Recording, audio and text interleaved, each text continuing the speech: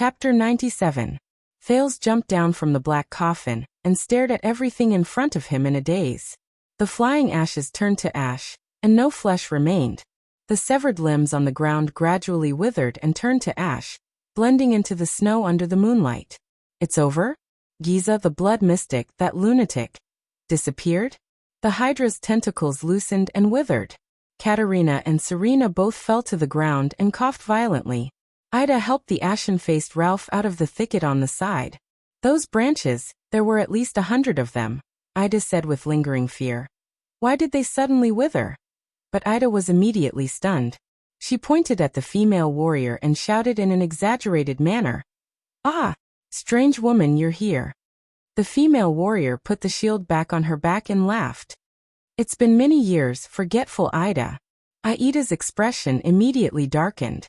The female warrior pulled out the two-handed broadsword and swung it twice as if it was light with one hand to shake off the blood on it. Her expression was indifferent, but her gaze was sharp. She immediately turned around and looked at Thales. Thales also looked curiously at the person who suddenly appeared and saved his life. There's no doubt that she's a soldier, Thales told himself. Her armor was covered in bloodstains left behind by mystics, but she had a steady and determined aura. She did not appear disheveled at all. Instead, she gave others the impression that she had been through hundreds of battles. She had short, neat brownish-yellow hair, but there was no need to describe her heroic appearance, because when she appeared, her aura, which was filled with an iron-blooded fighting spirit, made one only notice her warrior side and forget her pure appearance. They stared at each other for a few seconds. The female warrior suddenly grinned. She boldly stuck the two-handed broadsword on the ground and knelt on one knee. "So you are Thales, child? My prince." "Yes, I am Thales Jadestar." Thales flashed a smile. "Thank you." Thales had a strange feeling. Although they all knelt on one knee before the prince, Gilbert's was filled with politeness and respect, while Yodel gave him a sense of trust. However, the female warrior in front of him was filled with a kind of casualness and elegance. The female warrior's next action confirmed his suspicions, because she actually raised her hands, which were covered in blood and covered in iron gloves, and ruffled the hair of the second prince of Constellation. "Good job, kid." She laughed heartily, her voice sharp and valiant. "Many of my recruits would have vomited in fright if they had encountered such a situation." Thales saw stars from the rubbing. He felt the greasy blood on his hands and said awkwardly, This lady." The female warrior laughed and interrupted him. "I am Sonia Cecere, little lord." Sonia's words did not show the slightest bit of awareness that she was a little lord. She was in a good mood, and she even punched Thales' shoulder, causing the weak man to cough violently. The broken dragon fortress that is temporarily guarding the border between the two countries. Thales snapped back to reality. "Ah. Why, you are the fortress flower." Even though he had been prepared for this, he was still a little excited when he saw Sonia in person. The fortress flower. During his lessons in Mindy's Hall, Gilbert would occasionally explain the current situation of Constellation to him, such as the famous 3 marshals of Constellation. Although Constellation suffered heavy losses during the disaster of the Bloody Year, it also gained many talents in many aspects such as government affairs, diplomacy, military affairs, and war. Many members of the King's Party and the new nobles became pillars of Constellation from unknown pawns under such circumstances. The cunning fox Gilbert Casso was one such example. Amidst the blood and fire, in the battlefield against Extet, the Western Desert Orcs, and the Barren Bone people, as well as the Southwest Rebel Army, many young people who were born commoners rose to power and were conferred titles. After the Bloody Year, King Kessel expanded the regular army of the royal family. He even recruited many commoners and young people to guard the 4 corners of the kingdom. These people were basically soldiers who had been through hundreds of battles and had once shone brilliantly on the battlefield. 12 years had passed. Their encounters were all different, but there were 3 people who stood firm and withstood the test of time. They grew into military commanders who could take charge of an area on their own. They were the 3 marshals of Constellation, whose names shook the entire kingdom. The subjects of the kingdom gave them resounding nicknames. Even their original names were rarely mentioned. The Kingdom's Wrath, the Legendary Wing, The Fortress Flower. Among them, the Fortress Flower, Lady Sonia Cecere stepped onto the stage of Constellation's history when she followed Duke John on his expedition against the Southwest rebel army. Since the Bloody Year, she led the regular army of the royal family to guard the bitter cold Northern Territory, keeping an eye on the Great Dragon of the North's every move. Many Constellationates believed that if the Fortress Flower was still blooming in Broken Dragon Fortress, then Constellation's Northern Territory would stand firm. Of course, there were also many noblewomen in the capital who always gossiped behind her back. Every move she made was like a man. No wonder the lady who wielded a sword in battle could not get married until she was over 30 years old. And now, the legendary Fortress Flower was standing in front of Thales. Ha! Araka will definitely regret not bringing troops to rescue you.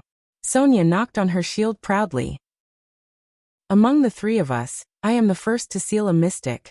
But in the next moment, Thales saw Sonia's expression change. What's wrong? Thales asked in bewilderment. Something's wrong. Sonia clenched her fists tightly and raised her shield. She looked around vigilantly. She is not sealed. Asterisk bang. Asterisk before Thales could react. Sonia suddenly picked him up and jumped up from the ground, avoiding a blood-red tentacle that pierced through the ground. Thales looked at the tentacle before him in disbelief. Isn't Giza already? The tentacle abruptly split into dozens of smaller tentacles. Thales only felt that the moment it split, he lost all feeling in his body, as if he had been injected with anesthetic. Is this the feeling of having your body controlled? Thales trembled as he let go of Sonia's arm, but the latter did not seem to be affected at all. She extended her arm and hugged him even tighter. Sonia gritted her teeth and roared furiously as she took out the two-handed broadsword from her back. She swung one arm and drew a beautiful slash. In a flash, she cut off countless small tentacles that had split off. A few of them swept towards where they were originally, the Dark Knight Black Coffin. Many of the tentacles had just touched the black coffin when they shrank, withered, and turned into ashes, as if they had just touched the Supreme Shield. But even more tentacles coiled around the black coffin, as if they were unafraid of death. As they withered and reconnected, they actually withstood the corrosion of the legendary anti-mystic equipment and lifted the black coffin. Black coffin. In the distance, Katerina saw this scene. The queen roared anxiously, "Don't let her take it." Sonia was as calm as ever. She moved swiftly and swiftly. With her left hand holding Thales, she threw the broadsword far away like a boomerang with her right hand. Asterisk crack. Asterisk she forcefully cut off the tentacles that coiled around the black coffin. Asterisk thud. Asterisk the black coffin fell to the ground again. Sonia stepped forward and quickly leaped onto the black coffin. She put Thales down and took down the shield on her back. She looked ahead vigilantly. Two tentacles stretched out from the darkness in front of them again. Impossible. Thales cried out in shock when he saw the situation in front of him clearly. Under the protection of the two tentacles, Giza Streelman appeared before them with a smile on her face. She still looked like a naked girl covered in fresh blood. Thales shuddered, but Sonia calmly stepped forward with her shield and protected him behind her. Sonia furrowed her brows tightly.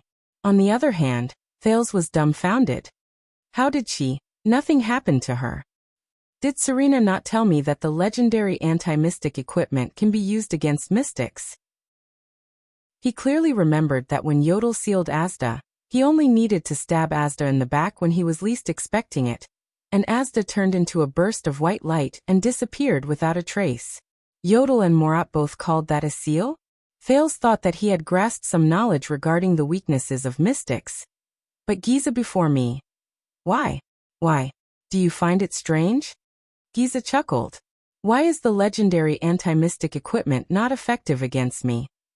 Sonia raised her hand abruptly and stopped Ida and Katerina, who were about to rush forward. Step back, she said loudly, as if she had the authority to execute orders with a shout. Ida and the queen stopped in their tracks. Sonia stared at Giza before her. Her gaze was extremely solemn. I have heard 2 legends about you from the Secret Intelligence Department. Sonia looked at Giza with a determined expression. 1. The more enemies the blood mystic faces, the stronger her destructive power and vitality will be. because the enemies will become her nutrients. The biggest mistake in dealing with you is that the more the merrier. That will only make you stronger the more you fight. The best way is to have a supreme class elite who is nimble and agile enough carry a legendary anti-mystic equipment, and fight you alone in a land of death where there are no living beings.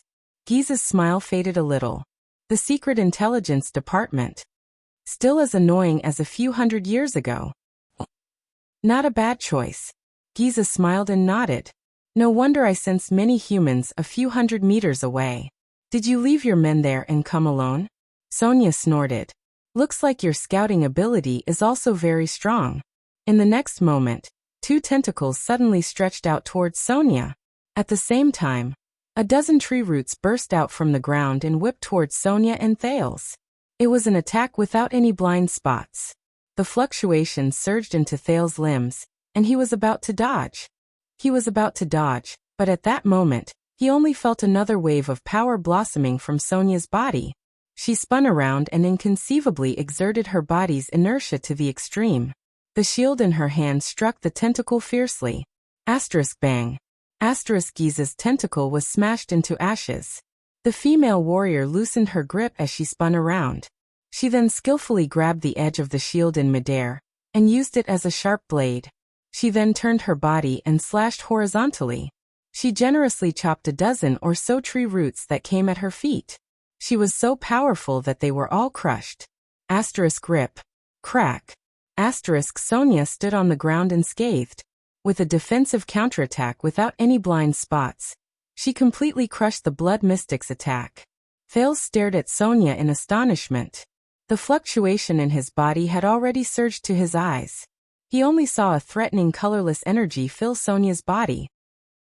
It was completely different from the piercing light in the mystic's body, and the Blood Clansman's vigorous flesh and blood.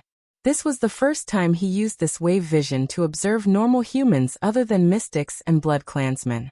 Not a bad response. It's rare to see even among supreme-class humans. Giza nodded in admiration. There's also a familiar supernatural power. It's one of the 4 great primitive supernatural powers, the thawing of glaciers, famous for its ability to attack with the flow of the situation. It's now called the power of eradication, Sonia said disdainfully.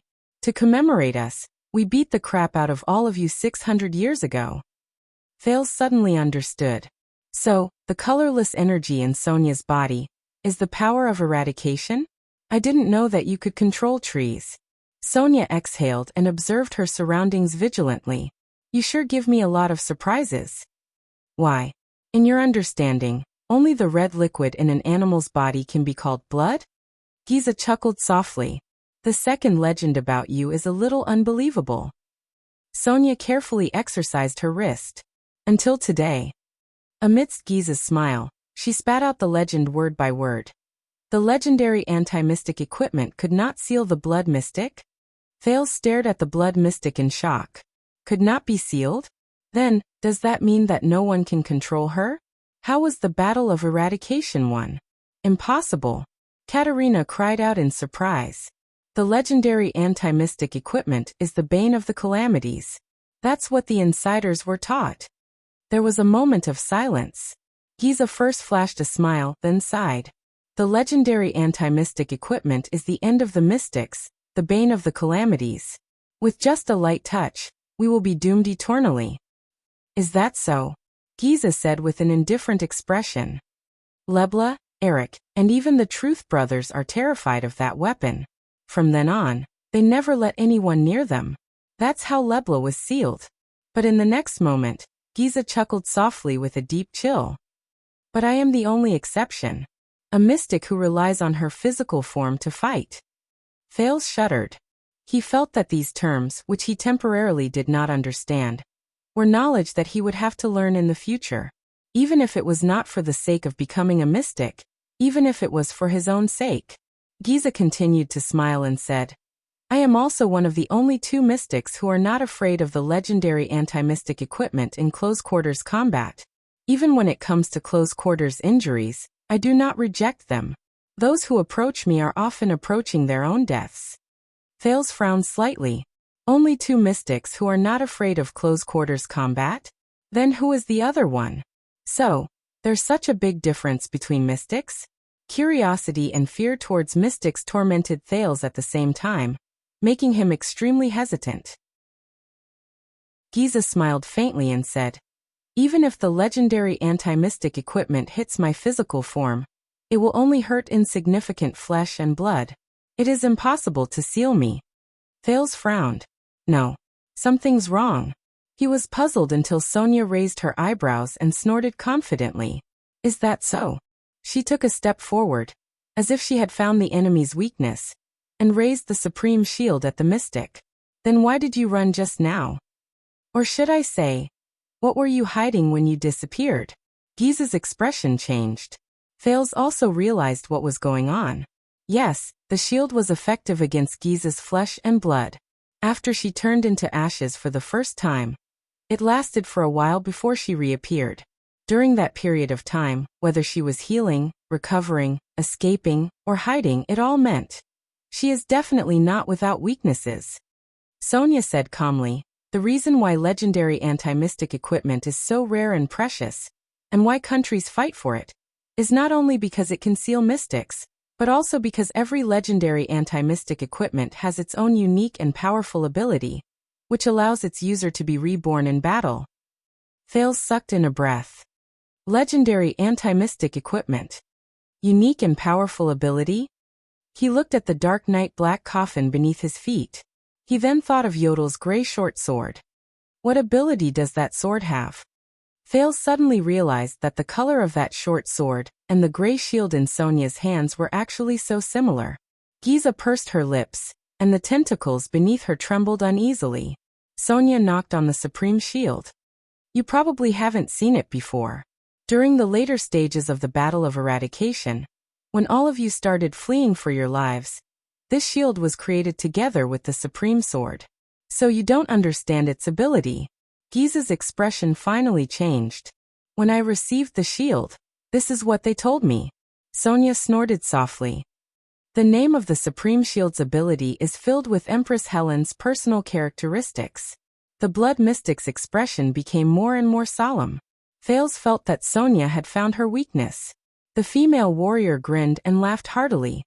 "The name of its ability is Hunt."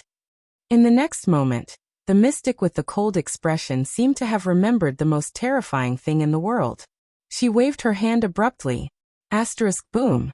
A voice that sounded like a flood erupted. Under everyone's vigilant gazes, the huge tentacles instantly dissipated into blood and severed limbs. Then they disappeared into thin air. Giza was hidden in the darkness. She cast Thales a profound glance with her eyes. She left behind a faint sentence. "We will meet again." Thales shuddered. Giza's words contained a chilling coldness. "I will never let you suffer." Thales' face was pale. He was anxious. "I will never let you suffer. Damn it. Wait a minute."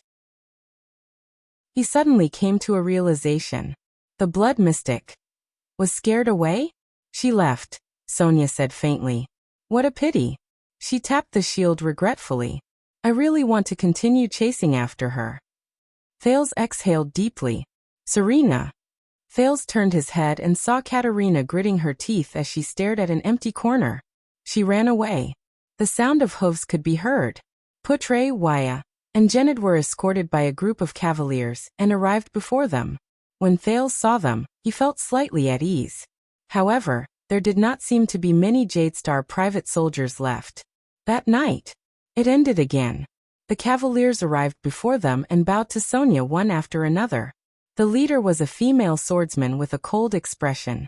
When her gaze swept past Thales, the latter only felt a chill. "Did I offend her?" Thales scratched his head, baffled. At this moment, a call filled with complicated emotions rose. "Captain." Sonia shuddered.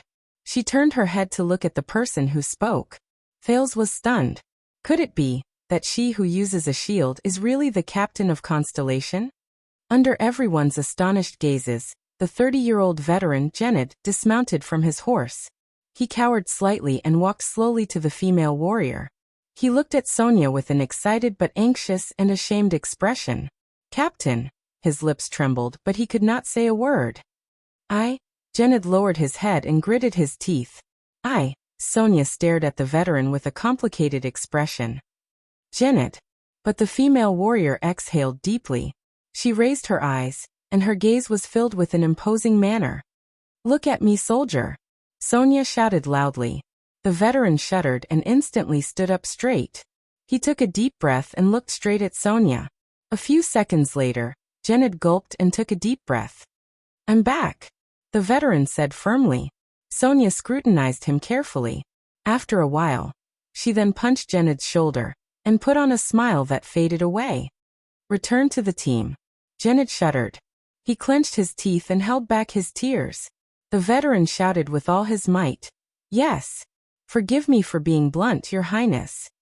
Sonia turned her head around and looked at Thales, who was being carefully checked to see if he was injured by Wuxia. She frowned, but she immediately heaved a deep sigh. Although you have experienced a lot today, you still have to hurry to Broken Dragon Fortress as soon as possible. Thales was a little puzzled, but he still nodded. Only the experienced vice diplomat behind him, Putre's expression changed as he pressed down on his own wound. Lady Cecile, he asked solemnly. What happened? The group was silent for a second. Sonia frowned and looked straight at Thales. Extet's Archduke of Black Sand region, Chapman Lampard, has already sent out small units multiple times to cross the border between the two kingdoms without any qualms. Sonia was expressionless, but her gaze was solemn as she answered. They have begun to clear the area around Broken Dragon Fortress, especially the path for reinforcements from Cold Castle and Lonely Old Tower. Thales' pupils shrank. Sonia nodded and said solemnly. Chapter 98. Broken Dragon Fortress was built on the northern plains, the border between Constellation and Extet. The main body of the fortress was located on a highland, only a few hundred meters away from the border between the two countries as stipulated in the Fortress Treaty. The Third Peninsular War more than 300 years ago created the legend of Chara, Kaplan, and Midir, the three heroes of the Western humans. However, after the war ended, Extet's hero Chara and Constellation's oath-keeper Midir broke off their friendship and broke up their brotherhood, which caused countless historians and bards to lament. It also caused the alliance between the Great Dragon and Constellation to turn against each other. Hence, Broken Dragon Fortress was built on the border between the two countries. This was a building that had both political and military purposes. 12 years ago, the famous Fortress Treaty between Constellation and Extet was signed here. The northern plains, which stretched for several miles, was the only place between the two countries that could bypass the snow and pine forests and send a large number of troops to the border. However, the defenders of Broken Dragon Fortress could clearly see any troop of more than 10 people from Extet's side on the plains. On Constellation's side, the Arund family's Cold Castle and the Zamunto family's Overwatch City were in the southwest, while the Fries family's Lonely Old Tower was in the east. All three parties could rush to the fortress aid at any time. If any castle was in danger of being besieged, Broken Dragon Fortress could also send a timely warning. Broken Dragon Fortress was not a lone fortress.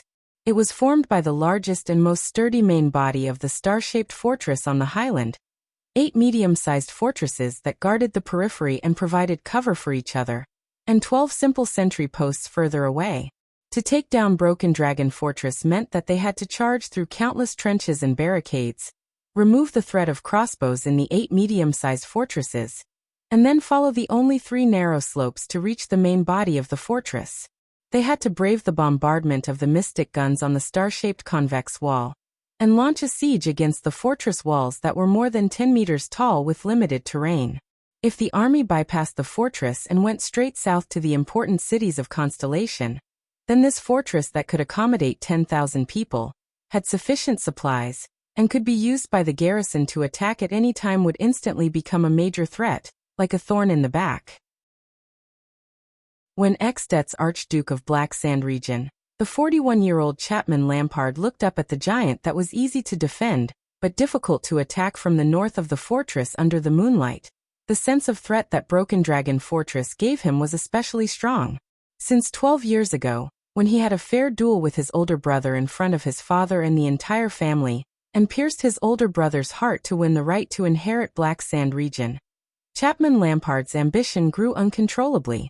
For example, he wanted to bring the glory of the common elected king into the Lampard family's embrace, turn Eksted's capital into Black Sand City, and bring Constellation's northern territory under his jurisdiction, so that the ancient Northland territories that were scattered between the two countries could be reunited. The Archduke himself wore a thick robe lined with heavy chain armor.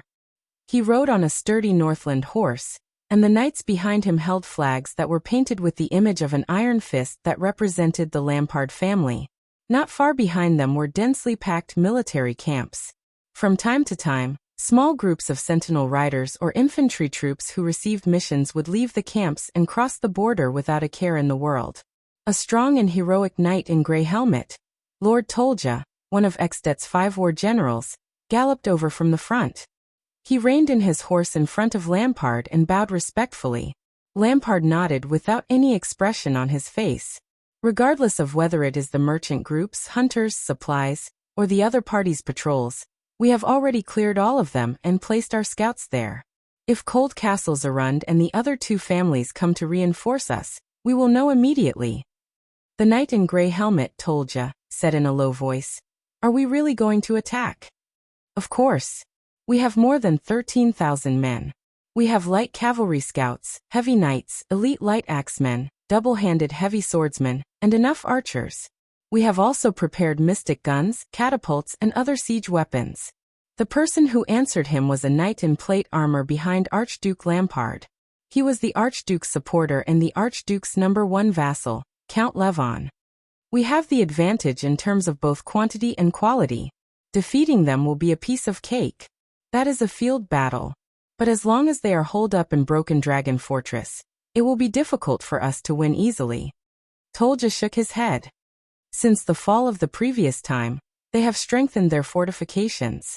I suspect that they have equipped half of the mystic guns and city-guarding crossbows in the kingdom. Forcefully attacking the city will only bring about huge casualties.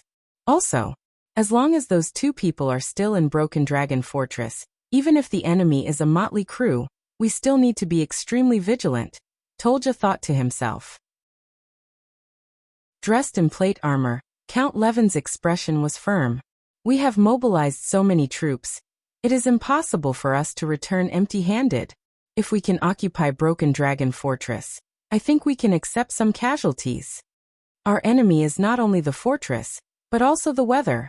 The few of them turned their heads and saw Archduke Lampard's strategist, Viscount Kentvita, riding his horse towards them. The day before the bitter cold winter will come earlier than usual. It is not a good time to advance. The delivery of supplies is not optimistic. Once the siege fails, the war will be at a stalemate. If we wait until spring, we will have a greater chance of taking down the fortress. It is precisely because we do not have enough supplies that we need to end the war quickly. Count Levon still insisted. Fighting in winter is our advantage. The Constellations are hit harder by winter. 12 years ago, we attacked the fortress at this time. That winter was the warmest in decades. Tolja shook his head solemnly. Also, at that time, they could not even take care of themselves. There were no reinforcements in the Northern Territory, but at that time we gathered the armies of 7 archdukes. Moreover, we could only replenish our supplies on the spot after we have breached the fortress and moved south. Archduke Lampard slowly raised a hand and stopped his 3 subordinates from arguing. What happened after that? The Archduke's voice was dull and hoarse. It had a power that could make people calm down without them realizing it. King Nuvan's envoy has arrived. We cannot hold him back for too long. After all, we are mobilizing our troops in the name of avenging Prince Mariah. Viscount Kentvita bowed. Moreover, I heard that the Prince of Constellation is on his way and will arrive soon. Lampard pondered and asked. Prestige Orchid Region's Alceus and Reformation Towers Trentida family have not replied? As Archdukes of Southern Ekstet, they should have enough benefits to mobilize their troops. They must have received news of the Prince of Constellation's envoy. Viscount Kentvita answered seriously. Even though they have the benefits of taking over the Northern Territory, their hesitation will not be any less than that of the other archdukes. I am afraid we have to rely on ourselves. After a while, Archduke Lampard exhaled and looked at the broken dragon fortress opposite him. He sighed. Rely on ourselves? Cecile, that woman only has around 800 men, but there are at least 300 elite veterans from the Starlight Brigade among them. They are experts at galloping on horseback and fierce soldiers at attacking and defending the city. All of you have fought against her, so you know better than anyone else. Murch has just arrived with more than 2,000 men. Although most of them are garrison soldiers who have never seen blood, that man is too terrifying. As long as there are 500 loyal and unafraid of sacrificing swords and shields, he can cause great trouble on the battlefield. There are also thousands of vassal troops who have rushed over from the Northern Territory. Although they are at odds with the fortress because of Arun's imprisonment, and most of them have already withdrawn, Arun's only daughter is still in the fortress. According to the scouts' investigation, at least 500 of them are still there. Without the other Archduke's military forces, it will be very difficult for us to take down the broken dragon fortress. Archduke Lampard's words made the three of them fall silent for a while. 3,000 people squeezed into one fortress. Count Levon frowned and said, with the pitiful level of supplies in the Northern Territory, how long can they last? That fortress was built according to the standard of 10,000 people. It has enough supplies to last until the day before the bitter cold winter. Viscount Kentvita shook his head. With all due respect, as the party besieging the fortress, our supply pressure is much greater than theirs. 12 years ago, all of Ekstedt was behind us, but now, because that damned prince is coming to apologize, we are isolated and helpless, just like the Northern Territory. In less than 2 weeks, the day before the bitter cold winter will arrive.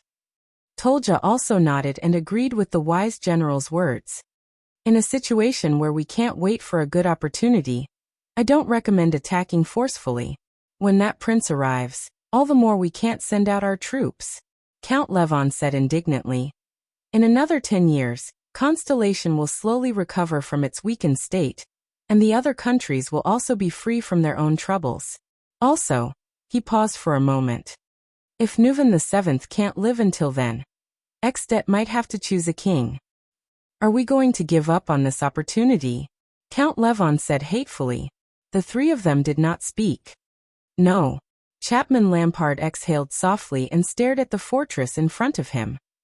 We are Northlanders. Lampard thought of his elder brother. He thought of his elder brother's gaze as he gripped his sword with his blood-stained hands and laughed boldly as he died.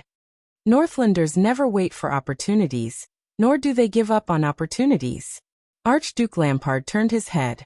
His unsmiling face revealed a coldness that was colder than the weather. We create opportunities. The moon had already set in the west. Broken Dragon Fortress was in front of them. Its magnificent star-shaped outline could already be vaguely seen under the moonlight. Thales looked at Sonia and Ida, who were watching vigilantly from afar. He then turned towards Katerina, who was surrounded by the elite warriors of Broken Dragon Fortress, and the 2 Blood Clan warriors who were only found after the battle behind her. Are you sure you want to leave now? Thales furrowed his brows as he looked at Katerina. Perhaps the blood mystic is waiting on the way back.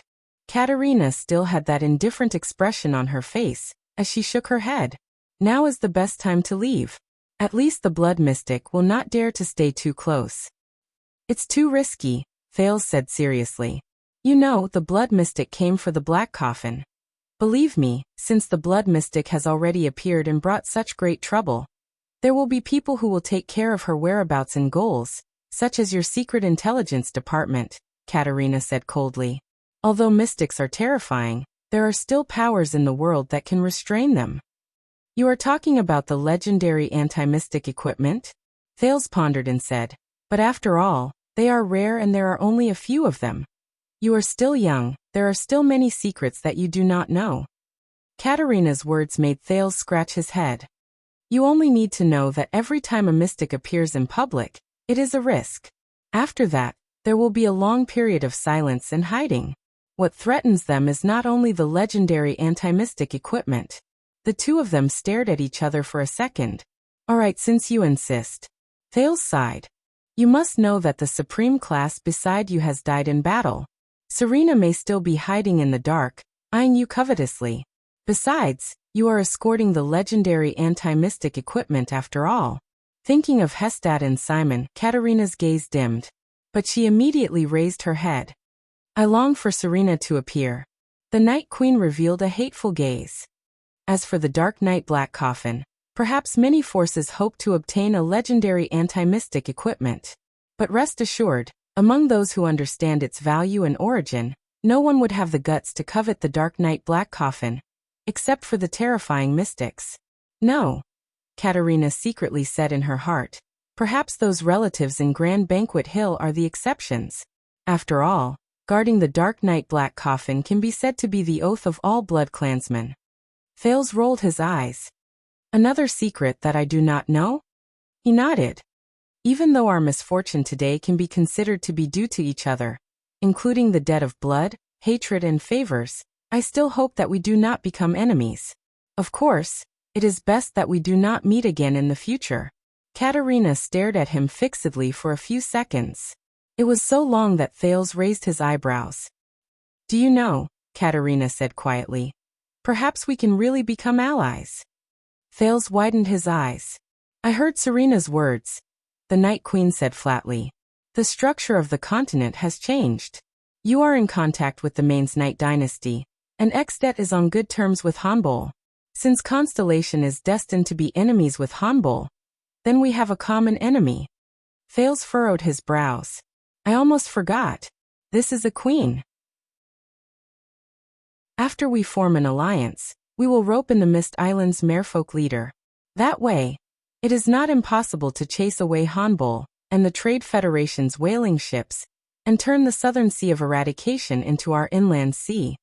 Think about the eternal oil that Hanbol and the Trade Federation have embezzled together. Please, because of your dear sister. Thales exhaled and shook his head with lingering fear. Right now, I really have a deep fear of the word ally. For your own good, and for my own good, can we talk about this when I grow up a little? Katerina, who was inexplicably interrupted, was stunned for a moment. She could not close her parted lips in time. When he saw those lips, for some reason, Thales remembered how they tasted. Ahem. Thales patted his head and chased the messy thoughts out of his mind. He had enough troubles, and he could not even take care of himself. The Night Queen, who had always been unsmiling, suddenly curled up the corners of her lips slightly. Thales was a little surprised. It was the first time he saw the unsmiling Katerina reveal a smile. I am sorry. Thales raised his brows. What did you say? Katerina could be heard saying slowly. When you stretched your neck over. My original plan was to suck all of your blood dry. Thales quivered. What? After all, we have already formed a grudge in the previous battle. Katerina returned to her ice-cold expression and continued to speak. Thales felt a chill run down his spine as he watched the queen narrate how she wanted to suck him dry. As long as I get rid of Serena, then go back and annihilate the rest of your subordinates and clean up the traces, no one will know the reason for the Prince of Constellation's death except for Covendier. Thales revealed a look of disbelief. Is this the farmer and the snake?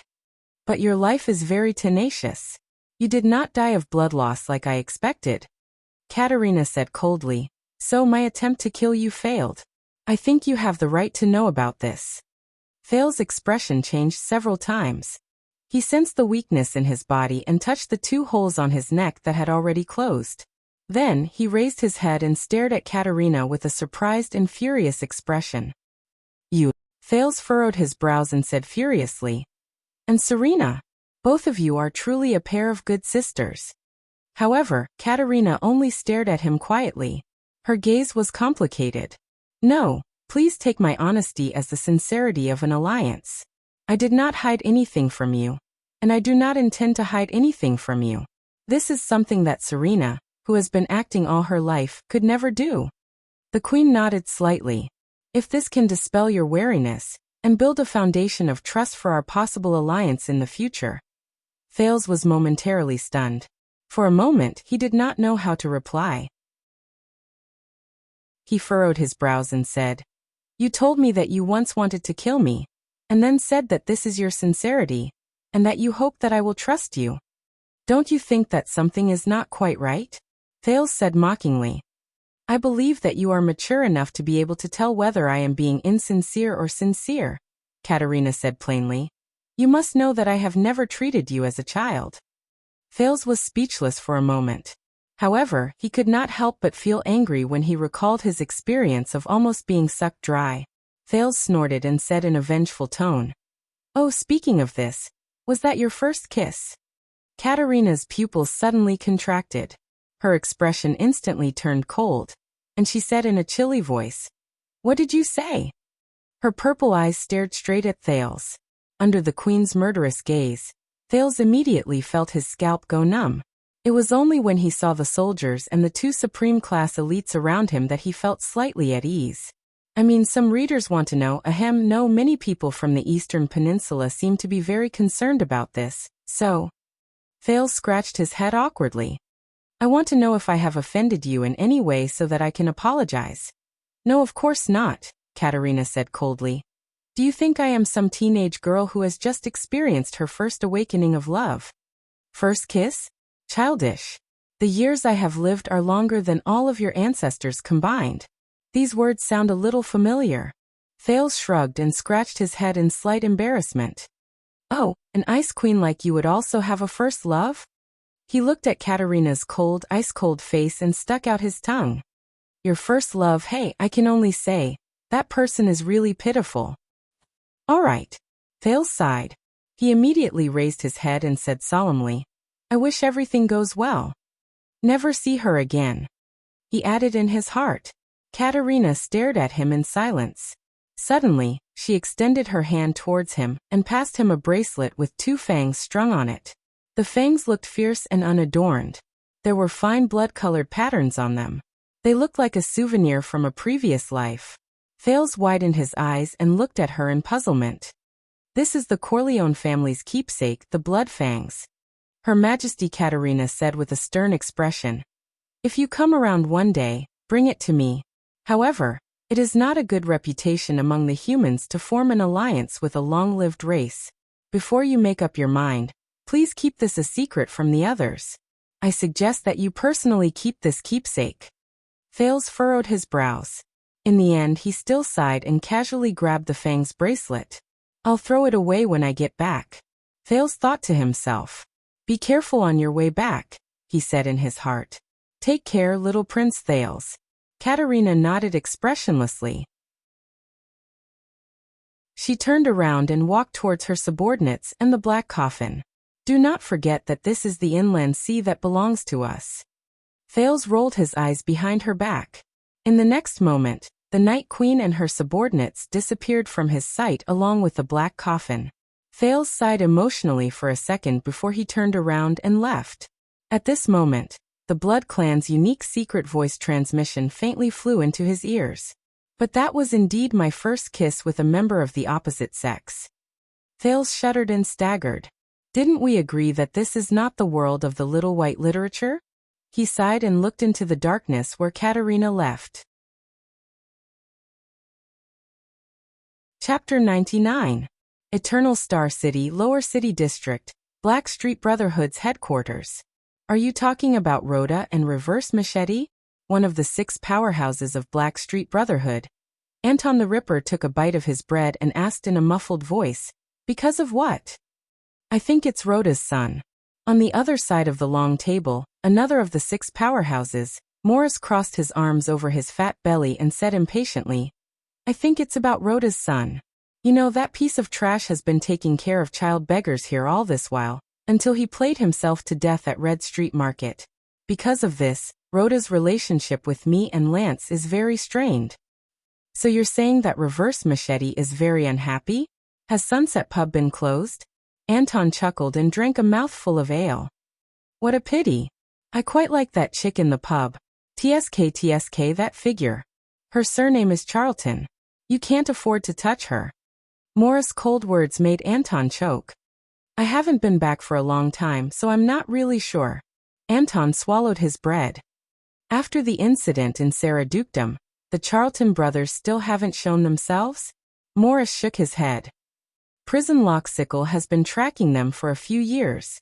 For this, They did not hesitate to cooperate with the people from the Secret Intelligence Department. They fought against young Charlton twice, but they did not gain any advantage. What about Senior Charlton? Anton immediately asked. The one who killed 82nd. It's best not to mention him. Morris sighed. You know, back then, in front of the palace gate, whether it was intentional or not, he saved Blacksword's life. All these years, Blacksword has been brooding over this. It can be said that he has been tormented. And they will have to fight in the end. Anton sighed. At this moment, a figure draped in a scarlet cloak pushed open the door and entered. He sat beside the table. Morris and Anton's expressions became solemn. Then the figure in the scarlet cloak spoke. It made the other two people's expressions change. Speak clearly. What do you mean by losing contact? Anton slammed his fist on the table. With a surprised expression, he looked at Lance, the sleepless eye, and asked in bewilderment. Lance pinched his scarlet cloak and furrowed his brows. What I mean is, he pinched his scarlet cloak and furrowed his brows. Since 7 days ago, we have not received any messages from Ramon. The last time he sent a message, he was at the eastern border of Constellation and Extet.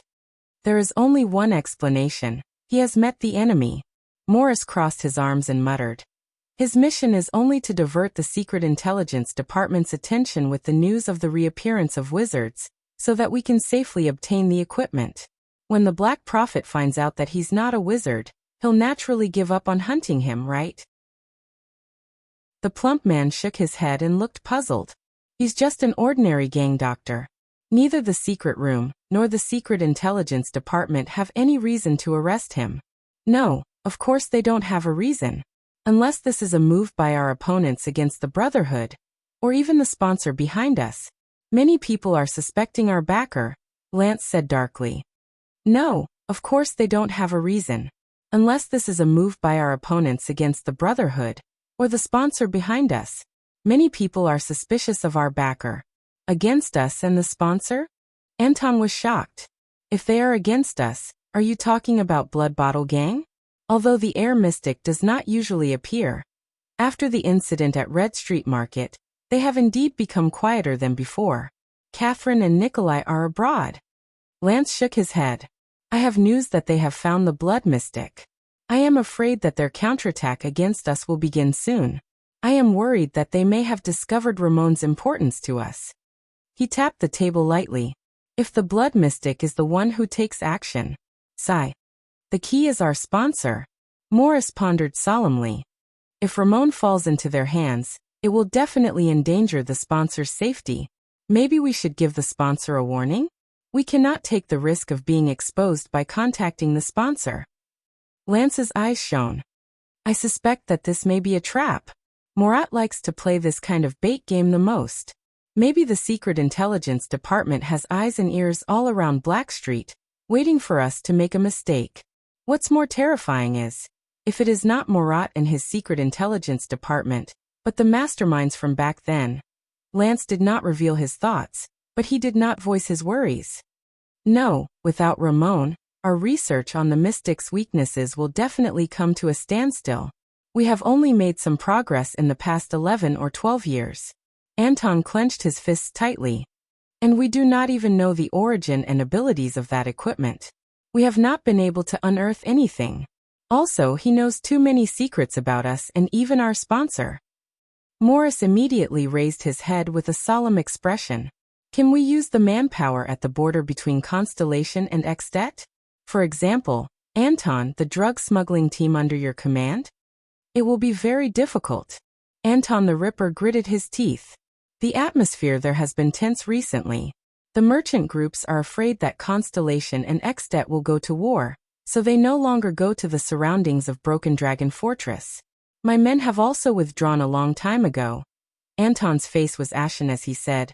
Also, if the blood mystic is not much weaker than the air mystic, forget about our subordinates. Even the few of us will be sending ourselves to our deaths if we go.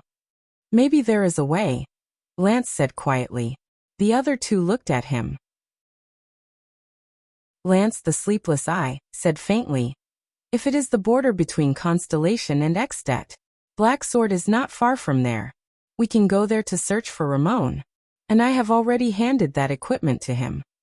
If he really runs into the blood mystic, let's take it as a test to see the performance of that equipment in advance. The sun had just risen. Fail's face was downcast as he was protected by Sonia on the horse. The group passed through the sentry post, the fortress, walked up the narrow slope, and slowly entered the magnificent Broken Dragon Fortress through the southern gate. It was much colder here than the birch tree forest. The snow was also much thicker, almost reaching the ankles of an adult. This was a very large fortress, but the two-layered city wall made the space between the fortress gate and the inner city wall seem rather narrow. Fails dismounted with Sonia's help. Wuxia, Ralph, and Cora, who were seriously injured, were taken away by the soldiers to be treated.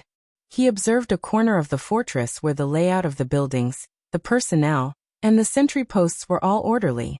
The soldiers on duty were either patrolling the main roads in the fortress, the walls on several sides, or standing guard at various spots. The quartermaster in charge of logistics and supplies was urging the civilian laborers who transported the supplies back and forth. In a few rather large stables, the cavaliers were skillfully brushing their mounts. On the other side of the training field, there were a few teams of recruits who had just been drafted into the army. Under the guidance of a few veterans, they were methodically practicing defense and slashing movements. In the distance, a few teams of soldiers who had just returned from duty were lining up, putting away their weapons and receiving rations from the quartermaster. Jenid followed behind Sonia and hugged a dozen valiant veterans who seemed to be old acquaintances. So this is Constellation's northern barrier? That's Baron Murch's regular soldiers of the royal family. They've just been expanded. At this moment, Putre dragged his injured body behind him while leaning on a tree branch. He looked at the group of recruits who were training and said, "They haven't really fought in battles." Fails nodded. "I thought you would at least leave her, that important queen, in Broken Dragon Fortress.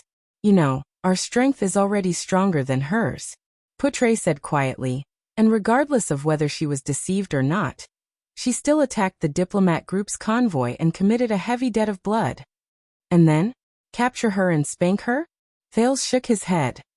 She is an important political figure in the Eastern Peninsula. We would need a lot of legitimate reasons to keep her, and there would be a lot of trouble in terms of diplomacy. It also involves mystics.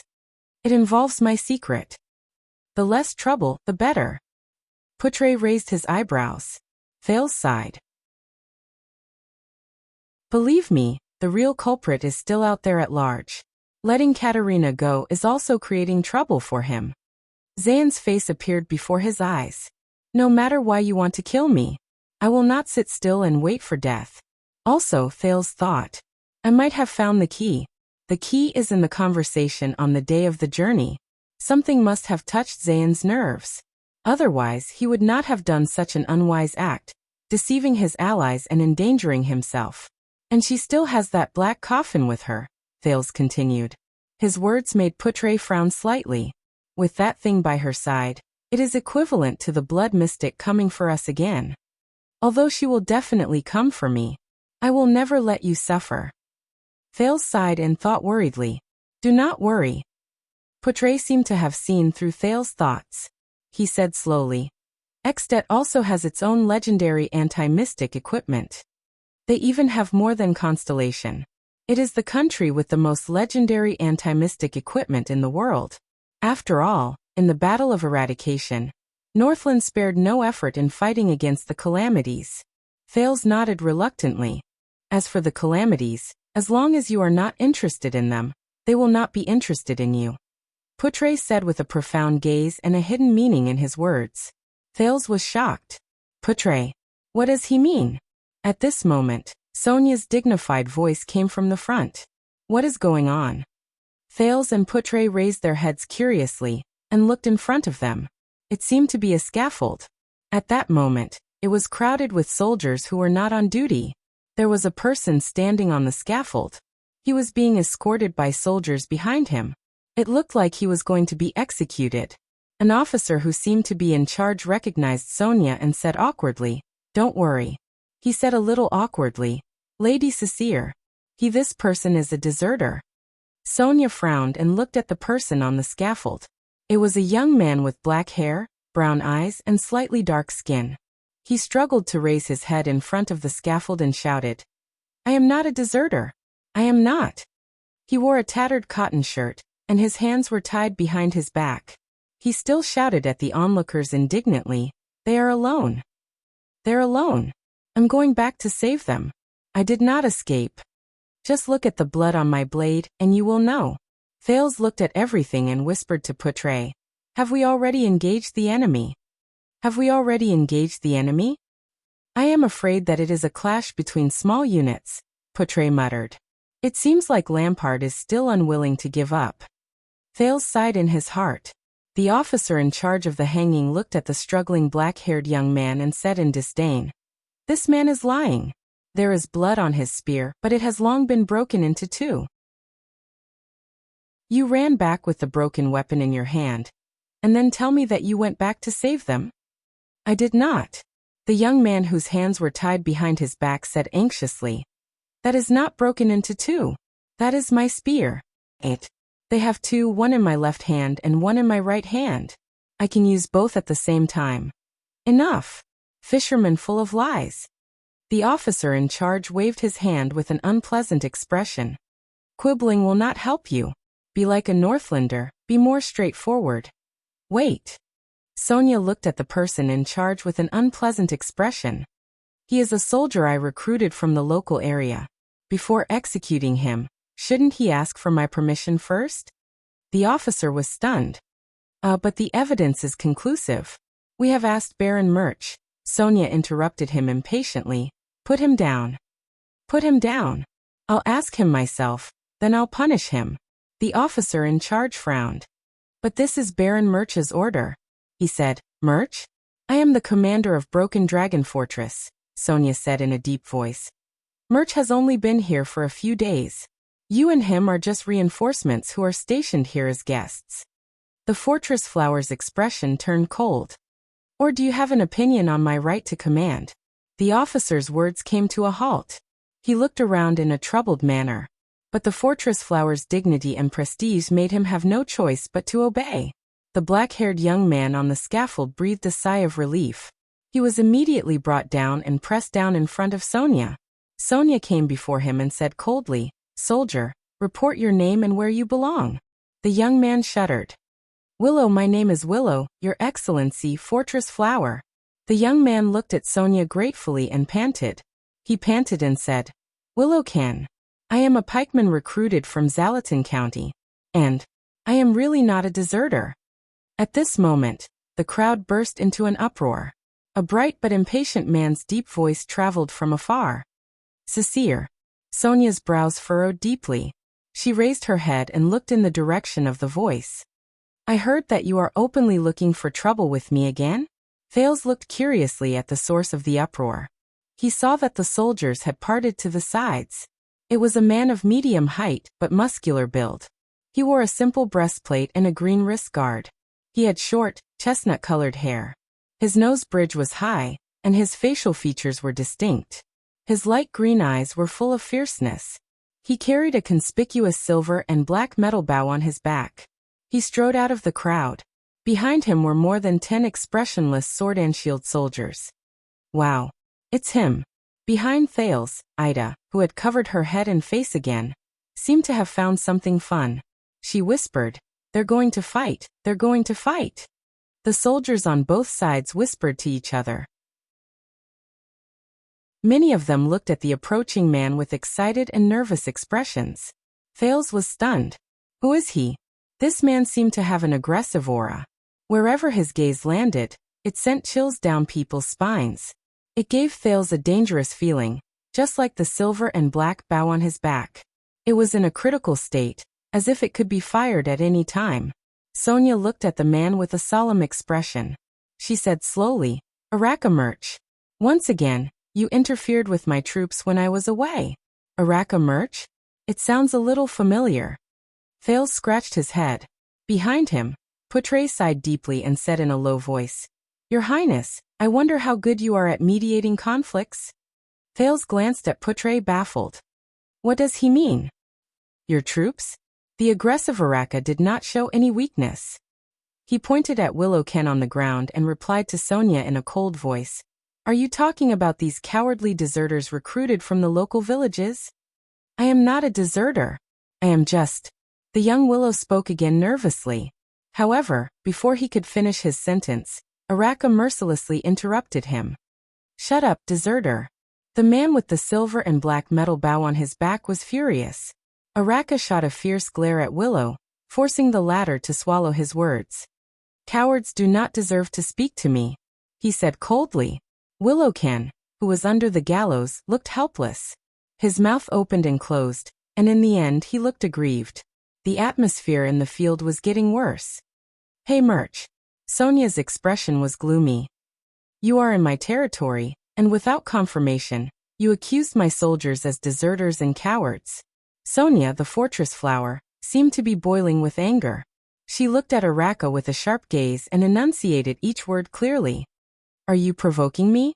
Thales only felt that the atmosphere in front of him was getting more and more tense. The soldiers around him did not even dare to breathe loudly.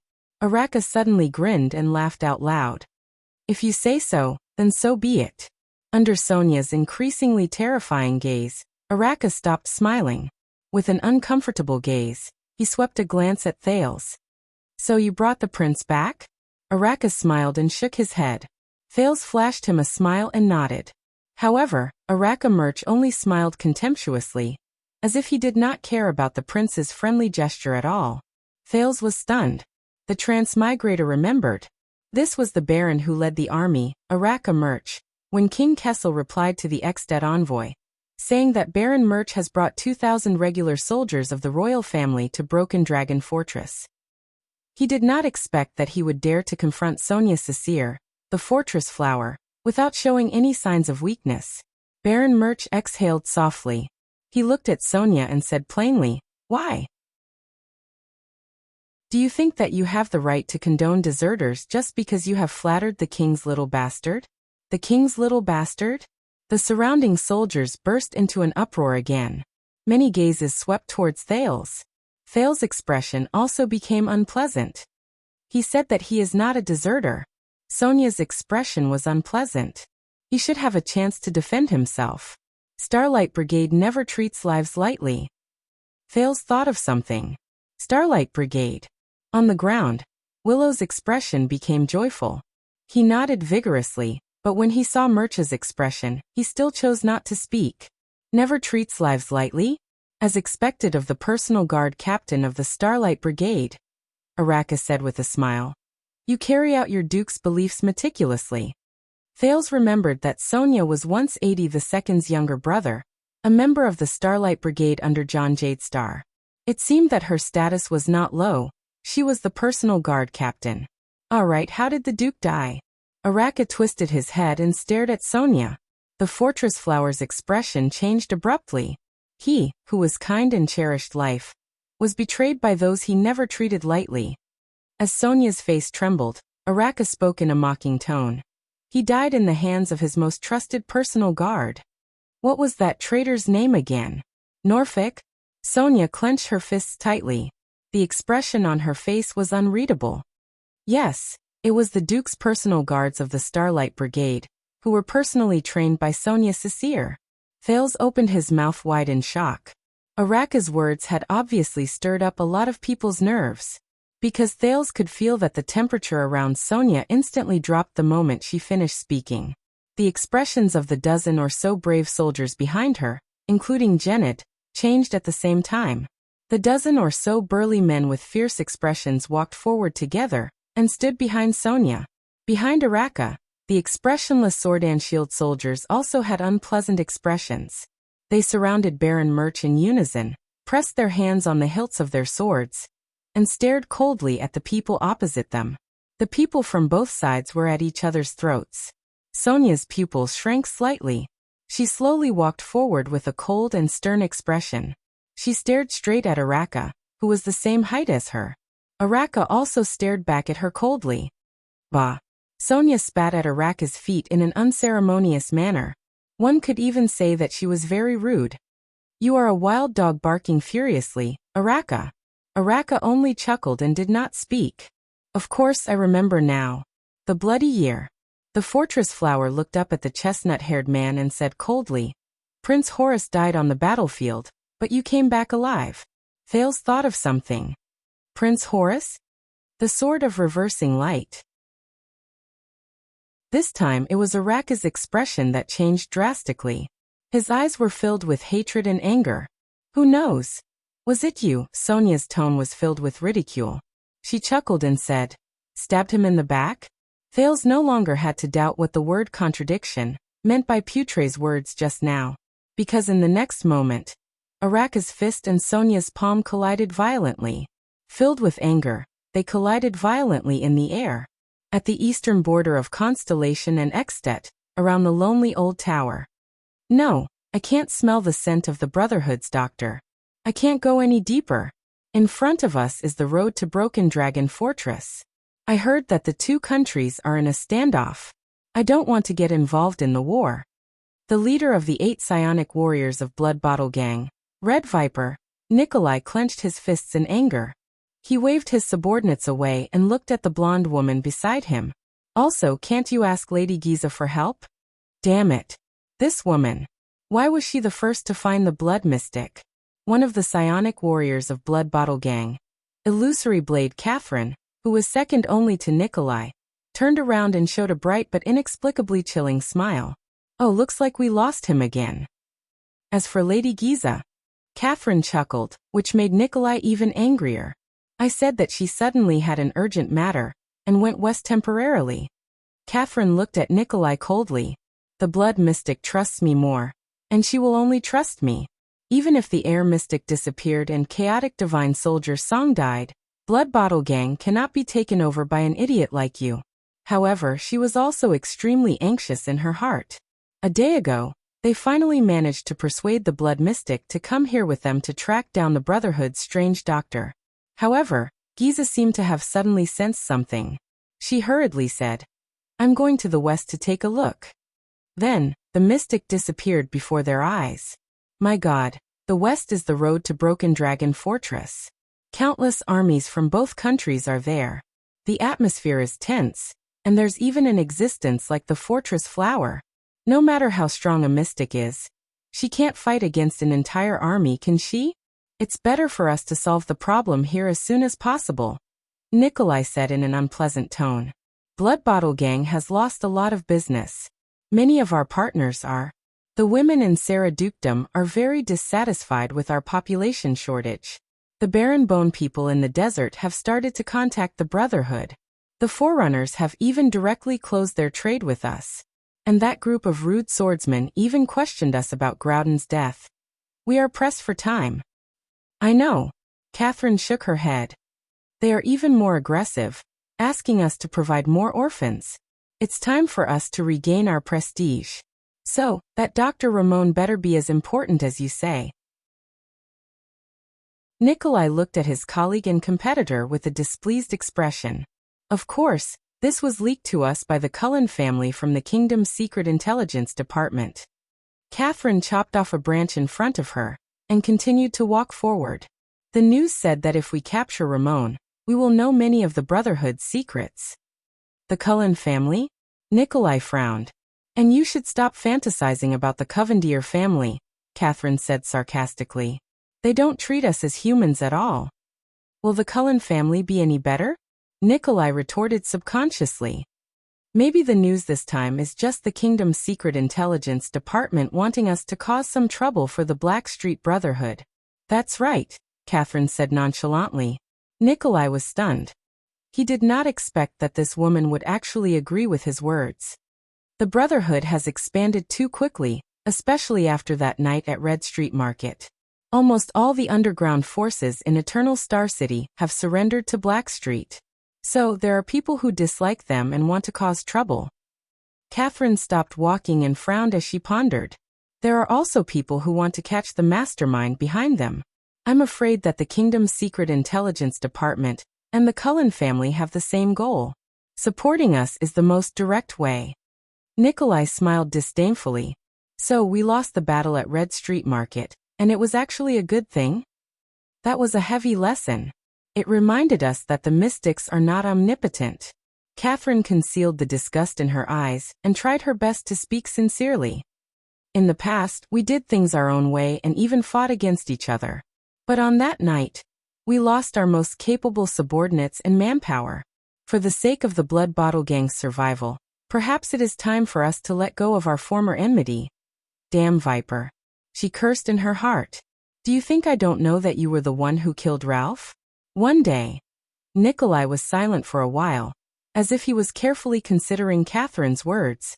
In the end, the Red Viper said hesitantly, although I still don't like you. But I have to admit that what you said makes sense. We are facing the biggest crisis since our establishment. We must cooperate sincerely to get through it. However, Nikolai was thinking fiercely in his heart. This damn viper, do you think I can't see through your act? Catherine smiled. I am glad that you think so. Nikolai waved his hand and recalled the people from the Blood Bottle Gang. He shrugged indifferently. After all, we are in the same gang. Chapter 100. The fist and palm collided. Araka and Sonia trembled slightly. Thud. It was a low thud, like the sound of a sandbag falling to the ground. But Thale's heart trembled, as if a blunt and heavy hammer had struck his heart. This is a battle between supreme-class elites? It was quiet and simple. There was no waste of energy, no unnecessary movements. Thale saw the crowd whispering. Many soldiers pointed at the two of them. Oh no, how many times has it been? Must they tear each other apart before the attack from the north? The two commanders faced each other with equal harshness. They stood where they were and blocked each other's fists and palms without backing down. Sonia's eyes were cold, while Araka's face was fierce. The soldiers behind the two of them finally reacted. Clang. The old soldiers behind Sonia drew their swords in unison and surrounded the commander in an orderly manner. Thud. The sword and shield soldiers around Araka had solemn expressions. They took a step forward in unison and formed a wall with their swords and shields to protect Araka's flanks. The two groups of people were murderous as they glared at each other angrily with swords drawn. The chaos in the crowd deepened. My God, the Starlight Guards and the Fury Guards are here at the same time. Didn't the officers who arranged the shifts deliberately stagger their duty times? Are people going to die this time? I have a bad feeling. However, when almost everyone was watching the conflict between the two commanders with complicated emotions, the atmosphere became even more tense. Stop. Thales frowned and took a step forward. Everyone turned their heads in unison to look at the prince, who had an unpleasant expression on his face. Thales looked around him. What on earth is going on? Sonia and Araka, he sighed. This is what I wanted to say, Putre whispered behind him. You are the only one who can show up, young prince. Thales shook his head. Stand back, soldiers, he shouted at the two groups of people who were in a tense atmosphere. Put away your weapons, considering that we are all constellations. But no one paid attention to him. Sonia and Araka heard him, but the two of them, who had unpleasant expressions on their faces, seemed more interested in each other. The subordinates behind them, according to the crowd, they seemed to be the Starlight Guards and the Fury Guards, did not look sideways either.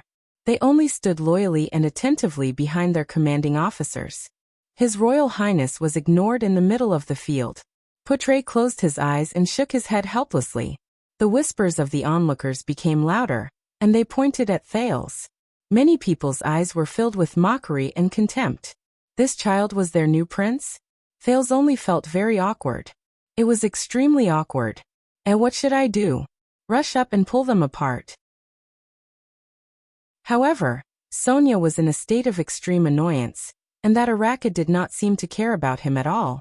I have to find something that they care about. His brain worked quickly. The conversation between the two of them surfaced in his mind. Thales was struck by a thought. He took a deep breath. The prince heard his own childish voice rise. I am Thales Jadestar, the second prince of Constellation. Thales raised his right hand and pointed to the north. Perhaps some of you know, for the peace of Constellation, and for the lives of everyone in the fortress. I will soon head north to Extet to pay for their prince's death with my life. The onlookers burst into an uproar. broken dragon fortress was not alone. The news of the national conference had long since spread here. Many people looked at Thales with different emotions in their eyes. There was pity, indignation, anger, and sighing. But Sonia and Araka's gazes were still locked on each other. Thales adjusted his breathing and tried to appear as casual as possible. He walked closer to their confrontation. As for the two commanding officers and your subordinates, before you dig out each other's hearts, towards a Jade Star prince who is about to die. Thales spread his hands and revealed a helpless smile. At least give him the respect he deserves, right? For example, starting the fight after I go to my death? The whispers of the onlookers became louder. Putre nodded slightly. Sonia and Araka realized that they furrowed their eyebrows in a barely noticeable manner. But Thales immediately changed the topic, and snorted softly as if he was mocking them. Oh, of course. Perhaps you are already used to it. Thales turned around and looked at the soldiers around him. He put his hand into his pocket in a relaxed manner. He was about to take out the Jade Star royal family's 9-pointed star pin, and show it to everyone. Thales' next sentence relied on his family name. But he did not touch the 9-pointed star pin. There was only the fanged bracelet in his pocket. It was given to him by the Night Queen when they parted. It was the Corleone family's keepsake. Thales' smile froze for a fraction of a second. Damn Katerina. She didn't return the 9-pointed star pin to me. However, the prince immediately flashed a smile at the speed of lightning. He turned his empty pocket helplessness into a taking a picture with his hands in his pockets, pose and turned around. Thales turned back to the two people who were confronting each other, and laughed mockingly. After all, it is not the first time the two of you have seen a Jade Star die in front of you. The moment he finished speaking, the two people who were confronting each other breathed a lot faster. Sonia's entire body trembled. Araka looked like he was struggling. The past surged into their minds. The surrounding soldiers' voices grew louder. So, yes, you heard about it too, right? Both of them were. Hey, they had that kind of experience, why bother? 1, 2, 3. Thales counted the seconds in his heart. Please give me some face. His awkwardness rose again. Finally, the two commanders snorted coldly and abruptly let go of each other.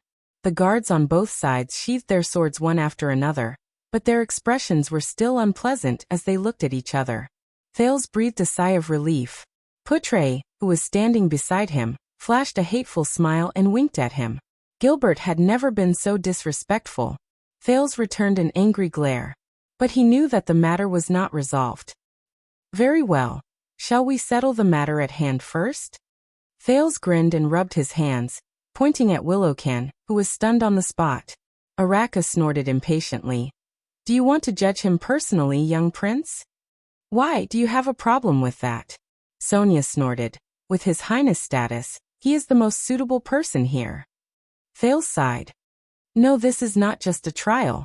It might also be the friction and discord between the two commanders. And he looked at Willow, who had a pleading look on his face.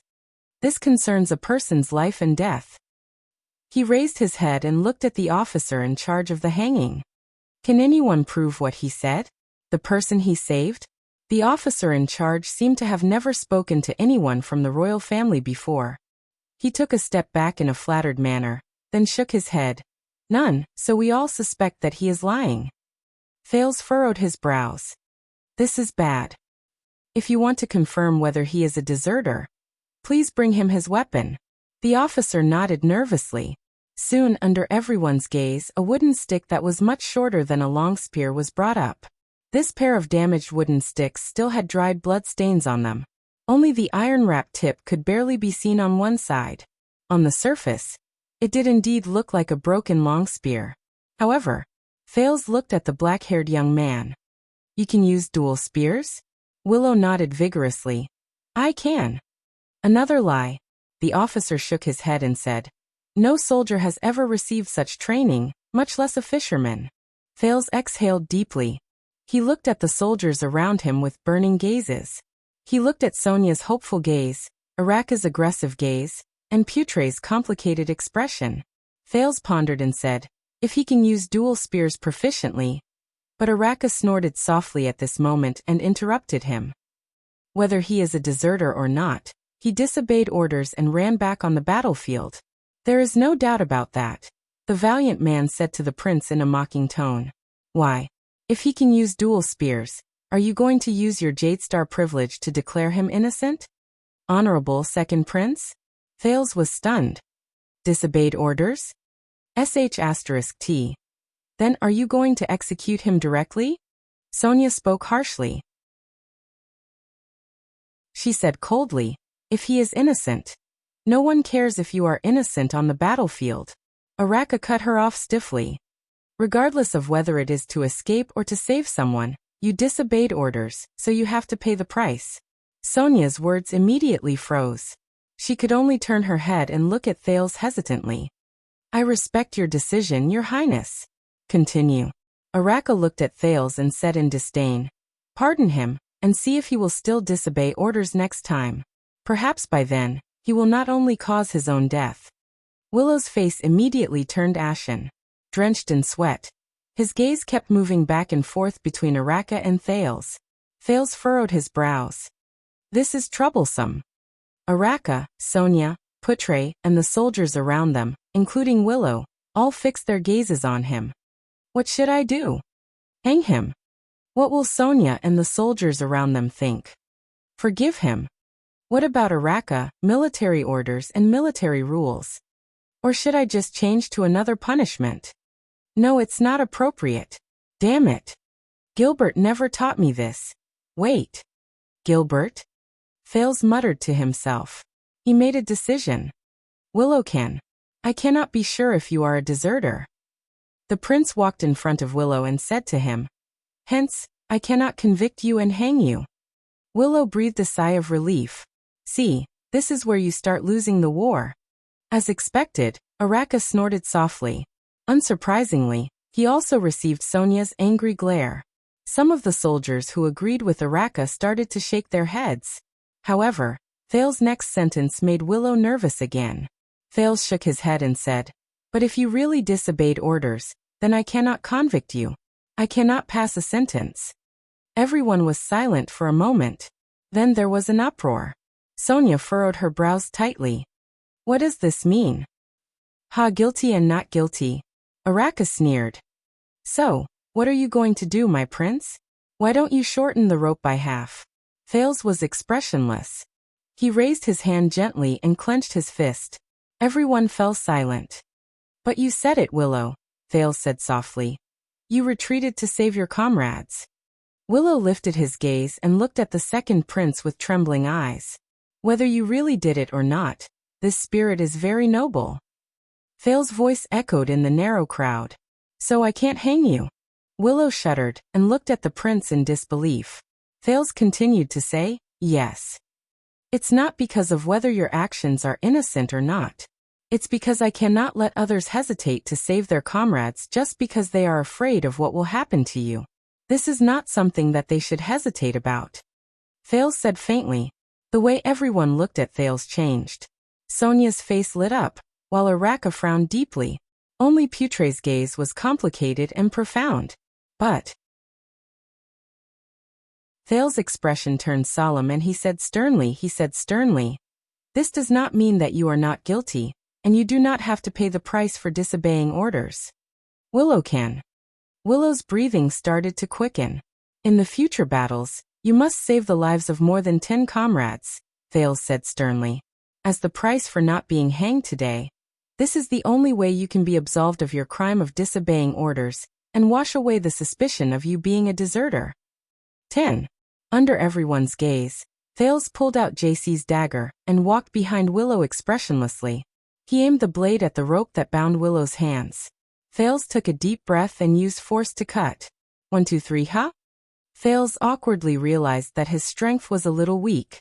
Based on this speed, it might take more than 10 seconds to cut the rope. He felt the gazes of the people around him.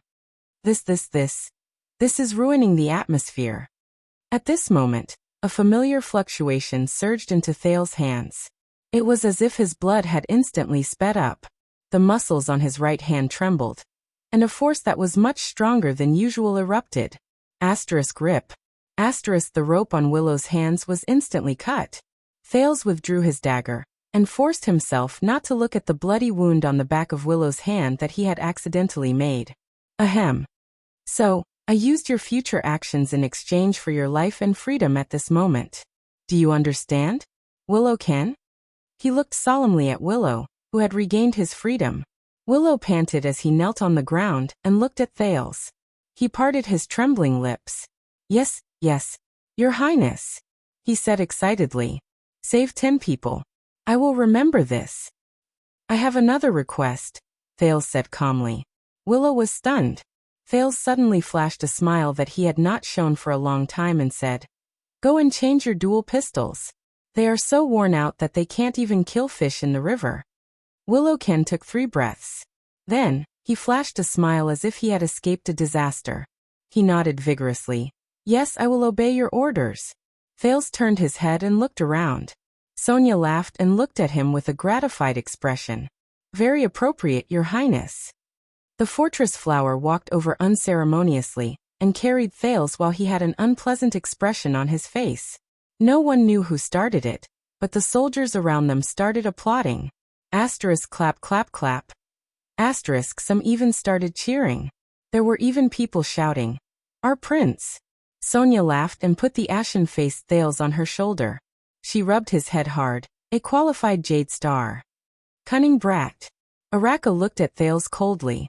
He mumbled and waved his hand. Amidst the applause from the crowd, he left with his subordinates. Only Ida asked Putre, who was deep in thought, with a puzzled expression. What did he do just now? When the already weak Thales was put down after Sonia swung him around twice, and making him even more dizzy, he could only pull at Putre's robe weakly and retch. Under the guidance of a few soldiers, Putre followed him to the barracks that had been prepared for the prince. Behind him was Ida, whose face was once again pale from the cold weather. Thales sighed. I thought that the trouble would only come after we reach Extet. But Putre did not reply to him. Your Highness, Putre said quietly, not noticing that he used honorifics. How did you think of that method? Thales was stunned. Huh. Not killing that soldier for now, but letting him contribute himself in the future? Putre said as he walked. This idea. Thales rubbed his frozen red hands and exhaled a breath of hot air. In fact, Gilbert told me about it. It has something to do with my uncle, Meteor Jadestar. Putre's expression changed and he furrowed his brows. Gilbert said that he once messed up a diplomatic mission because he did not cooperate well with his colleagues. Thales recalled and did not notice Putre's expression. But Prince Meteor did not punish him. Instead, he made him owe a debt to Constellation, and in the future, he had to make up for it with several times the merit. Putre furrowed his brows tightly, while Thales raised his eyebrows. The Far Easterners also have the saying of using merits to make up for sins, but that is only limited to important people. Low-ranking soldiers like Willow cannot say this directly, so they have to use the reason of saving their comrades to convince others. But this is still not a good idea. Thales spread his hands. Think about it, if all the deserters came back and said that they did it to save their comrades. So, you are imitating Prince Meteor? Putre did not listen to him. Instead, he said slowly, Gilbert probably hopes that you will become the next Meteor. Thales was stunned. He scratched his head. This incident probably affected Gilbert deeply. Ah yes. Putre heaved a long sigh as if he was deep in thought. Gilbert did save all of Constellation during the negotiation of the Fortress Treaty, and made up for his sin of becoming enemies with Steel City. Otherwise, according to the law at that time, this incident would have been enough to land him in prison. Thales turned his head curiously. Oh, Putre, you know about this as well? Of course, Your Highness. Putre seemed to be used to addressing Thales as Your Highness. He said flatly, Gilbert did not mess up that incident because he did not cooperate well with his colleagues. Thales widened his eyes. At that time, Gilbert was just a descendant of a declining noble family. As the prince's attendant, he was ostracized and even deliberately framed by his colleagues when he first came to the Foreign Affairs Department. That was why he ended up in such a state. Putre sighed. Thales said in surprise. Is that so? Putre nodded slowly. That was why he worked so hard for Constellation. He thought that this was a debt he owed to Meteor and Constellation. Everyone has their own life journey, and their encounters are unpredictable. Thales sighed and shrugged casually. Did he tell you about this? No, he did not. Putre's gaze was profound, and there was a hint of sorrow and regret in his words. But I know more than he does. Thales raised his head. Putre took a deep breath and slowly enunciated his words. Because I was the person who ostracized and framed him in the Foreign Affairs Department back then. Thales was stunned. So awkward. About this, he said awkwardly. Perhaps if you had not done what you did back then, Gilbert would not have become such an outstanding diplomat and administrative officer. Yes, perhaps, Putre said bitterly. Constellation is very lucky to have such an outstanding and selfless. No. A familiar voice came from behind them. He seemed to be suppressing his anger. Thales and Putre turned their heads in astonishment. They saw the second prince's attendant, Wuxia, looking at them with an unhappy expression. Wuxia. Thales said strangely. Is he angry? Your Highness. Wuxia seemed to be trying his best to control his emotions. He took 2 deep breaths before his expression returned to normal. He said slowly, Cora. Cora is dying. Thales' expression changed drastically. Cora, the leader of the Jadestar family's private army, was currently lying on the bed in the barracks with a pale face. I have a younger sister, Lucy. Cora's eyes were out of focus and he said in a daze, In the capital. Your Highness, Wuxia, who was wrapped in bandages, said with a regretful expression. The vampires injured him too badly. Thales let out a long sigh. Is there no other way? We searched for military doctors in the fortress. Wuxia shook his head with a sorrowful expression. But they are only military doctors. I am afraid they do not have such good medical skills. Thales frowned. Are there other doctors? Putre frowned. Cold Castle is the closest, and there are doctors. But I am afraid it is too late. Also, the extensions have cleared the area. In short, the road is very unsafe. Accept reality. Ida sighed under the cloak. At least let him leave with peace of mind, and not have any regrets on his way to Hell's River. Thales looked at Cora on the bed, and remembered the first time he made him laugh in Mindy's hall, and the time he led the swordsmen to fight against the mercenaries. Together with his colleagues, they stood between him and Serena, and the fight against the Blood Clan in the Birch Tree Forest. He closed his eyes sadly. Damn it. Prince Thales. Everyone turned their heads. They saw a young man with black hair and brown eyes standing at the entrance of the barracks. It was Willowcan, the deserter, who was almost hanged. Willow bowed respectfully to Thales and showed a grateful smile. I am so happy to see you. I was sent to inform you. He glanced into the barracks and glanced at Cora, who was on the verge of death. Willow immediately put away his smile and said while trembling with fear, that the 2 commanders ask you and the vice diplomat to go over. Thales sighed. He could not bear to look at Cora on the bed. He nodded and walked out of the room with Putre and Ida. That is? Willow asked carefully. Your Highness subordinate? Yes, but we can't save him. I hope he can leave in peace, Thales said absent-mindedly. Willow, how did you become an errand soldier? Willow shrugged and said helplessly. After all, many people still think that I am a deserter. Thales nodded absent-mindedly, but his feet stopped. No. Let the commanders wait for a while. I will send him on his last journey. He died because of me. Thales turned around sadly and looked at Cora, who was on the verge of death. Putre shook his head and waved at Willow. Thales walked back to the bed and looked at Cora, who was mumbling inexplicably. He clenched his fists. If Cora and the other Jadestar private soldiers who sacrificed themselves in the Birch Tree Forest did not follow me.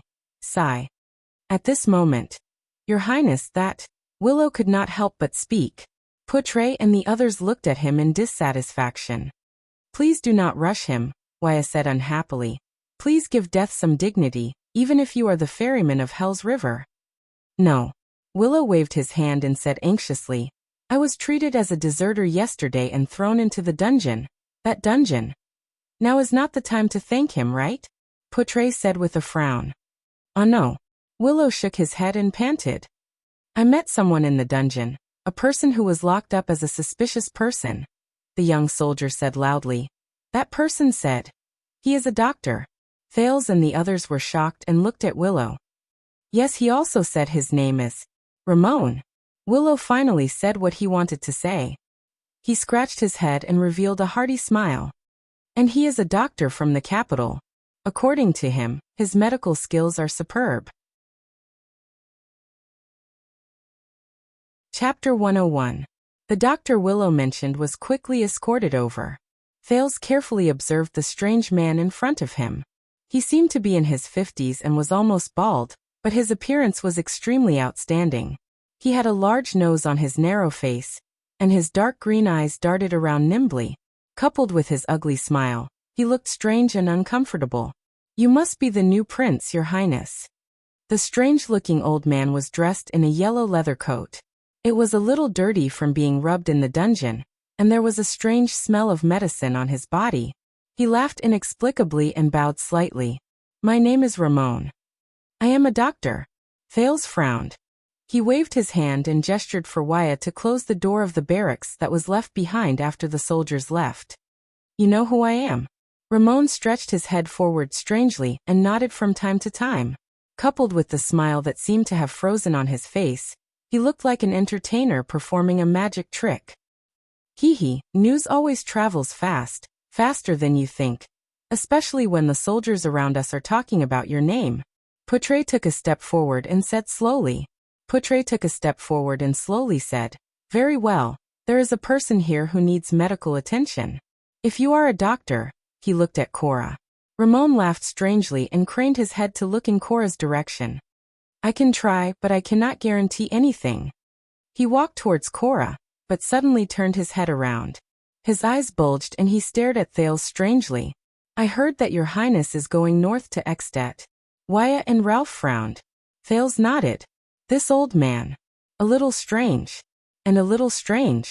But he is a doctor after all. Ramon walked slowly to Cora's side, as if he was deep in thought. Not a bad journey. Ekstedt. The strange doctor carefully observed Cora, who was trembling slightly and whose face was pale. Ah, a brave warrior. And a supra-class swordsman with the power of eradication. Ramon lifted Cora's weak arm, and his eyes sparkled. He has a bad habit when he swings his sword. He prefers slashing and face-to-face swordsmanship.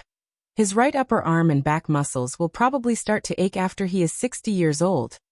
Under Wuxia and Ralph's astonished gazes, he slowly removed Cora's bandages. Cuts and lacerations on his chest and back. He didn't treat his injuries immediately. I wonder if it was because the situation was urgent or because he didn't realize it. To think that he endured for so long. With this kind of wound, I can recognize it as a vampire's claw even with my eyes closed. Thales' expression froze. This doctor. It seemed to have some tricks up its sleeve. Moderate blood loss, weak body. The key is that the 2 wounds were improperly treated. There's quite a lot of ulceration. If we don't deal with it immediately, I guess he can still hold on for another day? One night. Ramon turned his head and clicked his tongue. He looked at Thales and smiled without saying a word. What is it? Portray asked slowly. Can you save him? Ramon stared at Thales with a contemplative gaze. Most doctors are probably at a loss right now. Thales' expression darkened. They can only wait for the swordsman to recover or die by himself. He let out a breath of hot air, and said slowly. Everyone frowned slightly. Wait, Portray said quietly. You said most of them? Ramon just chuckled. Thales raised his hand, and gestured for Portray to ask him the question. The second prince looked at Ramon seriously and asked, You mean you can save him? Ramon blinked his right eye and sniffed with his strange nose. I did not say that. But I can try. With some medicine, I can treat the wounds, cut off the rotten flesh. As for the chance of successfully saving him, Portray frowned beside Thales. Ramon flashed a strange smile again. It depends on the reward. You know the reward. Thales raised his eyebrows. You will get the reward you deserve. Without changing his expression, Thales added, sufficient reward. I guarantee it with the royal family's reputation. Anyway, it's not my money. Haha, you have misunderstood. Ramon put down the dying Cora. His eyes shone. I only ask for one thing. He narrowed his eyes and scrutinized Thales carefully. I've had enough of this dungeon. He tried his best to put on a friendly smile and said, when the prince heads north to Ekstedt, please bring me along. The barracks was silent for a moment. Thales looked at the ashen-faced Cora on the bed and clenched his fists lightly. Bring him along? You know that I have no right to let you go.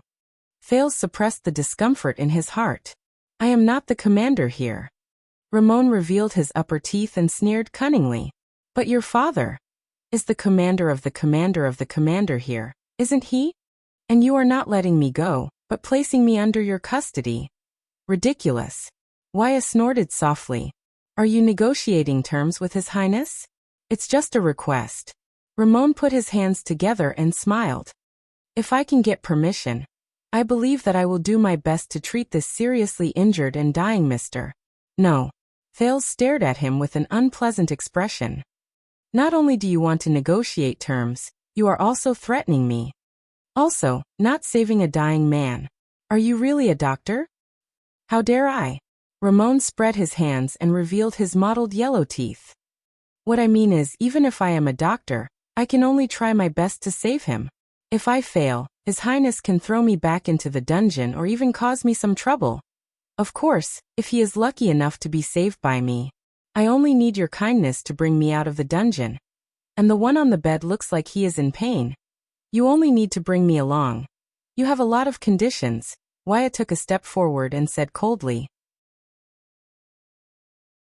I am only making a suggestion. Ramon smiled. Whether you accept it or not is entirely up to His Highness. What if I say no? Thales said quietly. If I do not agree to let you out of the dungeon and bring you along, will you refuse to treat him? Ramon chuckled. Of course not. But a cold glare flashed in the doctor's eyes. Hee. But you know my medical skills are actually very dependent on luck. Hee. If I can't treat him, you can't blame me. Hee. What a pity for such a brave soldier. Sigh. It looks like he blocked it for his comrade. Putre's expression changed. You are bargaining with the Prince of Constellation. He snorted and said, this is disrespectful. How would I dare? Ramon shook his head. I only believe in the prince's kindness and wisdom. Anger also surged in Waya's heart. You know, we can also send you back to the dungeon. The ferryman can also send him across Hell's River. Ramon pointed at Cora on the bed and slyly spread his hands. Ralph, on the other hand, stared coldly at Ramon. Putre looked at Cora, who seemed to be struggling in a nightmare on the bed. With a displeased expression, he moved closer to Thales's ear. Maybe we can promise him first. As long as Lady Cecile appears and detains him at the last moment, you will not be considered to have broken your promise. Thales pursed his lips tightly. He raised his head and stopped Putre's whispers. Thales looked at Ramon. This is the only licensed doctor around Broken Dragon Fortress? You know, I can actually promise you, he said quietly. Putre's expression tensed. Thank you, Ramon chuckled and said. This is nothing for you, Your Highness. I think Lady Cecile will respect you. But Ramon, who was chuckling, was interrupted. But I just had a very bad day, Mr. Ramon. Thales exhaled with a hostile expression. He raised his head. And do you know why? Ramon's words instantly froze in his throat. Because I allowed a stranger to enter my diplomat group, even if he was actually loyal. Thales took a deep breath. Under Waya and Putre's worried gazes, he slowly said, But in the end, I lost more than half of my men. They all bled for me and sacrificed for me. They might even include Cora, who is lying on the bed. He said coldly, I don't like it when people use this to bargain with me. Ramon was slightly startled. Thales raised his head and heard himself say in a low voice, Also, this lesson taught me to always be vigilant when it comes to things that you cannot understand. Ramon lowered his head and listened to Thales enunciate each word clearly. For example, At the border of the conflict between the two kingdoms, a doctor who was locked up in the fortress dungeon for no reason asked to join my group with a body full of peculiarities and suspicions. We will go to Extet, which is even more dangerous and has an uncertain future. Ramon frowned subconsciously. This prince, Thales continued. The dungeon of Broken Dragon Fortress may not be comfortable, but it is safer and more reliable than the border between the two kingdoms, where the atmosphere is tense, and compared to my diplomatic journey with an uncertain future. But you asked to go north to Extet. You did not ask to leave the dungeon at all. Thales raised his head slightly and said faintly. Ramon stared at the young prince before him with a strange expression. Thales sat on the chair and crossed his arms. You are willing to sacrifice your own safety and interests to provide medical services for the prince's group, and then continue on a dangerous journey with him. You must be a saint, Dr. Ramon. Thales shook his head and said slowly, if not, then you must have some ulterior motive. Ramon frowned. T. It looks like this young prince is not as easy to fool as I thought. I just need to leave this place. Ramon exhaled through his nose, raised his head and said, and the war outside is imminent, and it is too dangerous. I thought that the prince's diplomat group might be safer. Safer? Thales stared at him coldly. Even a 3-year-old child knows that we are tainted with King Nuven's blood debt, and that we are going to the country he rules. Safe. All right, I don't expect the protection of His Highness guards. You don't have to bring me along the entire journey. Not long after we enter Extet, I will immediately leave. Ramon blinked and smiled bitterly in resignation. As long as it's that simple, I promise that I can definitely cure him. Ramon adjusted his breathing and turned to Wyatt and Ralph. Also, I can help you with something else. For example, this young gentleman's injury. I guess it was also caused by a vampire? And you, the guy with the silver mask, your arm is fractured. This cannot wait. Wyatt exhaled.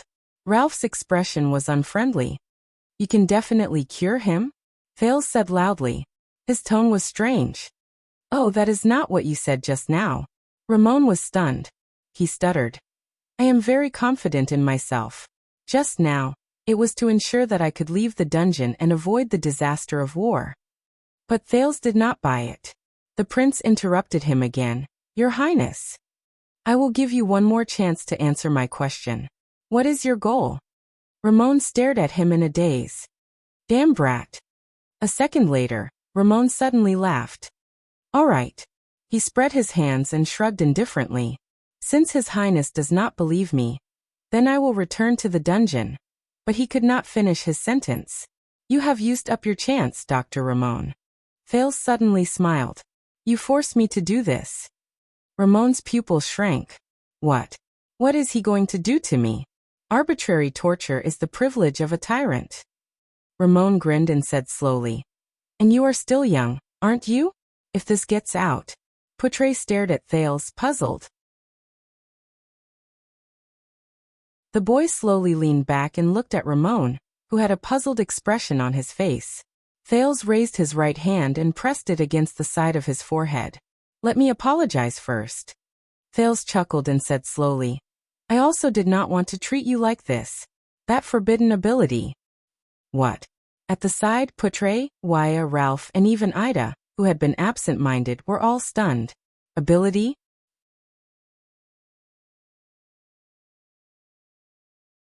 Chapter 102. Puzzled, Waya looked at Putre, but the latter only frowned and waved his hand discreetly. Ramon stared at the Prince of Constellation in disbelief. What is he doing? Then, Thales smiled and stared at Ramon while he rubbed the side of his forehead. He spoke slowly. Willow said that you came from the capital, Eternal Star City? I flipped through the name list of the doctors in the city hall. But why have I never heard of your name? Ever since the prince was acknowledged, he has been staying in Mindy's hall. When did he go to the city hall? Flipping through the name list of doctors? My God, there are hundreds of doctors in the entire capital, including the neighboring territories and suburbs. Ramon smiled awkwardly. Oh, I only treat some poor people for a small fee, so I'm probably not on the list. Thales furrowed his brows slightly before he flashed a smile. Poor people, is it? The second prince asked bluntly. Then I guess the place where you treat patients is in Lower City District. He continued to stare at Ramon while he rubbed the fingers on the side of his forehead. Ramon nodded awkwardly. Ah, yes, many of the poor live there. I used to be in Lower City District too. The second prince did not let him continue. Thales exhaled softly. I also heard that it is the territory of Black Street Brotherhood. Ramon's breath froze without him realizing it. Even though it is inappropriate to say this in front of you, the gangs in Lower City District are indeed rampant. Ramon looked around vigilantly. He did not notice that he had already begun to answer Thales' questions without realizing it. Thales twirled his fingers gently and stared at Ramon in a way that made him feel uneasy. Then, do you think that if the people from Black Street Brotherhood are injured or sick, will they also come to you, my dear Dr. Ramon, for treatment? Once he finished speaking, Thales revealed an innocent smile that a 7-year-old boy should have and stared straight at Ramon. How is it possible? We do not dare to deal with those gangsters. Ramon awkwardly changed the topic. Your Highness, forgive me for being blunt, but the man on the bed is not in good condition. Why don't we? Ah, is that so? Thales suddenly revealed a cheerful smile. But that is not what you think in your heart. Ramon was startled. In my heart. But Thales' next sentence made Ramon widen his eyes. You seem to have treated quite a number of people from the Brotherhood? Thales pressed his temple with one hand, while the other hand seemed to be desperately trying to recall something. Yes, a guy with a knife. That guy looks quite fierce, but he doesn't really like to talk. But it's a gang, it's normal to have such people.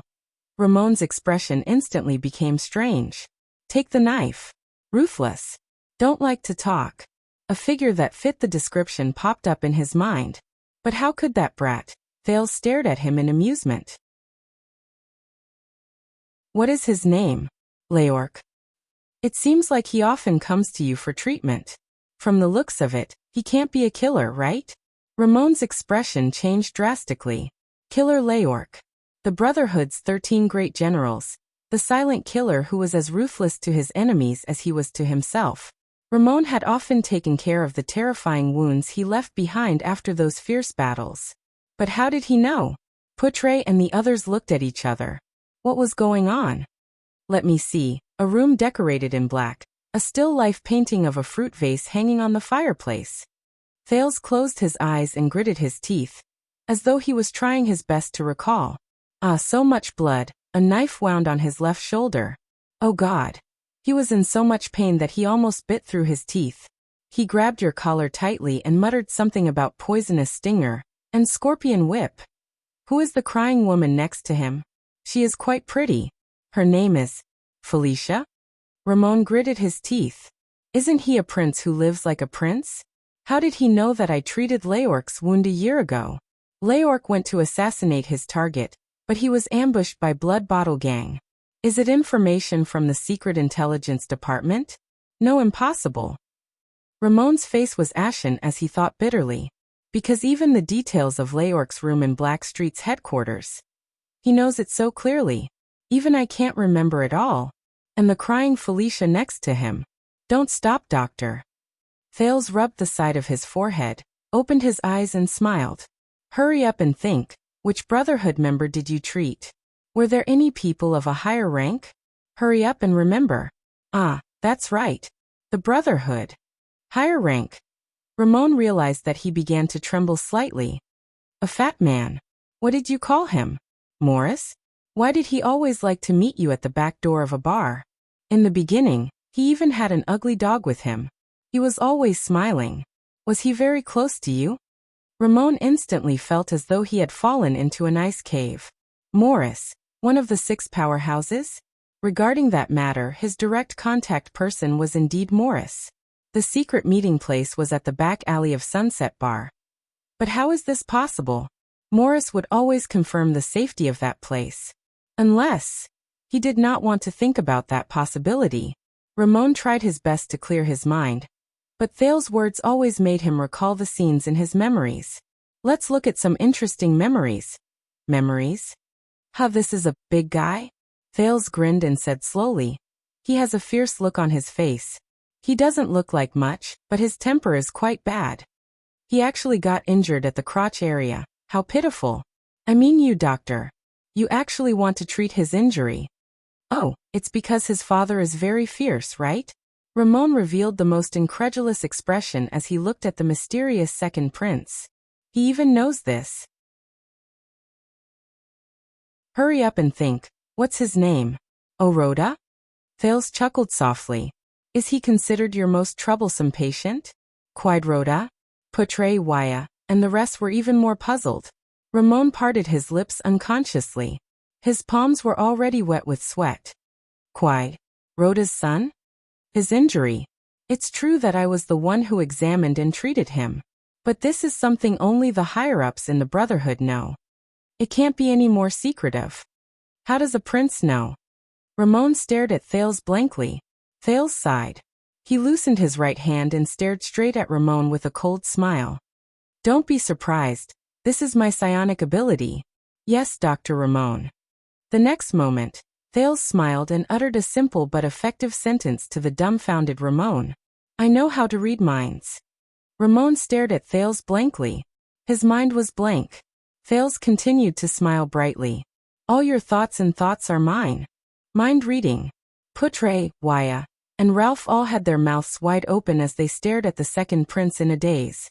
On the other hand, Ida furrowed her brows tightly as she stared at the back of Thales' head. Mind reading? Ramon struggled to change his expression. He revealed the most incredulous expression. No. Even in Soul Tower's notes, mind reading is the most untouchable domain.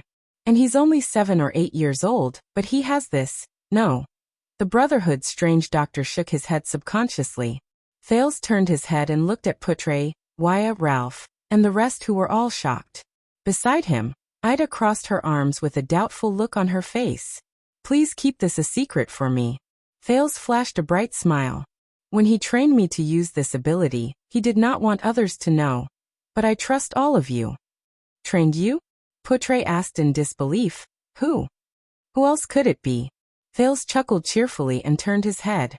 He looked at the terrified Ramon, and said a name in a relaxed and cheerful manner. Morat Hansen.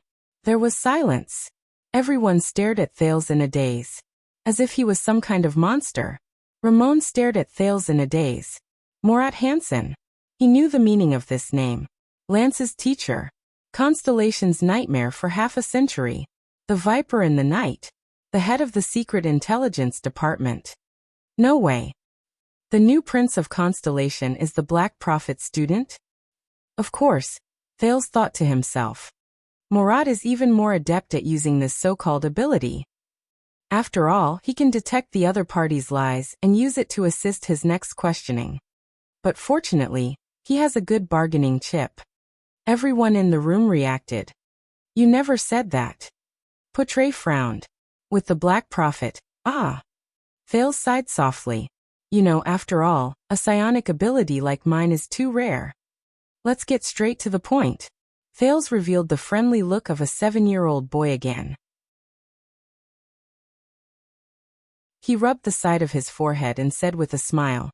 Come, think about your real identity, Dr. Ramon. You don't mind letting me know, right? Ramon trembled slightly and stared at the ground in a daze. My identity? No, my identity. That will expose the Brotherhood, will expose that person. No. I can't think about it. I can't think about it. That's right. So this is your identity. Thales rubbed the side of his forehead and looked at the nervous and absent-minded Ramon. He flashed a victorious smile. No wonder I have no impression of your name, even though I have seen the name list. So you are not just a secret black doctor who makes house calls for the Brotherhood. He narrowed his eyes. You are a member of the Black Street Brotherhood. The one nicknamed the Strange Doctor. Cobb Sirka Ramon. Ramon's hands fell to his sides involuntarily. My full name. Thales put down his fingers and concluded. That's all I know. Thales told himself secretly. I hope it works. During the 4 years he was in the Brotherhood, a little child beggar who was strictly controlled and had to beg for food, clothing, and livelihood every day was never noticed. Hence he, the former child beggar, could always learn many secrets of the Brotherhood without attracting attention. For example, with his thin and weak body, he crawled through the dog hole and overheard the fight between Leorc and Felicia's vixen. Ahem. He was trying to find out the secrets in their room. After all, Leorc's room was in the corner of the big house, and it was the outermost. Every night, he would watch from the back alley of Sunset Pub. Once he confirmed that there was no one inside, such as Morris and his angry wolfhound, he would sneak in and rummage through the trash for the whole day. Of course, the most important thing was this strange doctor with a strange appearance. Strange Dr. Ramon. He did not appear in the Brotherhood often, and every time he would cover his face. But do not underestimate a child beggar's memory and ability to recognize. In order to survive, they had to recognize every passerby's figure and posture, in order to obtain a chance of survival. Which one was poor, which one was rich, which one did hard work, which one was pampered, which one could steal, which one could only beg, which one could not even get close. Not to mention that they were always greeted by the thugs, which one was one of their own. If he appears, get lost. Do you understand? This was what Quide said while holding the collar of a poor boy. The strange doctor always appeared after the Brotherhood's big operation. He would come with the smell of medicine, and leave with the smell of blood. It was obvious that he was going to treat the injured. One day Thales, who had just finished digging the secret tunnel and returned late, secretly lay by the roadside. He saw Leorc being carried back and saw the terrifying wound on his shoulder. Then Ramon's figure appeared. Child beggar Thales remembered this figure at that time. Prince Thales also remembered this figure at that time. Quide, who often drank heavily, this name was so old that Thales had almost forgotten about him, would regularly go for body checks, but every time he came back, he would bring with him the unique smell of medicine of the strange doctor. Every time Quide came back from a check, he would be furious and drink to his heart's content. When he beat the child beggars, he would occasionally mention the strange doctor's full name, Kopsarkar Ramon. Thales buried the past memories in his mind. Unfortunately, this godly mind reading was only effective on Ramon. Ramon was drenched in cold sweat, but he breathed a sigh of relief. Fortunately, he did not read my true identity. That fatal secret. Wait. Thales observed Ramon's expression and shook his head. It seems like your identity is not that simple. Of course, Thales thought to himself. I only know Ramon's name and nickname, but how can a person who goes in and out of the Brotherhood and often meets the higher-ups be a simple doctor? Could it be that you have other secrets? He asked faintly. Thales looked at him with a profound gaze. The 7-year-old boy slowly raised his finger. Come, think about it carefully. Ramon could not help but tremble. The scene was a little strange. An old man was trembling in front of a neurotic boy. Something else. Secret. No. Ramon cried out in terror. He did not dare to meet Thales' gaze. He lowered his head in fear. Please stop. Thales narrowed his eyes. You don't have to be too shocked. I have seen this expression many times. Thales stretched his body. Thales rotated his neck and said softly in satisfaction, from a criminal to a king. Ramon bit his lip in anguish. Tell me the truth. Thales stared at Ramon. I am the Prince of Constellation, the only heir to this country, and you are just a gangster. I am not interested in you at all. I don't want to care about your secrets either. But, when it comes to matters that involve me, he said faintly, so, before I tear apart your clumsy lies and dig out your dirty little secrets from that big head of yours, Dr. Ramon, tell me, why do you insist on following us to the north? So that I don't have to dig out some boring things from your head. Ramon was shocked. Yes. And those secrets. I understand, Your Highness, Ramon said bitterly. I will be honest about my motives. Thank you for your cooperation. After all, it is not easy to use this mind-reading ability. I can only maintain it for a short period of time. Thales sighed and put down his right hand. He smiled slyly and said, the next time I can use it, I will have to wait until tomorrow. Ramon trembled slightly again. Oh, also, you can start your treatment. Thales pointed at Cora with a smile. We have wasted a lot of time. Ramon lowered his head dejectedly. The others looked at their prince with different expressions. It was as if they were meeting him for the first time. Blood Bottle Gang? Nikolai and Catherine? Thales furrowed his brows. Ralph, who was behind him, could not help but tremble slightly. Catherine, big sister? Yes, I am hiding from them. Ramon's expression was profound and mysterious. He held some medicine, scissors, and strips of cloth as he tended to Cora's injuries. He glanced at Thales from time to time, and wariness flashed in his eyes. Of course, you have never heard of these people's names. Thales thought of something. The scene of Nikolai, the burly man in red, fighting with Istrone in Vine Manor appeared in his mind. I have been chased by them for 6 or 7 days. I just hid in the fortress. But it is only a matter of time before they discover my location. As long as they guard the perimeter, they will eventually catch me. And Extet and Constellation are about to go to war. If I appear alone in the wilderness and run into any army from either side, I will not end up any better than falling into the hands of the Blood Bottle Gang. So, when we came here and looked for a doctor, Thales muttered, you suddenly thought of using us as a cover to leave Broken Dragon Fortress? And to leave when you reach Extet? Ramon nodded bitterly. How suspicious. Thales thought to himself. Why would a secret doctor who makes a living in the capital come to the border between the two countries? A member was injured at the border, Ramon said quietly. He did not dare to look at Thales. I came over to treat him, but was discovered by the Blood Bottle Gang. That's not right. Thales thought to himself. A gang doctor who is only in charge of treating injuries is really so important that the Blood Bottle Gang would mobilize their men to chase him at the border for 6 or 7 days. There are some other secrets. Unfortunately, I told him just now that I can only use the mind-reading skill tomorrow. Otherwise, I can scare him again. Thales nodded and said, continue with the treatment. Since you are so honest, maybe I will reconsider. Ramon nodded dejectedly. Thales exhaled. He jumped down from the chair, but suddenly felt a numbness under his legs. Thanks to Wyatt and Ralph's support, he did not fall. Oh no, for the sake of acting. I just sat for too long. Thales stood up strenuously. Fortunately, the fluctuation that appeared after he died once surged up on its own, soothing his numbness. That's right. Thales hammered his leg worriedly. This fluctuation, this power, is also the source of the trouble. Although I feel that it can instantly strengthen my condition, the extent of it is a little small. It is only enough for me to cut the rope. And, Thales thought worriedly, what is it? But the vision that detects heat and radiation looks very dazzling. As Thales thought about this, he guided the fluctuation to the surroundings of his eyes. That magical vision appeared once again. He turned his head and saw that everyone's body was radiating light. Aida's was a piercing white light, Wya's was a sharp gray light, Putre's was filled with a gentle purple light, and Ralph's was a continuous stream of faint green light. Are these different powers? Vitality? Or is it an energy attribute? Thales tested his vision curiously. He turned towards the house. In the next moment, Thales was stunned.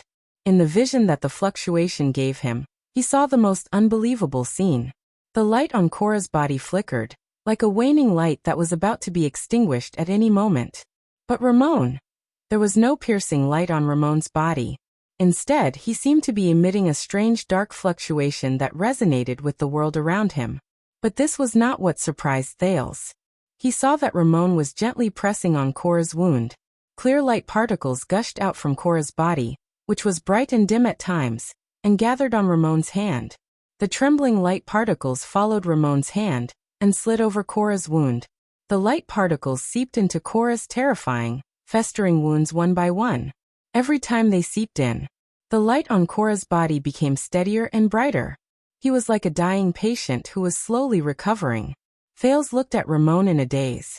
Others might not be able to see it clearly because of the light. But in the vision that the fluctuation gave Thales, he could see it clearly. He saw the strange doctor's lips trembling slightly in a dark corner. He seemed to be chanting something. As he chanted in a rhythmic manner, the light particles that seeped out from Cora's body passed through Ramon's hand rhythmically, then returned to Cora's body, completing a cycle. Thales frowned tightly. This is definitely not medical skill, he told himself with certainty.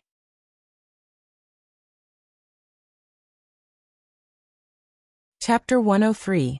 3 days after the second prince arrived at Broken Dragon Fortress, the emissary sent to Lampard's military camp has returned. Standing on the fortress wall, Commander Sonia Cecere stared solemnly at the front of the fortress. Chapman replied that he is waiting for your highness' arrival. I'm afraid you will have to leave for the north today. Thales was lying on his stomach in front of the observation window on the city wall, looking at the wide snow-colored plains in the north. He could vaguely see the continuous expanse of a vast military camp. The Iron Fist flag representing the Lampard family of Black Sand region was erected there. There were also quite a number of military camps hidden beyond his sight, with smoke rising from the chimneys in the distance. Waiting for my arrival, with thousands of people? Thales sighed. I didn't know I was so popular. The fortress flower turned her head and said to Thales, Chapman Lampard is the Archduke of Ekstedt, which borders Constellation. After the Ekstedt diplomat group was assassinated, he quickly mobilized the vassals of Black Sand region. Within a few days, he gathered an army of more than 10,000 people and approached the border. They have already been stationed there for 2 weeks. At first, they were just observing and deterring him. But in the last 3 days, Lampard began to send small troops to clear out the main roads around the area. He even plundered 2 villages and fought against our patrol troops a few times. We had no choice but to reduce the range of the mounted sentries and retreat to the perimeter of the fortress. Thales felt a bone-piercing chill. He rubbed his hands together and exhaled a breath of warm air into his palms. I have already arrived at the fortress, and the Jadestar family's 9-pointed star flag has also been raised. Why hasn't he withdrawn his troops? He obviously doesn't have an excuse to invade Constellation anymore. Behind Thales, Poitre raised his eyebrows. Based on Chapman Lampard's unique life, he is a standard gambler. One of the characteristics of a gambler is that he is unwilling to turn back even at the last moment when he loses and leaves the game. So my arrival has no effect on this gambler? Thales snorted. Even in a situation where he is bound to lose, he still wants to place his bet? Not necessarily, Poitre answered seriously. What we were most worried about was the other 2 archdukes who shared a border with Constellation, Trentida of Reformation Tower and Alcius of Prestige Orchid region, sending their troops. The 3 archdukes and even more of Ekstedt's vassals gathered their military forces to oppress the lonely old tower, the watchtower and Cold Castle, who were mutually supportive of the fortress. In a situation where they could not provide reinforcements, they attacked the isolated Broken Dragon Fortress at all costs. Ekstedt soldiers are more suited to the cold winter compared to our reinforcements from the north, be it in terms of physical strength or quality. If they manage to take this place, they only need to wait for the coldest day before the bitter cold winter to pass. Sonia continued Poitre's words. Then at the beginning of next spring, they will use the fortress as their base of operations and march south en masse, just like they did 11 or 12 years ago. Poitre nodded.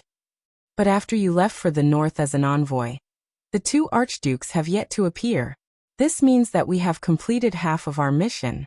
In the coming day before the bitter cold winter, Archduke Lampard cannot rely on his own 10,000 men to take down the fortress before his supplies run out. He has already lost. Poitre said faintly. In that case, I am afraid that the other half of our mission, completely eliminating the war disaster between the 2 kingdoms, will have to be completed by me personally walking up to King Neuven, right? Thales shrugged in resignation. First, I have to pass through Archduke Lampard's military camp. There are more than 10,000 strong and energetic Northland men waiting for me there. They have nowhere to vent their energy. Poitre shook his head. Lampard does not dare to endanger your safety. Attacking the fortress to invade the northern territory and plotting to kill the heir to fight against Constellation are 2 different concepts. Lampard may not dare to do so, but his opponents might be happy to see such a thing happen. We still have to be careful. Sonia flashed a hearty smile. Araka will bring his Fury Guards and escort you to the entrance of Lampard's military camp. Araka? Thales recalled the aggressive and dangerous man, and the disdainful gaze he had when he looked at him. He shook his head. Are you sure he is willing to do this? I do not deny that I hate him. Sonia snorted coldly. But he is indeed the one who has fought against the extensions the most on the battlefield. Moreover, he insisted on this. Originally, I planned to let Miranda. Thales could not help but be stunned. Insisted on escorting me? He began to recall the man's appearance again. Araka Murch. What a familiar name. I must have heard it somewhere before. At this moment, a black-haired swordswoman slowly walked up the city wall. She bowed slightly to Sonia without any expression on her face. The diplomat group's team is ready. Please send someone to make the final confirmation, Your Highness. Even though the swordswoman addressed Thales as Your Highness, she did not look in Thales' direction nor did she bow to him. Sonia nodded and turned to look at Thales and Poutre. Beside her, Poutre sighed. I will go with you. Miss Arund. Thales was startled again. Arund. The swordswoman, Miranda Arund, nodded stiffly and followed Poutre down the city wall. She still did not look at Thales. Don't mind her. Sonia smiled faintly. Miranda is Duke Arund's only daughter. Her father was imprisoned in the capital. Her family was humiliated because of this. It is normal for her to hold a grudge against you. Oh. Thales nodded awkwardly. I seem to have heard from Wuxia that there is a particularly famous female swordsman of eradication in the fortress. I heard that she is a seed of the Tower of Eradication. She is a seed. Sonia looked at Miranda's back and sighed. The Tower of Eradication has a large number of battle skills and inheritances of the power of eradication from before the Battle of Eradication. Most of them are swordsmanship. Its inheritors are still continuously developing new swordsmanship, skills, and even the power of eradication. They are training generation after generation of controllers of the power of eradication for the human world. Only a few of the most outstanding students can be given the title of seed, such as Miranda. Thales looked at Sonia and frowned slightly. The power of eradication. The supernatural power that humans awakened on their own. Another piece of news worth paying attention to. What does it have to do with my fluctuations? Sonia did not know what Thales was thinking. She continued to say helplessly, but even so, Miranda is still in a difficult situation recently. After Duke Arund was imprisoned, the Northern Territory was managed by a few of her father's most trusted vassals. They are waiting for her to return after the crisis is over. But a few of Arund's cousins and nephews are covetously eyeing the right to inherit the Duke of the Northern Territory. Fortunately, although Val Arund is imprisoned, he is still the Duke of the Northern Territory. His Majesty did not charge him with treason, nor did he strip him of his title and territory. He only accused him of murdering a foreign political figure. This is a little consolation. Sonia sighed deeply. It is just that I did not expect him to do such a thing. You know, Val has always been our backup in Broken Dragon Fortress for more than 10 years. He is a coward. At this moment, a sonorous but unsettling voice rang from afar. Compared to his heroic brothers, Val Arund is a complete coward. He is a disgrace to his blood-related brothers. They risked their lives to protect His Highness Horus, and did not take a single step back. Araka Murch's figure slowly walked up from the bottom of the city wall. His face was filled with impatience. In comparison, 12 years ago, that Duke Val was scared out of his wits by the Extension bastards. He actually still believed in trash like Lampard. In my opinion, the only good thing he did was to kill that Prince of Extet. At least this time, you only said that after Miranda left. Sonia covered her forehead and sighed. Should I thank you for being considerate and taking care of her feelings? Her feelings? Araka snorted coldly. Do I look like someone who will consider these things? Thales rolled his eyes in his heart. Why does this guy always look like someone owes him money? Sonia snorted softly. What do you want this time? Araka gave her a disdainful look. I came to look for this brat. Araka's fierce gaze landed on Thales, making the latter slightly nervous. The 300 Fury Guards are ready. If you really want to go to Extet to die, at least don't make me wait too long. Thales could not help but ask. It seems like you are not very satisfied with my trip north, Baron Murch. Then, Why are you still sending me to Lampard's military camp? Sonia heaved a sigh of relief. Araka fixed his gaze on Thales, making the latter a little anxious. Because I owe Jadestar a favor. After a while he slowly said, and you annoying dawdling brat, happen to have the surname Jadestar. After saying that, Araka turned around and left without looking back. We will depart in the afternoon. Stop dawdling. Thales and Sonia watched Araka's figure disappear into the distance. Do not misunderstand, Sonia said to Thales sarcastically. That is his unique way of saying hello. You know, Araka is a little shy. Shy? Thales could not help but stick out his tongue. Is it because of the difference in ideals? Thales suddenly asked. Sonia revealed a puzzled expression. The dispute and discord between you and Baron Murch does not seem to be a specific grudge. Thales said quietly as he pondered. Also what you said about him and my uncle, Prince Horace. Thales hesitated for a moment, but still said, even though he seems rather annoying, Araka does not seem like someone who would stab someone in the back. Sonia was silent for a second. Those were indeed words spoken out of anger. Sonia smiled bitterly and said, back then, it was Araka who led the remaining troops and fought his way out of Eksted's tight encirclement while bathed in blood. He snatched Prince Horace's remains. Before the fortress treaty, the Starlight Brigade headed north to meet up with the remaining remnants of the kingdom's army. They fought 3 fierce battles against Eksted in the Northern Territory, the Land of Cliffs, and Central Territory without caring about the casualties. We suffered heavy losses, but the other party also suffered heavy casualties. I saw it with my own eyes. Araka was on the verge of madness. His impact and lethality on the battlefield made even Eksted's most proud heavy swordsman fearful. I think this is also the reason why Eksted was willing to sit down and negotiate in the end. Thales was shocked. That impatient-looking man is actually... As for ideals, that's right. Sonia sighed and said, John, your father's uncle, the Starlight Brigade's combat principle is to be steady and cautious, to try their best to protect themselves, to move forward flexibly, and to wait for an opportunity to attack. However, Prince Horace's army is known for being merciless and having harsh military rules. Under his command, Araka is even more used to fighting tough battles and bloody battles.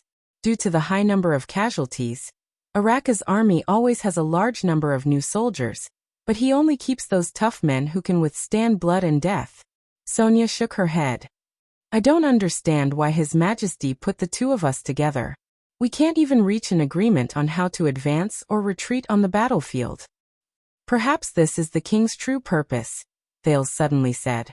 Under Sonia's puzzled gaze, Thales raised his head.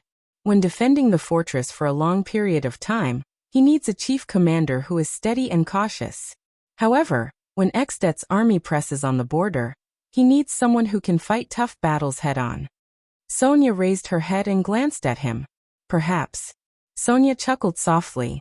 They are right. You are indeed not like an ordinary child. His Majesty did not choose you to head north without reason. Ahem. Thales scratched his head awkwardly and tried to find something to change the topic. Oh yes, with such a glorious battle record, why is Araka not very famous? Sonia was completely stunned for a moment. Not very famous? Sonia widened her eyes and stared at him with an expression that said, how is this possible? Thales narrowed his eyes in puzzlement. No. Sonia came to her senses and shook her head with a smile. You definitely know him, even if you don't know his real name. Under Thales' confused gaze, Sonia raised her head and looked at the Eksted military camp in the distance. Her eyes shone brightly. From the beggars to the king, every constellatiate knows him. At least, they know his nickname. Thales widened his eyes in shock. Everyone knows. At that moment, he knew who Araka Murch was. Under Ramon's treatment, Cora's injuries had stabilized. However, he obviously could not follow them to the north. Yes, we need to replenish our entourage. Behind them were Waya, who was wrapped in bandages, Ralph, whose arm was in splints, and Ida, who was still extremely dispirited because of the cold. At least there are some benefits. The ones we replenish from the fortress are veterans who have been on the battlefield for a long time. They are not the private soldiers from the Jade Star family's manor, who are mainly trained in single combat and protection. Thales stared at the 30 veterans in front of him who stood with stern postures and firm gazes. They were equipped with weapons ranging from swords and shields, bows, pikes and axes. The former Duke's personal guard of the Starlight Brigade, Genet, stood resolutely at the front, causing Thales to be a little stunned. Poutre continued to speak. Thanks to your trial under the gallows, many veterans are willing to join our diplomat group, even though many of them think that our journey is very dangerous. They walked past the last row of soldiers. A black-haired young man with 2 pikes waved at him happily. Thales frowned. Veteran? He insisted on coming. Poutre looked at the cheerful Willowcan and spread his hands. But there are only 29 veterans among the volunteers. The rest are new recruits. If I want to gather 30 volunteers, at least this new recruit who owes you a favor is more reliable. Poutre looked at the cheerful Willowcan. Thales smiled at Willow. At least they gave him a new pair of weapons. Poutre shrugged. There were many broken pikes in the warehouse. It was not difficult to cut a pair of short pikes, but that suspicious doctor. Do you really want to bring him along? Poutre turned his head to look at Ramon. He pursed his lips and shook his head. I thought you had learned your lesson from the Duke of Iris Flowers. Ramon was cowering in the group. He inadvertently raised his head and saw Thales' gaze. He was slightly shocked and immediately lowered his head. Don't worry, I have asked about his background and made an agreement with him.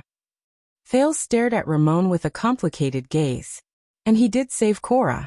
Strange doctor. The power in his hands. If my guess is correct, then it is. I need to know more. If you have no more questions, Your Highness, according to the agreed time, it is time to depart. Sonia walked over from afar. Behind her was a cold-looking Miranda. Araka has already chosen 300 sword and shield soldiers of the Fury Guards. The fortress flower squatted down and patted Thales' shoulder. But this time, she used a little more force. I am sorry, but I cannot bring more people. There are only 3,000 people in the fortress, but Araka has chosen all the old soldiers under his command. She gestured with her chin at the lightly armored man who was carrying a bow and arrows on his back. He was obviously impatient. They will escort you all the way to the border. Thales exhaled a mouthful of mist and stepped on the snow that belonged to Constellation. He raised his head and said quietly, Of course. Sonia nodded at him. The second prince of Constellation flashed a relaxed smile at the group. Let us depart. Follow me to see the Dragon's Kingdom. Hence, the double cross-shaped star flag that represented Constellation and the 9-pointed star flag that represented the Jade Star family were erected at the same time. Waya mounted the Northland horse with broad hooves unique to the north and pulled Thales onto the saddle. I will hold the reins properly with my life, Your Highness, Waya said solemnly. Please do not worry about your safety. Thales nodded naturally. Then I will leave it to you, attendant. He was already used to Waya's attitude of using too much force. Poutre and a few of the remaining Jade Star private soldiers who were trained to ride horses rode on the remaining horses. Ralph was obviously not suited to ride a horse. For some reason, Ida shook her head violently the moment she saw a horse. Araka rode the horse and walked to Thales' side. The sword and shield soldiers behind him followed with stern expressions. Don't be so scared that you wet your pants, brat, Araka said coldly. I heard from the people on duty that Extet has prepared a welcoming ceremony for us. Thales was startled. Before he could react, he heard Araka shout at the gate rope above his head. Open the gate. As the sound of metal rubbing against the hinges rang out, the north gate of Broken Dragon Fortress slowly rose. Thales took a deep breath. He followed the Constellation diplomat group, which consisted of less than 40 people, and the escort team of more than 300 people. They slowly walked out of Broken Dragon Fortress and headed north. They first passed by the 5 fortresses to the north of Broken Dragon Fortress. The soldiers on the fortresses had their bows drawn and were ready for battle. However, Thales soon understood what Araka meant by the welcoming ceremony. Many people suddenly appeared on the vast expanse of white snow before their eyes. Or rather, Extet's army. There were 6 battalions of infantrymen. They formed an 8, on both sides of the road in front of them. Putre's pupils shrank. There were nearly 400 infantrymen in each battalion. In other words, there were more than 2,000 exdet infantrymen waiting for them to head north. The people in the diplomat group could not help but become nervous. Wyatt tightened his grip on the reins. This is our welcoming ceremony? Thales looked at the exdet army formation not far away from them with an unpleasant expression on his face. They really crossed the border. He turned around and glanced at the fortress. Sonia's figure could be faintly seen. Araka, who was walking in front, turned around and said to his soldiers in a deep voice, "Get ready for battle. Do not relax." Putre furrowed his brows and said, "Maybe it's a show of force, but they don't have to get into formation in front of the fortress. Waiting for us to enter Exdet's military camp will have the same effect." "I have a bad feeling about this," Thales said with a pale face. "So you want to retreat, little prince?" Araka said sarcastically. "It's not too late to turn back now." Thales closed his eyes and exhaled. Then he opened his eyes. "Let's continue moving forward." "Don't worry," Putre said in a deep voice. "Lampard will not be so stupid as to kill the prince and heir of Constellation's envoy in front of everyone at the border of the two kingdoms. As long as we do not do anything provocative and give the other party an excuse." They advanced slowly until they entered the area of the 8. They did not say that such a thing would happen. In the group, Ramon anxiously nudged a black-haired soldier beside him. "The diplomat group should be fine, right? Huh?" Willowken was stunned for a moment before he reacted. He smiled and patted Ramon's shoulder. "Don't worry. I met them before. Exdet soldiers are quite nice." "Quite nice?" Ramon was startled, but Willow's next words made his face turn ashen. "If they want to kill you, their swords are very sharp, and they will not dawdle. You will not suffer." At this moment, the 6 battalions of infantrymen began to move slowly. The people in the diplomat group immediately became nervous. But fortunately, the Exdet soldiers did not walk towards them. On the left and right sides of the diplomat group, the 2 Extension battalions at the front advanced slowly. They almost brushed past the diplomat group. Thales could even see the Northland soldiers' beards and yellow teeth. They looked boorish and fierce. The tall soldiers were usually equipped with large axes or huge spiked hammers. The Extensions also turned their heads to look at Constellation's diplomat group with hostile expressions.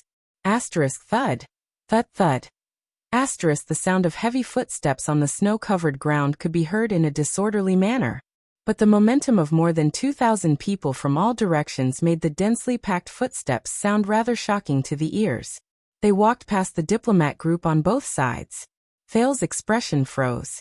It was the first time he faced an army of thousands. He was a little flustered. But he was not the only one. Even the sword and shield soldiers of the Fury Guards could not help but become nervous. Thud thud thud. Steady yourself, Araka said in a low voice. The anxious Thales wanted to calm himself down, so he turned his head and saw the Northland soldiers on both sides clearly. From their armor, weapons, movements, to their march, Exdet's infantry battalion was obviously not as orderly in uniform as Constellation's square formation. Some of them held axes and wore chain armor, some held one-handed swords and only wore breastplates, some held shields and spears, and there were even sword and shield soldiers who were similar to Constellation's sword and shield soldiers. But Thales could clearly feel that these infantrymen were different from Constellation's infantrymen. They all had one thing in common. Their gazes were unfriendly, their expressions were fierce, their auras were threatening, and their expressions were filled with contempt and disdain. These infantrymen raised the flag that represented the Lampard family with the pattern of an iron fist. But they occasionally rubbed, knocked, and swung their weapons as if they were demonstrating their strength. They were murderous, like wild beasts that would go berserk at any time. Thud thud thud. That's not right. Thales told himself in his heart. If this is a demonstration, they are all light infantrymen, at least according to Northland's standards. Exdet's famous two-handed heavy sword infantrymen, heavy armored axemen, and even Northland's heavy cavaliers are not here. Not even the light cavaliers are here. Poutre pondered deeply and said slowly, "If it were those troops at the back, it would be too easy for them to kill us. If it's the light infantrymen, they should just be demonstrating their strength. Then, why don't they use the other powerful troops to demonstrate their strength?" Thales furrowed his brows tightly and asked, "A group of heavy infantrymen trampling on us with a shocking momentum. Wouldn't the effect be better?" Poutre also furrowed his brows. "It's really strange. Asterisk thud thud thud asterisk. Don't let your guard down." Araka Murch's voice rang. "Even if there are more than 2,000 light infantrymen, if they were to swarm us, it would be enough to chop us into pieces in half an hour." Araka tightened the silver-black metal bow on his back. He turned his head and said coldly, "In a battlefield with thousands of soldiers and horses, without support and protection, a supreme-class elite would not be able to last more than a quarter of an hour." However, in the next moment, the situation completely changed. The 6 extension brigades moved slowly. After the first 2 brigades passed them, they suddenly changed direction at the command of their officers, and met up with the other 2 brigades. Asterisk thud thud thud. Asterisk the disorderly footsteps of 2,000 people could be heard continuously. Extet's light infantrymen surrounded them and slowly formed the shape of an 8. "They are surrounding us." Waya roared furiously. "What is the meaning of this?" Poutre stared at the extensions before him in shock. On the other hand, Thales looked into the distance in disbelief, trying to see what was in front of him clearly. "Impossible." "Stop!" Araka roared furiously and stopped the entire diplomat group and the escort team. "Form up on the spot." Even though they were nervous and apprehensive, the 300 soldiers of Constellation, especially the veterans, still stopped and turned around in an orderly manner. They formed a wall with their swords and shields, surrounding the prince and forming a circular formation. "It is impossible to charge out now." Araka looked at the extensions around him in rage. "These bastards." The Constellations stared at the murderous extension infantrymen around them in bewilderment and nervousness. "What do we do now?" Waya asked through gritted teeth. "Do they have anyone they can communicate with? Officers or commanders?" Thales asked anxiously. "For Lampard's benefit they dare not kill me." However, in the next moment, a few unfamiliar yet forceful orders rang from within Extet's battle formation. Araka and Poutre's expressions changed abruptly. There were also many old soldiers. They recognized this extension military order. In the next second, 6 large groups of more than 2,000 extension infantrymen raised their weapons and roared furiously in unison. "Whoa! Whoa!" The deafening roars terrified Thales. What happened to them? In the next moment, the extension infantrymen's faces were ferocious as they strode forward. Asterisk boom, boom, boom. Asterisk the sound of footsteps that were even louder than before rang out like thunder. More than 2,000 infantrymen raised their weapons and charged madly towards Thales' diplomat group from 6 directions. "Kill!" The extension light infantrymen roared fanatically and charged towards them. Thales stared at everything before him in a daze. "Didn't they say that Lampard would not dare to endanger my safety?" Quietly awaiting the prince's arrival. "Then why? Why does he want to kill me? Damn it!" Poutre widened his eyes in shock and drew out the 1.5-handed sword at his waist. "They actually..." An even louder roar exploded in the air, interrupting Poutre's words. "Enemy troops charge!" In the center of the troop, Araka Murch's face was ashen. He controlled his restless steed and forcefully drew out a fierce 2-handed longsword. He roared at Constellation's escort team, his Fury Guards.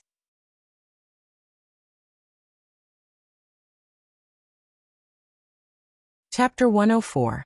A soul-stirring battle howl erupted from the throats of more than 2,000 extension men as they pounced towards the Constellations, who resembled a lone boat. His first large-scale battle experience came in a situation that Thales did not expect. The sword and shield soldiers of the Fury Guards were in the first row. They held their longswords in their hands and pressed them against their comrades beside them. Araka had long since dismounted from his steed. He raised a terrifyingly large sword that was almost as tall as a person with both hands. His eyes burned with a fiery fighting spirit as he strode forward. The soldiers in front of him consciously gave way to their commander, making a space that was 3 people wide. The first round of attack. Araka looked around and shouted, "Hold the line of defense." The enemies surged forward like a tidal wave, getting closer and closer.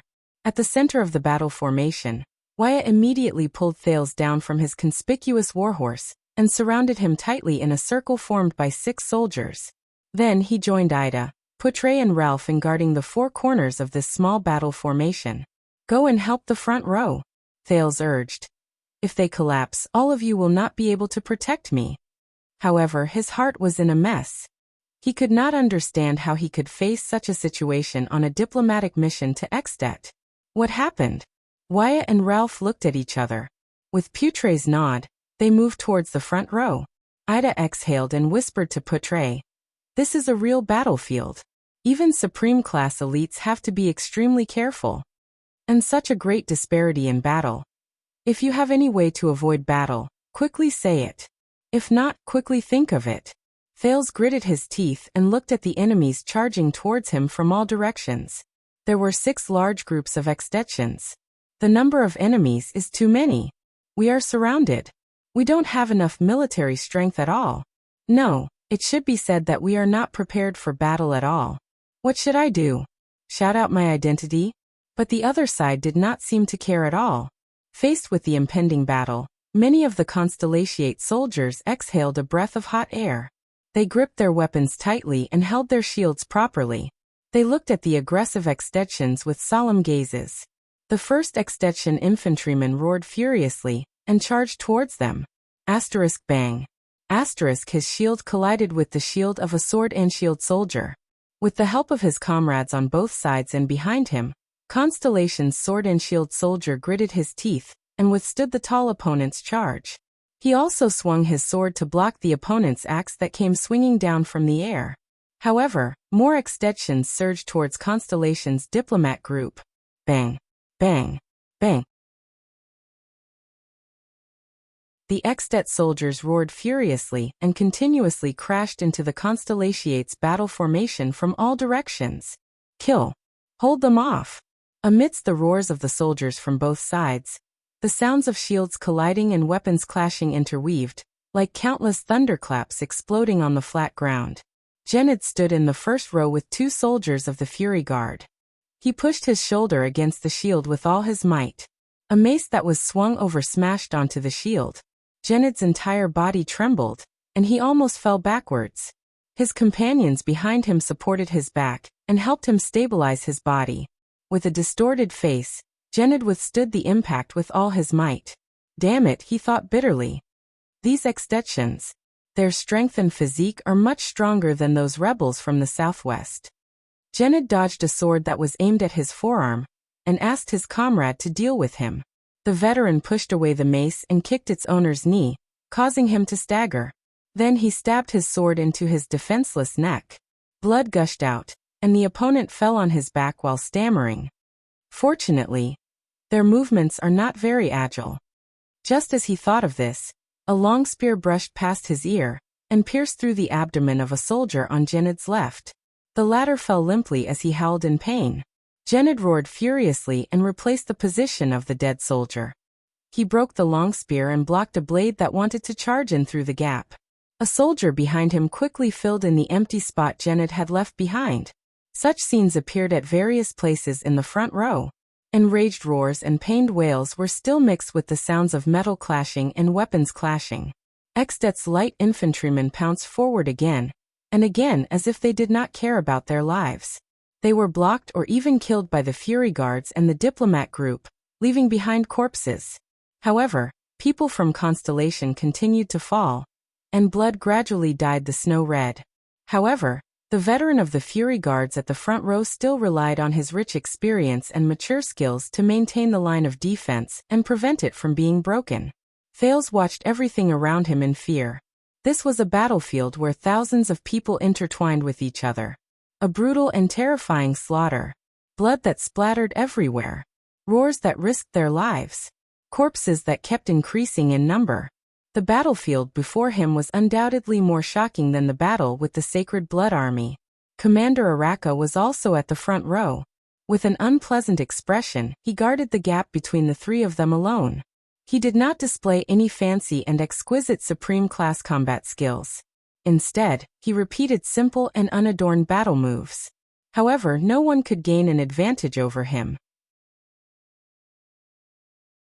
During the first round of attacks, Araka's two-handed greatsword made a deathly howl in the air as he chopped off a head with a horizontal slash.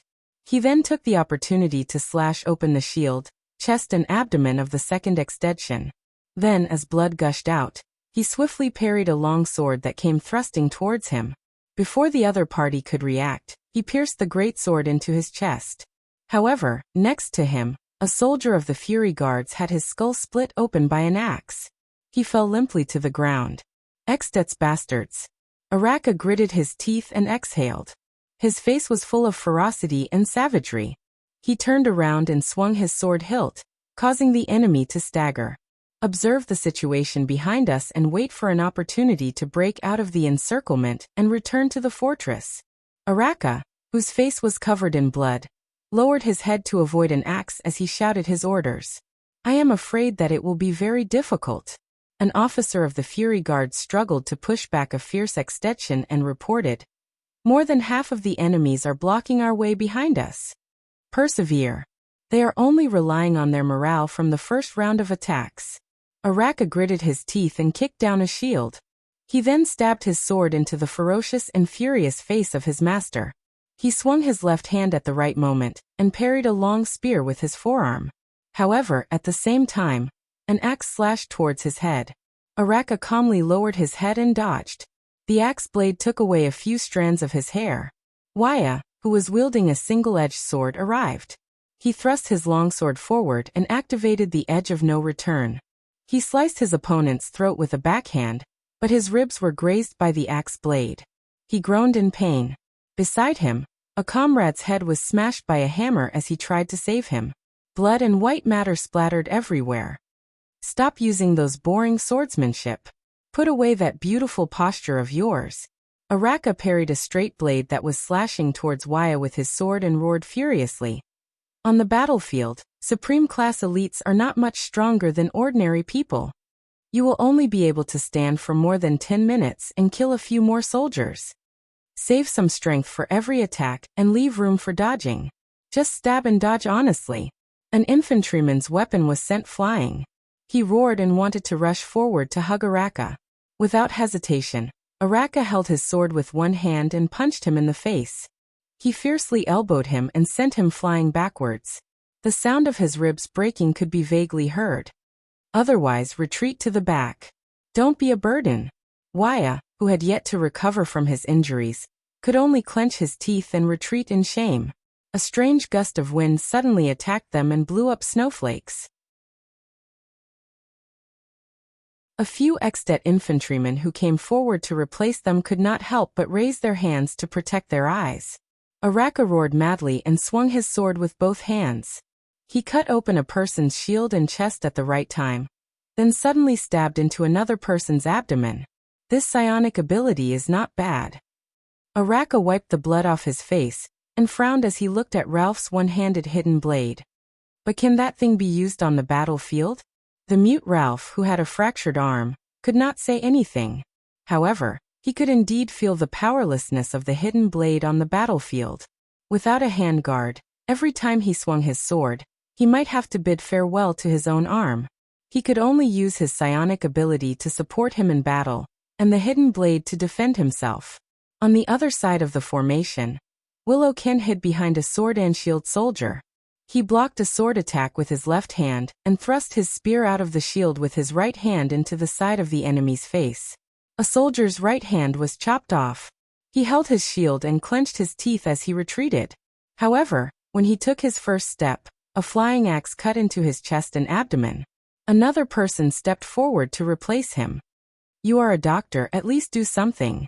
Willow anxiously shouted at Ramon, who was curled up behind him. I am not a military doctor. Ramon glanced at the enemies around him. He hugged his head and shouted. And that prince did not say that this would happen. If I had known that this would happen, we would have brought along some spearmen.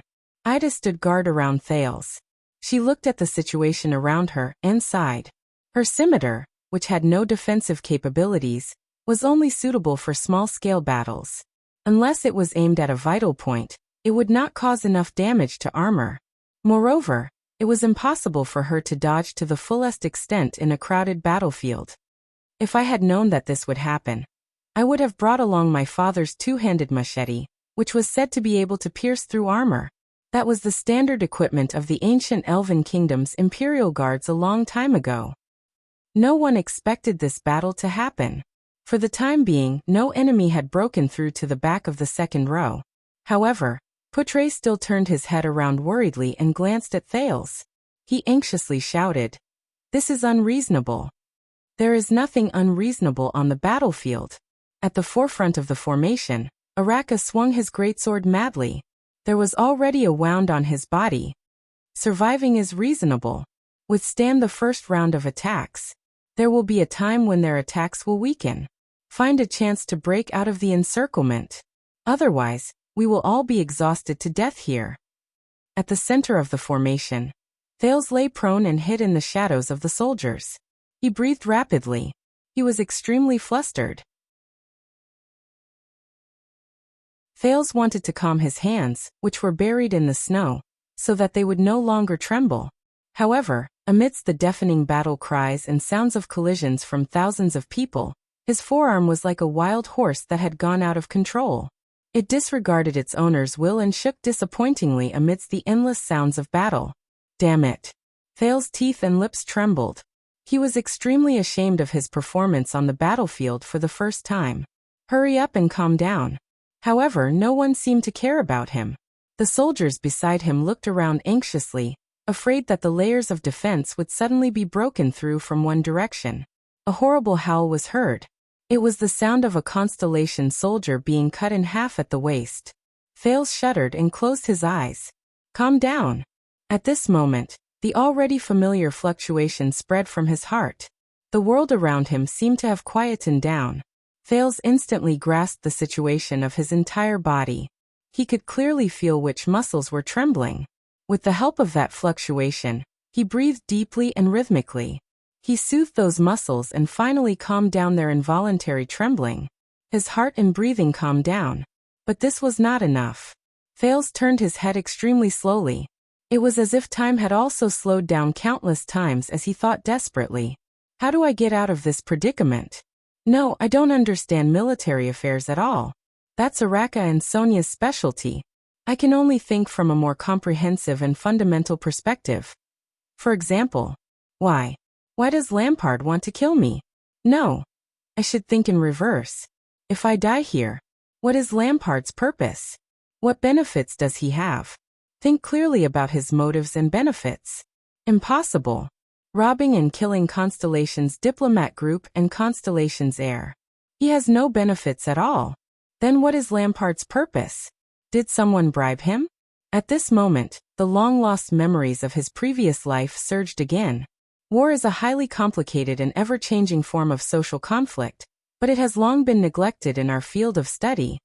Many scholars' research results are in response to Clausewitz's classic exposition. Male? Evie. He proposed that structure, organizational ability, and legitimate ideology are the prerequisites for large-scale collective violence. Weber never explicitly included war as a social phenomenon in his theory. However, in his definition of a modern country, he mentioned that the country's power monopolizes the legitimate use of violence in the territory it claims. Thales resisted the flashbacks of his memories and the urgent situation before him with great difficulty. Damn it. In the territory it claims. Wait a minute. Thales' pupils shrank. Maybe it's not that complicated. War is never about killing. Territory. Lampard's original intention was to conquer the Northern Territory. So, the fluctuations faded away. Time seemed to have returned to normal. Fighting and death returned to his ears. Thales lay on the ground, sweating profusely. He panted heavily. He found the source of this conflict. Now, I have to get rid of it. No.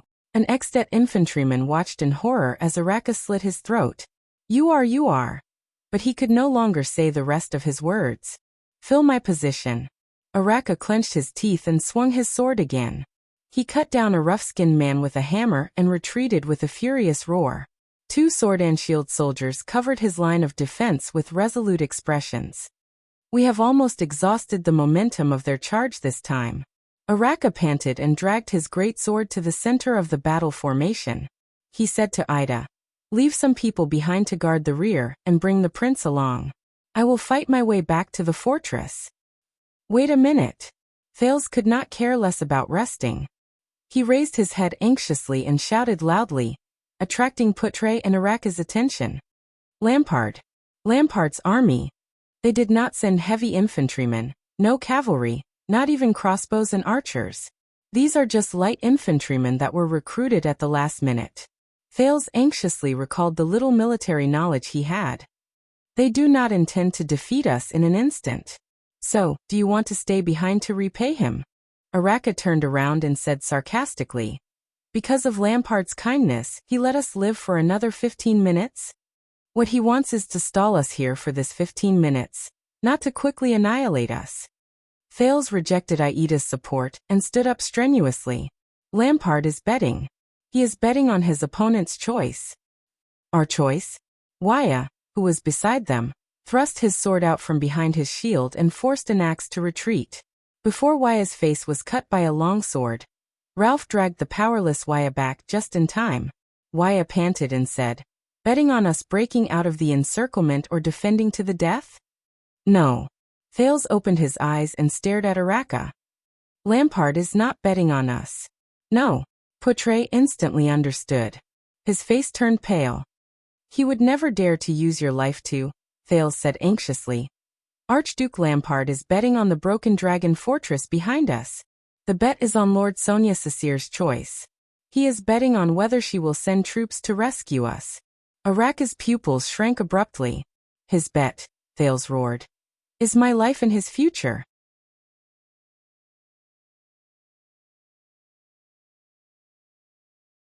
Chapter 105.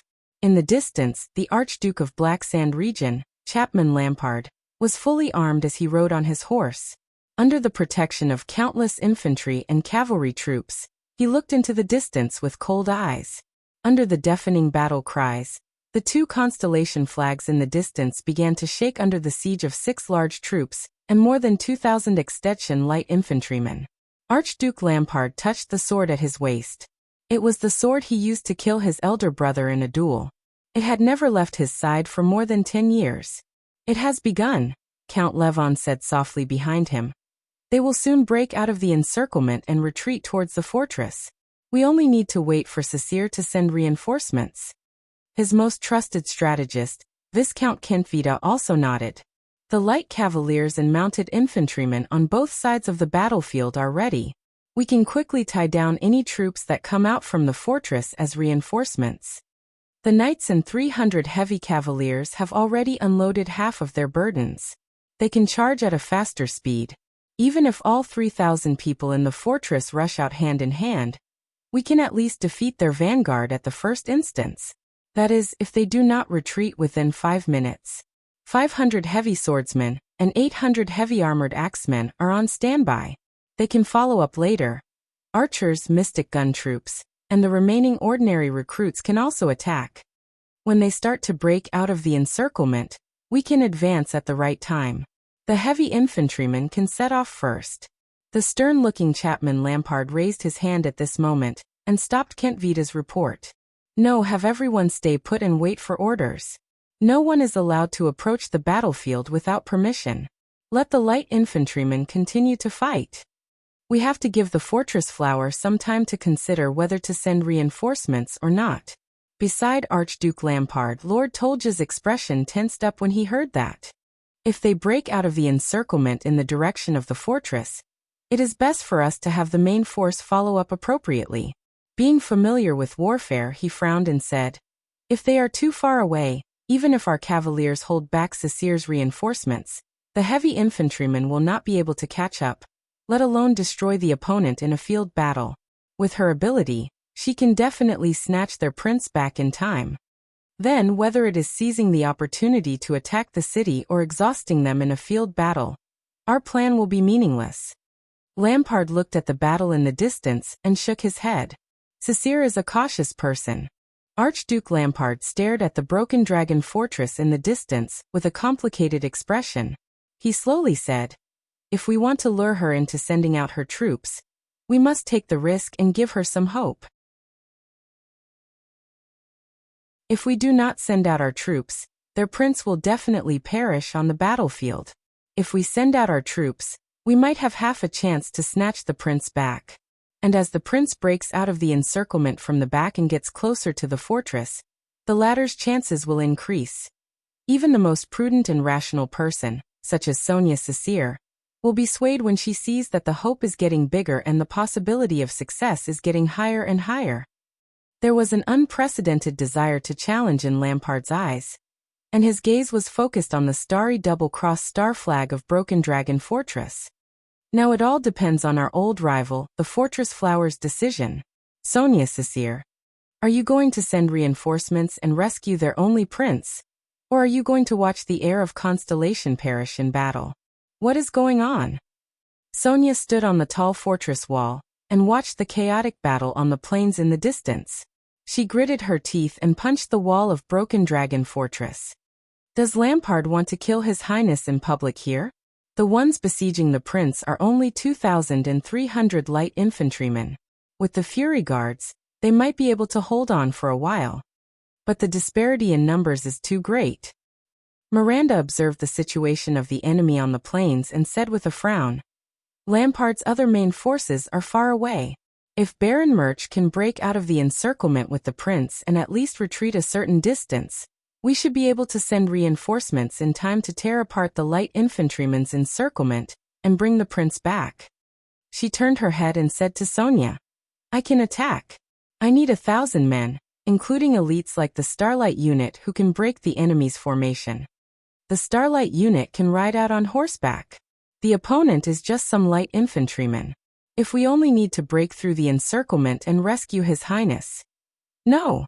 Sonia stared furiously at the stalemate on the battlefield and said with difficulty, "The prince's diplomat group is not his focus. Sending out the only elite troops we have to defend the city to rescue the prince. This is what Lampard wants. I can guarantee that his cavaliers are already prepared. They will stop our reinforcements at all costs. They will even attack the fortress sluice gate without caring about casualties and injuries. Then they will press forward on a large scale. At least they will be able to destroy our reinforcements.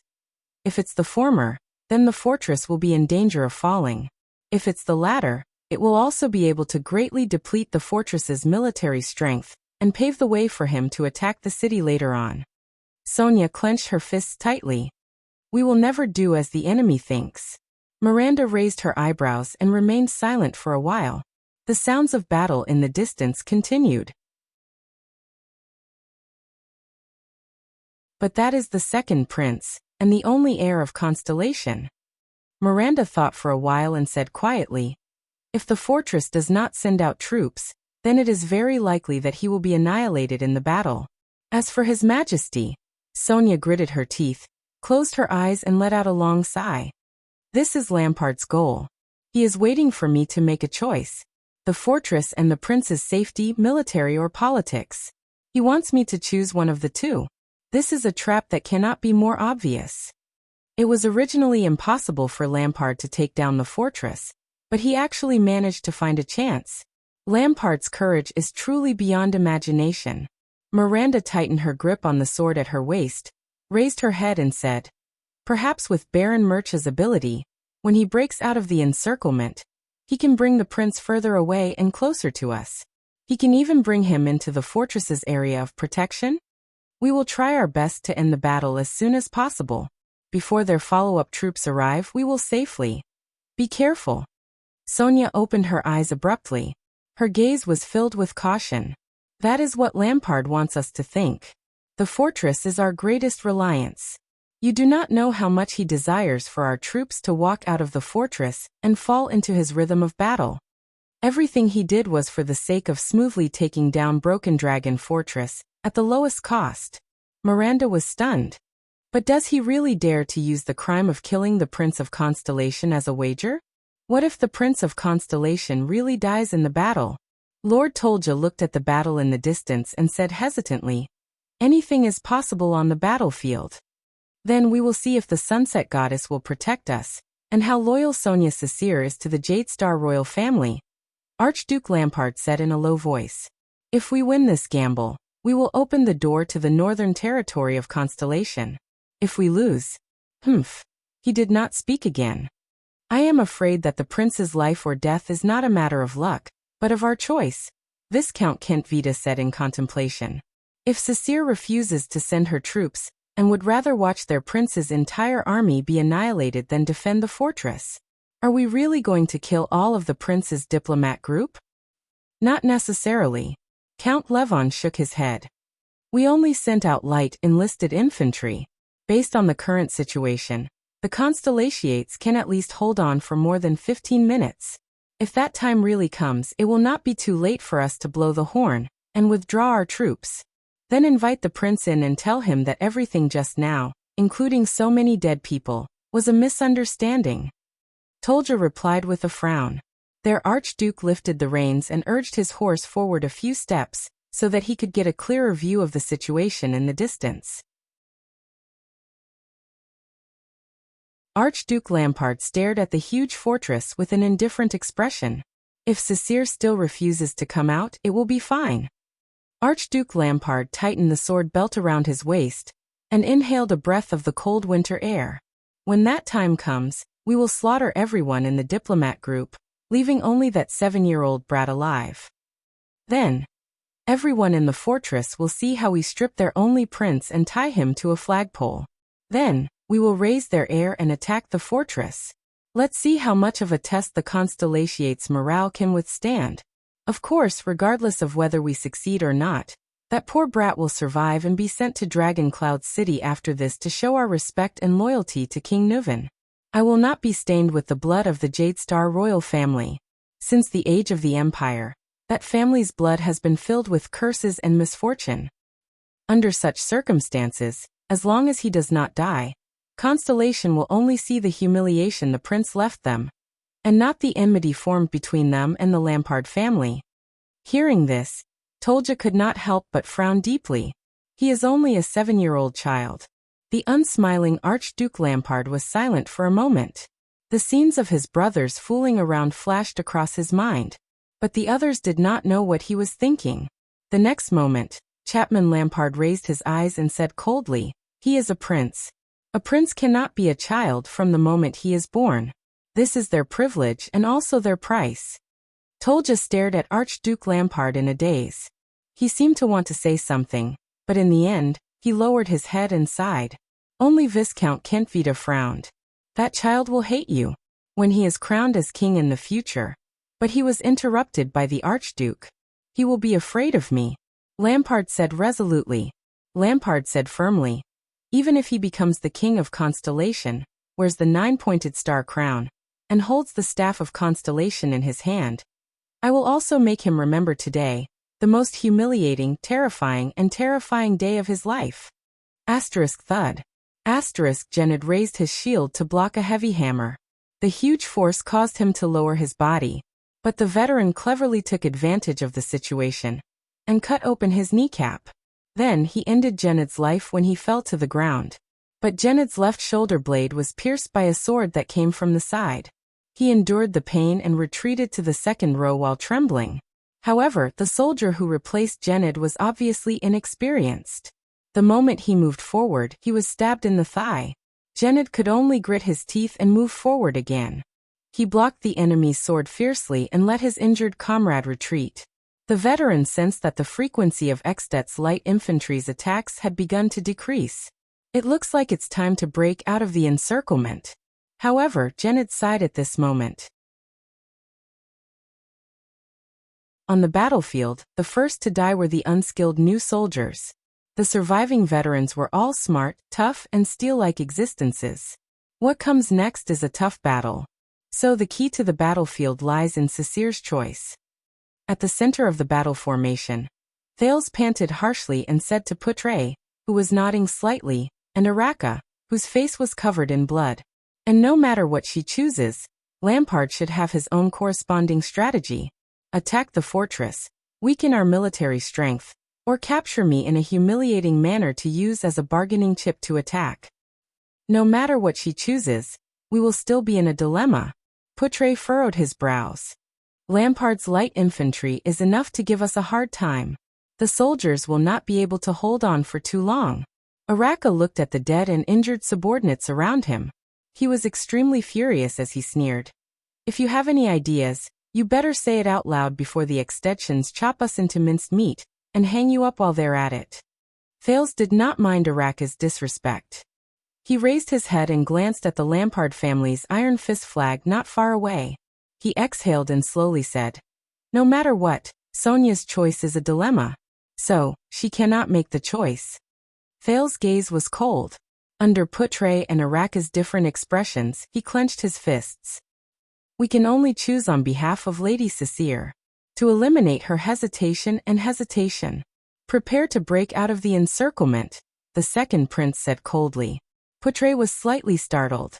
On the other hand, Araka grinned. "It seems like they are about to break out of the encirclement." Miranda looked at the battle situation in the distance and said hesitantly, "Are we really not going to send reinforcements? Even if they really break out of the encirclement and get closer to the fortress?" Sonia closed her eyes in pain. "No, guarding is my greatest duty. I have already failed once. This time I cannot, no." Sonia gritted her teeth and lowered her head. She placed her hands on the city wall and said with difficulty, "It is impossible to save them by sending only a small number of troops. If we send out all our elites, we will be falling into Lampard's trap. Guard our fortress well. We cannot give him even the slightest chance. I will face His Majesty." Miranda did not say anything. The city wall was silent for a while, but the silence was soon broken. The sounds of battle rang again in the distance. "Commanding officer." Miranda looked at the chaotic battlefield in the distance in shock. "They are starting to break out of the encirclement. But it is very strange." Miranda's face was filled with disbelief. Sonia opened her eyes in puzzlement. "Sir." Tolja urged his horse anxiously from afar. "News from the Light Cavaliers. They are starting to break out of the encirclement." Archduke Lampard opened his eyes and looked at the two flags of constellation. "Very good," he said. "Now we just have to wait for Cecere." "Wait." Lampard narrowed his eyes. The fluttering of the flags. Something is not quite right. He immediately realized that something was wrong. It can't be. Archduke Lampard widened his eyes and opened his mouth in shock. Could it be? "Yes, my lord. Our plan must be amended immediately," Tolja said loudly and nervously. "And according to the report from the Light Cavaliers, there is more than one accident." Lampard suppressed the hidden annoyance in his heart and cast an inquiring gaze at Tolja. Tolja gritted his teeth and said on his horse, "There is another person with that prince." Archduke Lampard furrowed his brows tightly as he watched Tolja say something that caused the surrounding vassals' expressions to change. "It's him. It's that guy."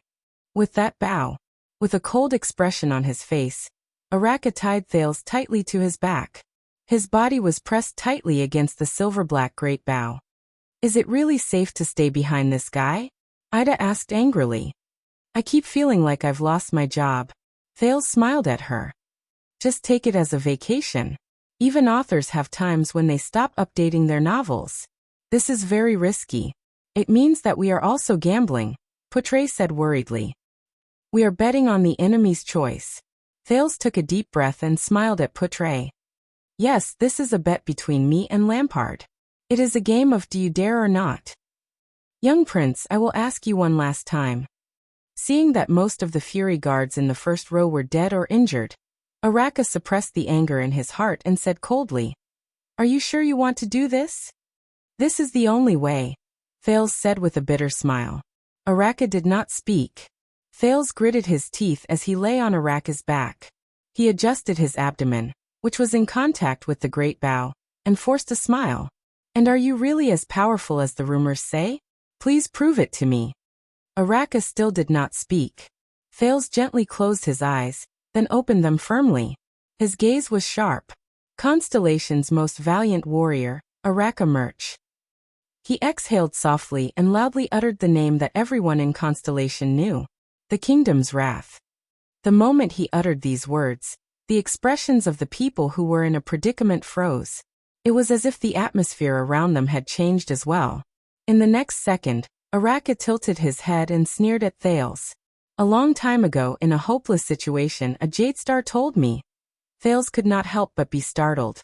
Audiobook pulled out the two-handed greatsword from the ground, swung it around, and strode forward. Putre, Wuxia, Ralph, and the others followed behind them with either determined or worried expressions. Audiobook strode onto the stirrups. His gaze was fierce. Ida nimbly followed behind their horses. Audiobook continued to speak coldly. He said, "Since there is no way to retreat, why not go forward with all your might?" Thales could not react for a moment. In the next moment, Audiobook, the man known as the kingdom's wrath, spurred his horse forward with a fierce expression and bypassed his guards. Fury guards, attacked the formation. The kingdom's wrath's greatsword pointed at the iron fist flag fluttering high in the distance. He roared furiously, "Our target north!"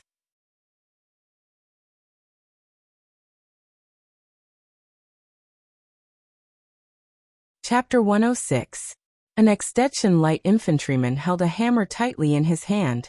With steady breaths, he rhythmically hit the thick wooden shield in his left hand and followed closely behind his teammates' footsteps. As one of the dozen or so combat captains under Leroque's battalion, he was in his early 30s. This was not his first time on the battlefield. Men in Northland, be they farmers, hunters, craftsmen or woodcutters, were born to fight with swords. Sometimes even women were the same. It was exhilarating and glorious to shed blood on the battlefield, fight to the death against the most powerful enemy, and drink the wine of victory to the fullest.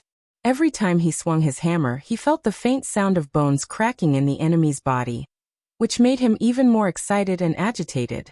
For example, right now, the combat captain in his 30s roared in delight. He strode forward to catch up with his companions and fiercely hit the head of a constellatiate who could not defend himself in time. He roared and pulled out his hammer. Blood splattered on his face. The next moment, the combat captain pounced on the constellatiate in front of him without hesitation. But these constellatiates are really tough. As he thought of this, he swung his shield and knocked his opponent to the side. With this level of casualties, if it were an ordinary army, their morale would have collapsed and they would have fled in all directions. Unless they are elites. Unless they have a competent commander who is equally tough. The combat captain nimbly and skillfully dodged his opponent's dangerous thrust. The blade of the sword swept past the right side of his forehead. "Hey, you are a veteran." The combat captain laughed out loud and smashed the enemy back with a hammer. Asterisk clatter. Bang. Crack. Asterisk the sound of horse hooves colliding with each other, as well as the sound of the blade cutting through armor, came from the side. A deep and fierce male voice came from the warhorse. "Let's go find Lampard." The constellatiates, who had formed a defensive formation, became spirited. With a loud shout, they strode forward and followed the knight on the warhorse towards the extensions. The combat captain's expression changed. They are going to break out of the encirclement. But why are they heading north? Although the encirclement in the north is indeed weaker than that of Broken Dragon Fortress, even if we break through, we will still face the Archduke's military camp and other more elite troops, right? And that knight who rushed out of the formation? It was a man with a murderous aura. He waved a large sword with great force, and as the sword flashed, a head was cut off, along with scattered flesh and blood. The warhorse under him rammed into two people. There was a child tied to his back in a silver-black bow. Wait a minute. The combat leader's pupils shrank. Is that bow? The next second. Him. It's him. Ekstedt's infantry commander roared madly, as if he had found the most valuable prize. He no longer cared about the panting Constellation veteran in front of him. He gritted his teeth in excitement, and rushed towards the horse without hesitation. The combat leader roared madly. "Kingdom's wrath. Many extensions shuddered and turned their heads towards the man on the horse. The team leader raised his shield over his head to defend against the man's sword. The hammer in his hand smashed towards the horse's belly. However, the great sword did not slash at him as he had expected, and was deflected by his shield. Instead, it trembled in the man's hand and stabbed downwards. The combat leader felt a chill on his right collarbone, and a sharp pain assaulted him. The war horse swept past his side.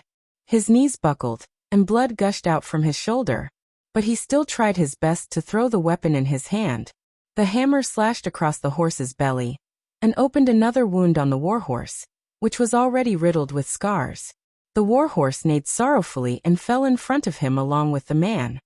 He at least. I stopped the kingdom's wrath steed. The combat leader thought strenuously. The shield fell from his hand. The combat leader covered the bleeding wound on his shoulder, and felt the pain that penetrated deep into his lungs. He raised the hammer with all his might, wanting to smash the man who was climbing up from the ground and the boy behind him. Then my final attack killed the kingdom's wrath, he thought. However, just as this thought appeared, a petite figure wearing a cloak rushed towards him from behind. She attacked him with a machete and chopped off his right hand, which was holding the hammer. Ah! The combat leader howled angrily in indignation. In the next second, Genid, who rushed towards him from behind, chopped off his head with his sword. That's right, Genid said to the corpse while panting. I am a veteran. One by one, the soldiers of the Fury Guards charged forward with all their might. They pushed aside the enemies who were blocking their way and fought to reach Araka Murch's side. Only then did Putre and the others manage to catch up to Araka Murch. The battlefield became chaotic due to the Constellations breaking out of the encirclement. The kingdom's wrath. He's here. Many Extension soldiers shouted excitedly. The news spread rapidly on the battlefield. From the front, the sides, and the rear, countless Extensions charged towards them while roaring madly, like sharks who smelled blood. Really? Wuxia, who was at the back, said in dissatisfaction. He's just like a target. And he's carrying His Highness. Do not doubt your commander. Putre also fell off his horse. He hurriedly advanced in the triangular formation used by the soldiers for assault. At least believe in the kingdom's wrath's reputation. His Highness is the safest by his side. Thales anxiously lay on Araka's back, enduring the dizziness he felt after falling off the horse. What do we do now? Araka coldly and fiercely held his sword with both hands. He slashed open the light armor of an enemy on his left, leaving the enemy to wail on the ground. He looked at the Iron Fist flag, which was a distance away. Then he looked at the countless enemies surging towards them from the fan-shaped area in front of him. He said coldly, Our steeds can only bring us up to here. Attack the formation. Araka shouted loudly. His entire body trembled. Thales, who was stuck close to him, could clearly feel that Araka's heartbeat accelerated. His body began to heat up. His muscles swelled and trembled rhythmically. It was as if he was a predatory beast that was ready to start its hunt. He immediately realized that this was Araka's power of eradication. In his field of vision, Araka was like a raging volcano. Dull and terrifying explosive waves were continuously emitted from within him. Araka clenched his teeth. He held his sword in his right hand, and held the leather sheath on the sword's spine with his left. He dragged the weapon behind him, and charged towards the numerous enemies in front of him.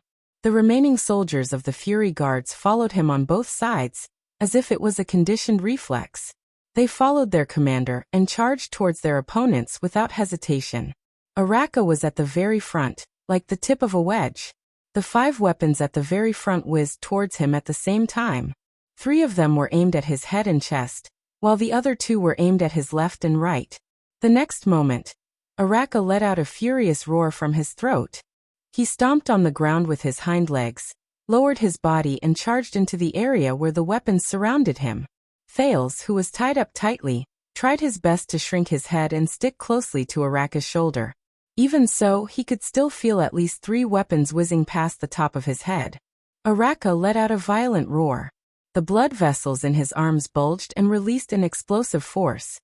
He swung his huge two-handed sword ferociously and drew a blood-red arc in the air. Asterisk splat. Asterisk the three weapons, along with the three forearms, broke away from their owner's control and fell weakly from midair. Blood splattered on Thal's forehead, causing him to grit his teeth and frown. Do I have to be so bloody every time? Araka ignored the weapons that came at him from his left and right. He roared and crashed into the chest of the infantryman in front of him, who was howling miserably while holding his right hand. He fiercely knocked him down with his elbow.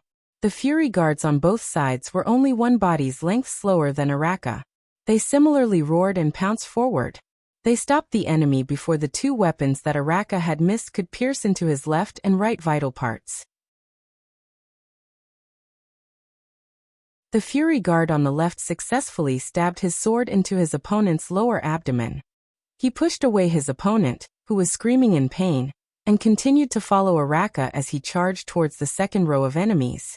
The Fury Guard on the right unfortunately had his shoulder blade cut into his opponent's shoulder. However, he still charged forward regardless of his own safety and pushed his enemy to the ground. The other Fury Guard did not even look as he strode over the two people who were wrestling on the ground. He completed the cone-shaped attack formation and moved forward once again. In just over a second, the fierce Araka, who was at the very front of the formation, charged forward by one body's length and broke through the first row of enemies. He did not slow down and continued to charge forward. However, he was met with a small team of 5 experienced veterans who were charging towards him. 3 of them held shields and swords, while the other 2 held axes. They stared vigilantly at Araka. "The kingdom's wrath," the person in the middle said in a deep voice. "You can't cross." Ugh. Before he could finish speaking, Araka fiercely thrust his sword forward and pierced straight into his shield. Under the terrifying force and momentum of the impact, the blade of the sword protruded from the other side and sank into the enemy's chest.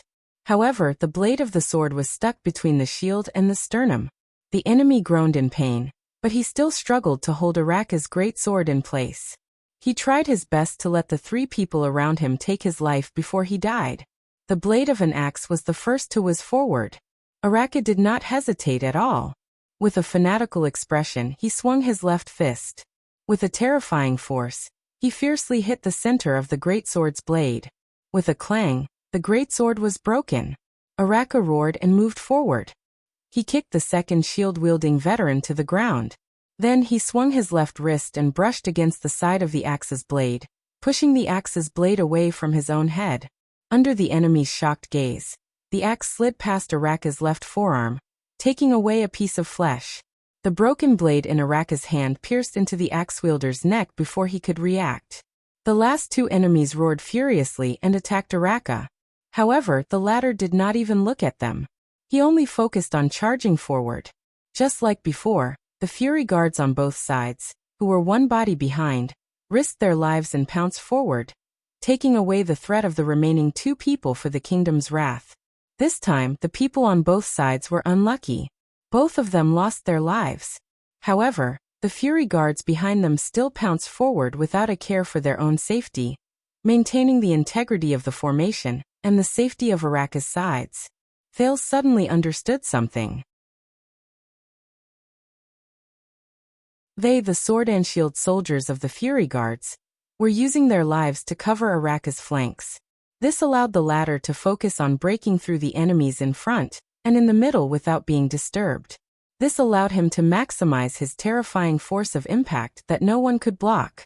In a little over 2 seconds, Araka broke through the second row. Once again, the next batch of enemies faced him. The 2 enemies in front of him held long spears in their hands. The tips of the spears were pointed at Araka's heart. They were determined that no matter how Araka charged forward, they would use the movement of the spear tips to force him to retreat.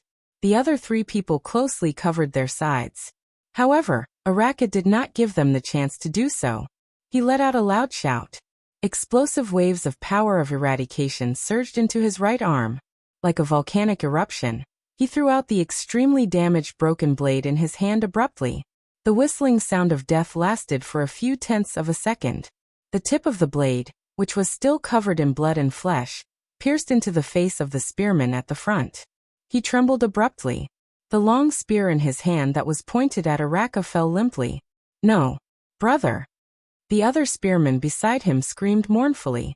Araka's expression was ferocious. He reached for the front part of the falling long spear with both of his hands. He took advantage of the momentum and pulled the long spear out. The power of eradication erupted once again along with the spear shaft that was thrusting towards him. The other spearman, who was roaring madly, was hit squarely in the chest by a force that was as strong as a siege hammer. He fell to the ground with a muffled groan, and his roars stopped abruptly. The long spear was retrieved from Araka's hands once again. Then the latter used it as a stick. With a great force, he swung the spear and ruthlessly swept it towards the lower bodies of the remaining 3 people. Without changing his expression, Araka turned his spear around and stabbed one of the 3 people who fell to the ground to death. He then continued to charge forward without looking back. The guards on both sides caught up once again, and took care of the remaining 2 people while they were at it. How long can you maintain this kind of attack? Thales looked at the densely packed enemies in front of him, then at the Iron Fist flag in the distance. He calculated the time and distance in his heart as he asked Araka. "Long enough," Araka said in a low voice and charged towards an enemy who was holding a sword. "As long as my guards are still here."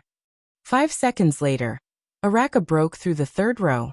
Under Thales' dumbfounded gaze, Araka threw his long spear steadily and pierced the thigh of an enemy who was in front of him. Unarmed, the Kingdom's Wrath charged forward with all his might. He dodged a sword attack, but a wound was left on his right arm. The soldiers of the Kingdom's Wrath surged forward once again. With bravery and sacrifice, they took care of the enemies on both sides for him. Amidst the frenzied roars, an axe blade sliced through the air and attacked. The Kingdom's Wrath took 2 steps forward without even looking. He grabbed the long spear shaft that was thrown out and dragged the enemy who was clenching his teeth while hugging his thigh down. At the same time, he swiftly turned around and used the spear shaft to block the axe blade that was coming towards him. Crack. The spear shaft broke. Araka seemed to have expected it. He held the broken spear shaft and turned around. The broken spear violently struck the axe-bearer's nose bridge. The axe-bearer let out a muffled groan and closed his eyes. The Kingdom's Wrath flung the broken spear shaft away and accurately grabbed the axe hilt between the axe-bearer's hands. He then pulled him towards himself. Then, Araka headbutted his opponent fiercely on his already injured nose with a bone-chilling ferocity. He snatched the axe from the axe-bearer as he fell to the ground in a daze. Araka moved past him and the enemy who was panting while hugging his thigh that was pierced by the long spear. He continued his assault. 8 seconds later, Araka broke through the 4th row of enemies. One of the guards died. 11 seconds later, Araka used his axe to chop off 2 people's skulls. He broke through the 5th row and 2 of the guards died. 16 seconds later, 2 chain-armored infantrymen, who were obviously military officers, came forward. Araka used his axe to chop off a shield-bearer. After spending some time, he finally snatched a short sword and stabbed it into the unprotected eyes and throats of the 2 military officers. He broke through the 6th row. 19 seconds later, Araka easily pierced a person's habitual hand with his flying sword. Then he used the enemy as a shield and jammed the blades of 2 people's axes. He twisted their necks and used one of the axes to chop open the chest of the 4th person. He broke through the 7th row and one of the guards died. Thales watched all of this with his mouth agape. He watched the bare-handed Araka snatch the enemy's weapons with a fierce and violent aura, as well as his instinctive battle skills. He broke through the interception of countless opponents. Could this be what the Chinibyu in my previous life said? A knight does not die by his bare hands? Under the Kingdom's Wrath's assault, Ekstet's light infantryman's line of battle was as thin as a piece of paper. He swiftly penetrated through them at a speed that was similar to when he was training to run. What the hell? Doesn't he get tired? Wuxia, who was panting behind Thales, sliced open the throat of an enemy who was wailing on the ground. He watched Araka's assault in astonishment. We have been jogging all the way and have not stopped at all. Is this the first time you've heard of his nickname? Potre snorted softly. Beside him, Ida only pursed her lips. This fellow's movements when facing multiple enemies and multiple attacks are even smoother than 5 years ago. Within a few minutes, they had already broken through more than 20 rows of enemies. However, the Fury Guards on both sides were still continuously sacrificing themselves. Thales was worried. Araka's teeth were clenched tighter and tighter. His breathing was also becoming more and more rapid. With his stamina, how much longer can he last? With a cold expression, Araka pierced the hammer in his hand into its original owner's face. He pushed away the wailing enemy and roared as he strode towards the next person. It was a military officer. He was fully armored and held a terrifying double-sided axe in his hand. He was giving out orders loudly. He seems to be a commander. Thales listened to the other party's orders and thought with a frown. The kingdom's wrath was a legend. The soldiers of Extet had all heard of his name, as well as the battlefield legends about him. That terrifying man's body contained the wrath of all of Constellation. No one had ever been able to stop the attacks he launched. At least, that was what Mammon Leroque, the commander of Leroque's light infantry brigade, had heard. Until today, he had witnessed it with his own eyes. Leroque, the Northlander who was 6.5 feet tall, furrowed his brows deeply. As he watched his brigade being penetrated by the other party as if there was no one there, he stroked his double-sided axe and licked his teeth. He looked at Araka who was in front of him with eagerness. With Leroque's super-class ability, he could have been a battle leader of a heavy-armored axeman. However, those damned heavy armors were too expensive. Besides, he preferred to be a commander. Many warriors would lose their rationality when they were in a killing frenzy. They would only be left with madness, lax in defense, and little wisdom. But he would not do that. Leroque knew the truth of the battlefield very well. It was not about killing, but about survival. Leroque sucked in a deep breath of cold air. He looked at Araka who had broken through and charged towards him. He looked at Thales who was behind him, and at the Fury Guards on both sides of Araka. I found your weakness.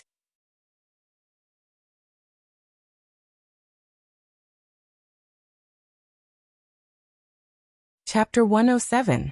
Leroque shouted loudly and quickly took a few steps back, avoiding Araka's attack.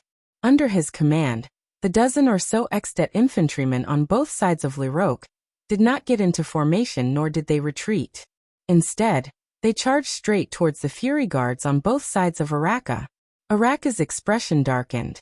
Amidst the furious roars and the sounds of collisions, the Extension soldiers firmly entangled the Fury Guards.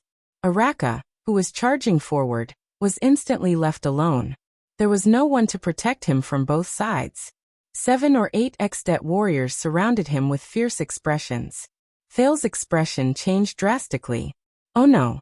The reason why Araka could maintain an absolute advantage in the front and charge into the enemy's formation without any worries was largely due to the sacrifice and protection of the guards on both sides. Otherwise, Araka's speed would probably slow down after he killed 10 people. Then, he would once again fall into an impenetrable pincer and heavy encirclement. No matter how skilled a supreme-class elite was, he would still be exhausted to death in the end. Moreover, on the battlefield, facing an endless number of enemies, multiple attacks from multiple directions, and multiple weapons. Just like what Ida said, even supreme-class elites could not come out unscathed. Just like what Araka was doing right now. These wounds and exhaustion gradually accumulated. Araka looked at the situation in front of him and panted slightly. Cover him. Ida nimbly shuttled between the 3 Extet infantrymen who had great teamwork. However, she was obviously not used to the rhythm of swords and sabers on the battlefield. She could not escape for a while. Cover Araka, she yelled in exasperation. Otherwise, we will be dragged into a tight encirclement again. Waya was entangled by 2 enemies. He was injured and could not quickly break away from the battle. Putre, on the other hand, obviously did not have the same martial arts skills as the others. He could easily break away and cover for Araka. Behind them, the countless Extet infantrymen who were left behind due to Araka's conical impact formation's rapid breakthrough once again ran to catch up to them. Ralph's eyes widened. A strong gust of wind blew rapidly, and used the scattered snowflakes to block the few Extet soldiers at the front row behind him. The soldiers with the equipment of the Fury Guards are all entangled. Poitre was in a difficult situation under the attack of a fierce infantryman. And our diplomatic group, including you, have obviously never fought in a war. We can't charge through. Is there anyone else? Except for the Fury Guards and the diplomatic mission?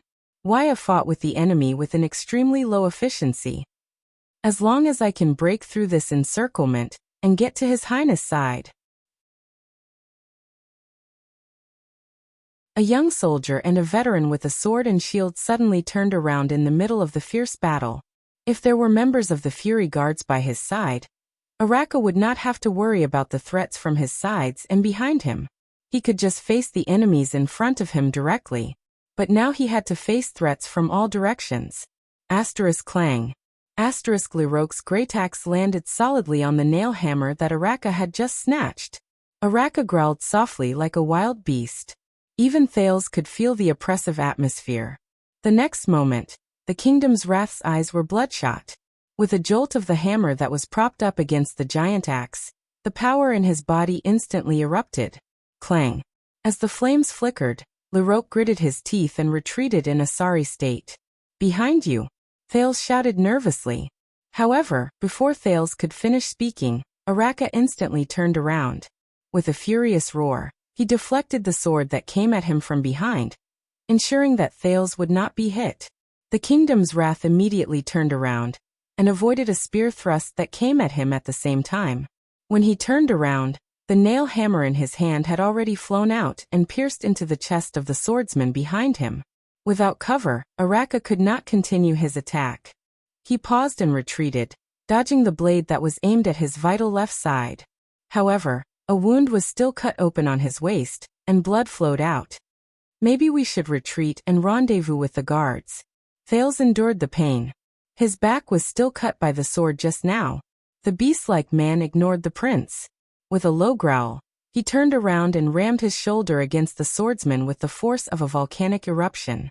The swordsman, who could not retract his sword in time, staggered from side to side. Then he suddenly advanced with his elbow and knocked out all the teeth in his mouth. Rip.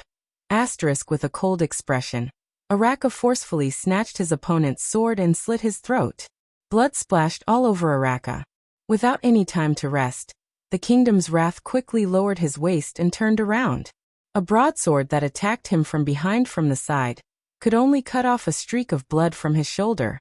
Araka then gave a low kick and hit his opponent's knee. Amidst the sound of bones breaking, the latter groaned and lost his balance. The Kingdom's Wrath's sword slid across his neck, and he caught the falling sword in passing. At this moment, the wind howled. Clang. The loud noise caused Thales' eardrums to hurt. Araka's legs sank into the ground. He raised his sword and blade above his head and blocked Lerouk's great axe, which came slashing down at him with all his might. Precise control, perfect timing, and no wastage. Is that so, the Supreme Class Kingdom's Wrath? Lerouk exhaled ferociously. We charged at you together, but you still managed to kill 3 of us. A long spear attacked Araka's heart. The Kingdom's Wrath blocked the great axe with both hands and turned his chest in an inconceivable manner to avoid the tip of the spear. He clamped the incoming long spear firmly under his left armpit. Another long spear pierced through the air and attacked him. Araka's power of eradication was instantly activated. He deflected the tip of the spear and stepped on the incoming long spear ferociously.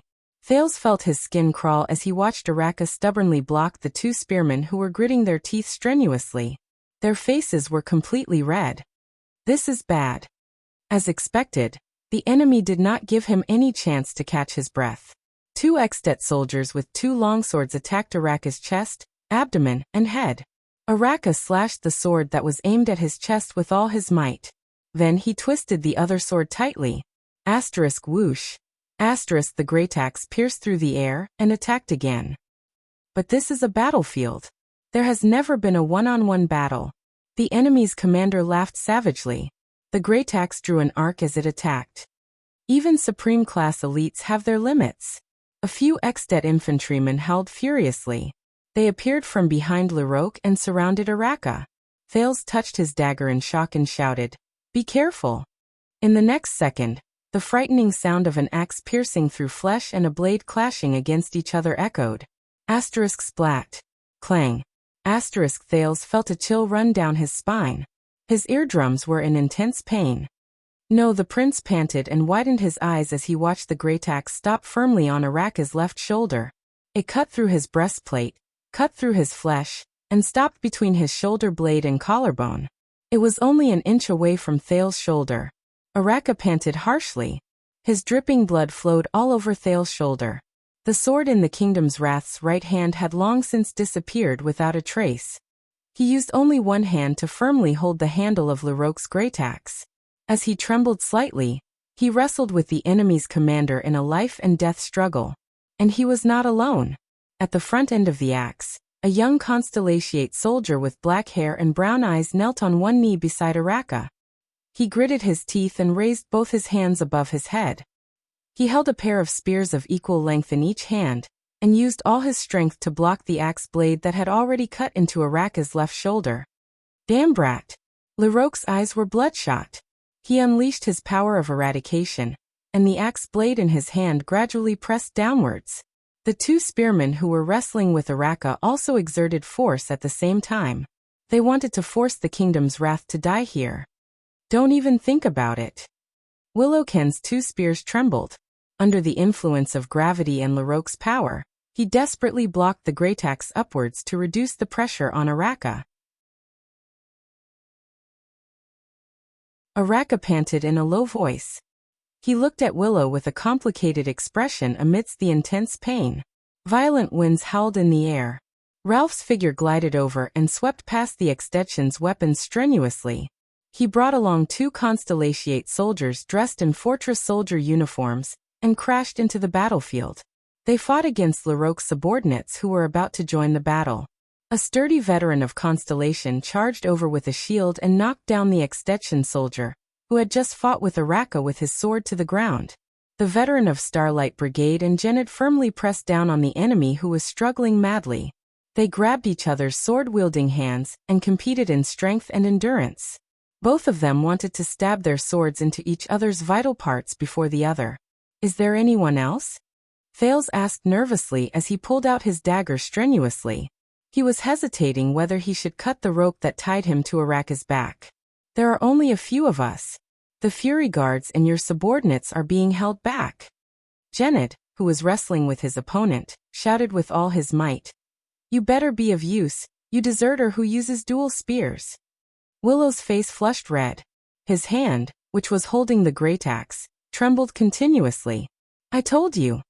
The extension infantryman whose spear was clamped by Araka's left arm roared and lowered his spear. He pulled out a short blade from his back and rushed towards Araka, who was in a stalemate.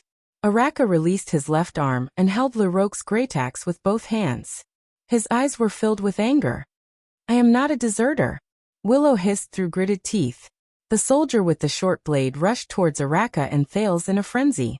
Thales trembled as he cut his own rope. And, I really know how to use. Willow pulled out his right hand that was holding the spear. He used his left hand to block Larocque's great axe strenuously. He shouted desperately, Dual spears! Willow's right hand suddenly thrust forward.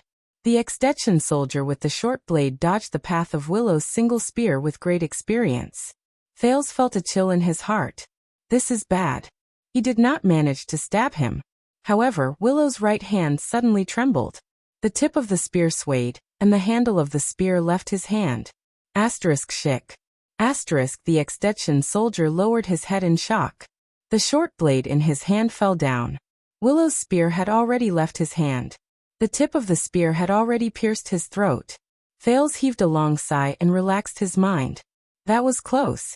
Willow, who had exhausted all his strength, panted. The spear in his left hand that was blocking the great axe trembled and fell. He fell to the ground, exhausted. However, Larocque's great axe did not cut down. Thales once again felt a new burst of power erupting from the body of the man who was carrying him. Larocque watched in shock as his great axe was lifted inch by the Kingdom's Wrath's arms. The beast-like man was like a volcano that was about to erupt. He slowly stood up from the ground. Didn't your commanding officer tell you? Araka panted harshly and trembled like a wild beast. Terrifying power once again erupted from his arms, and he pushed the greataxe forward. Liroque staggered and almost fell to the ground. However, his subordinates behind him caught him in time. If you have the chance to kill me, it would be best if you can kill me in one blow. If you can't kill me, heh. Araka squeezed out a cold laugh from between his teeth. The aura on his body suddenly changed. Thales was shocked to see that the originally restless ripples and explosions in Araka's body began to surge violently like lava from a volcano. Liroque furrowed his brows and watched as Araka's eyes emitted a faint red light. The muscles on his shoulder that had been cut began to contract to block the wound and stop the bleeding. What is that? He recalled the legend of the kingdom's wrath again. No. Impossible. After all, he's just a human, isn't he? Liroque roared furiously amidst the cries for murder around him. He mustered all the strength in his body and charged towards Araka, with a few of his most trusted subordinates. 7 to 8 weapons were thrust out at the same time. Araka Murch. If he leads the charge, he will definitely be able to break through further with the Prince of Constellation. Archduke Lampard sighed as he watched the battle from afar. If they break through in the direction of the fortress, the shock they will bring to the fortress will be stronger. Then, our plan to lure Sisir out will have a higher chance of success.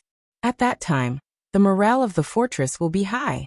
It will no longer be a matter of whether Sisir wants to send troops or not. What a pity!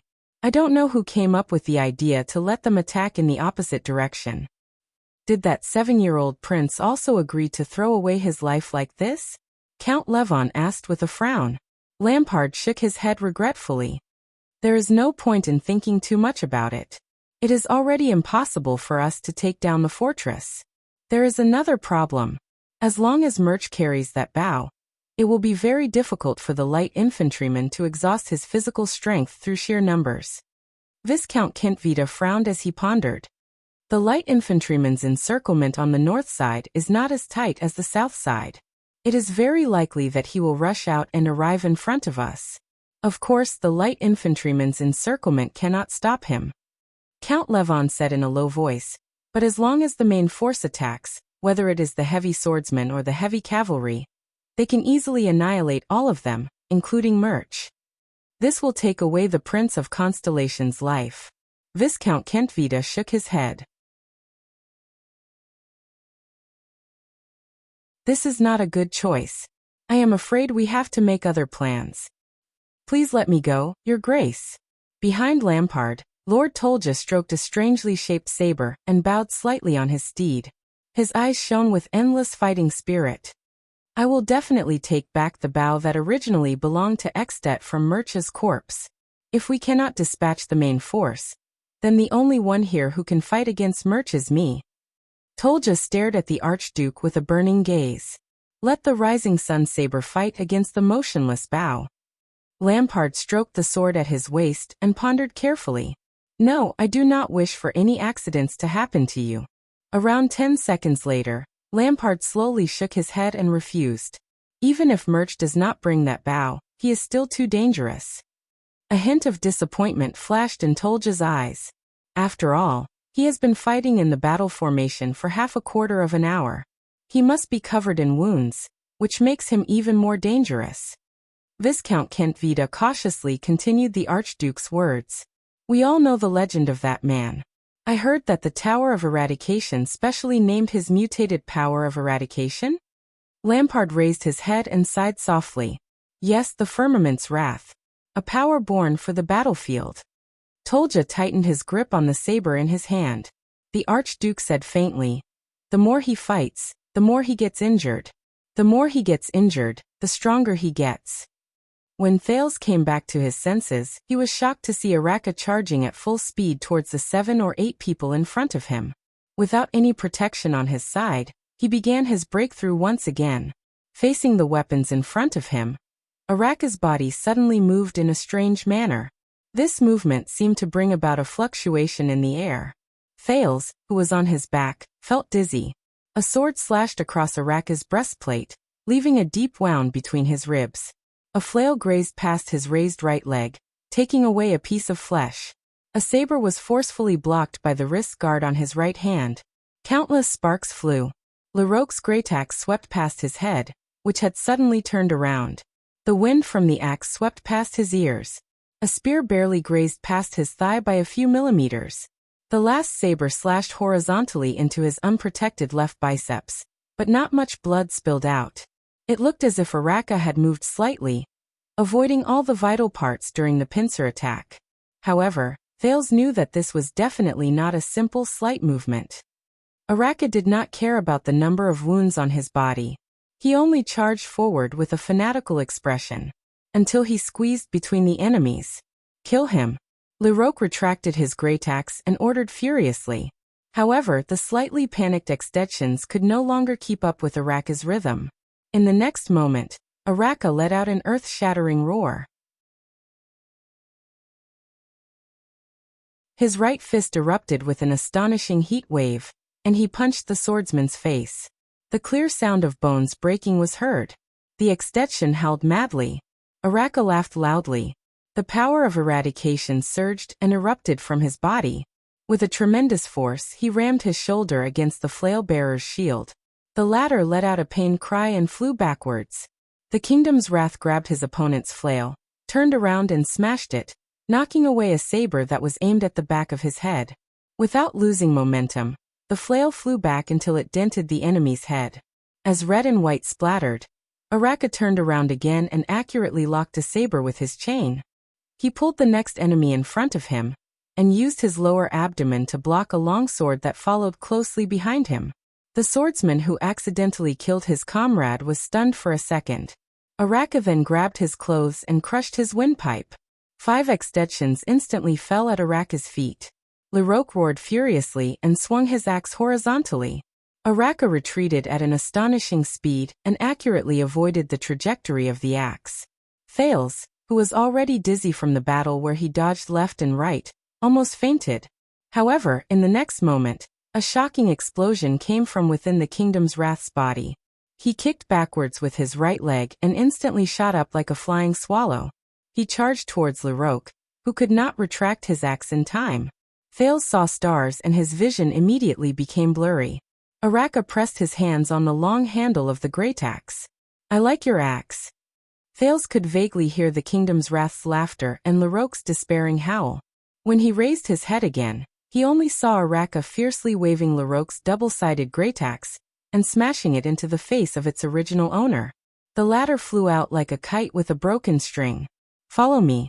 Araka, whose face was covered in blood, waved his great axe and roared at his comrades behind him. Araka waved his double-sided axe and charged into the crowd in front of him like a ferocious beast.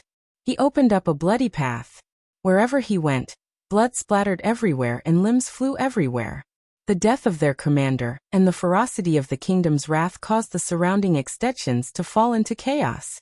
However, in the next second, the Kingdom's Wrath's body actually swayed. He propped his axe on the ground and panted as he looked at the extensions who were still lined up in front of him with hesitant expressions. Thales was greatly shocked. "Hey, Baron Murch, can you still hold on?" Araka panted strenuously and said discontentedly, "I can't believe I have to use this thing to charge at a light infantry formation. If only I was 10 years younger. No, 5 years younger." Thales was stunned.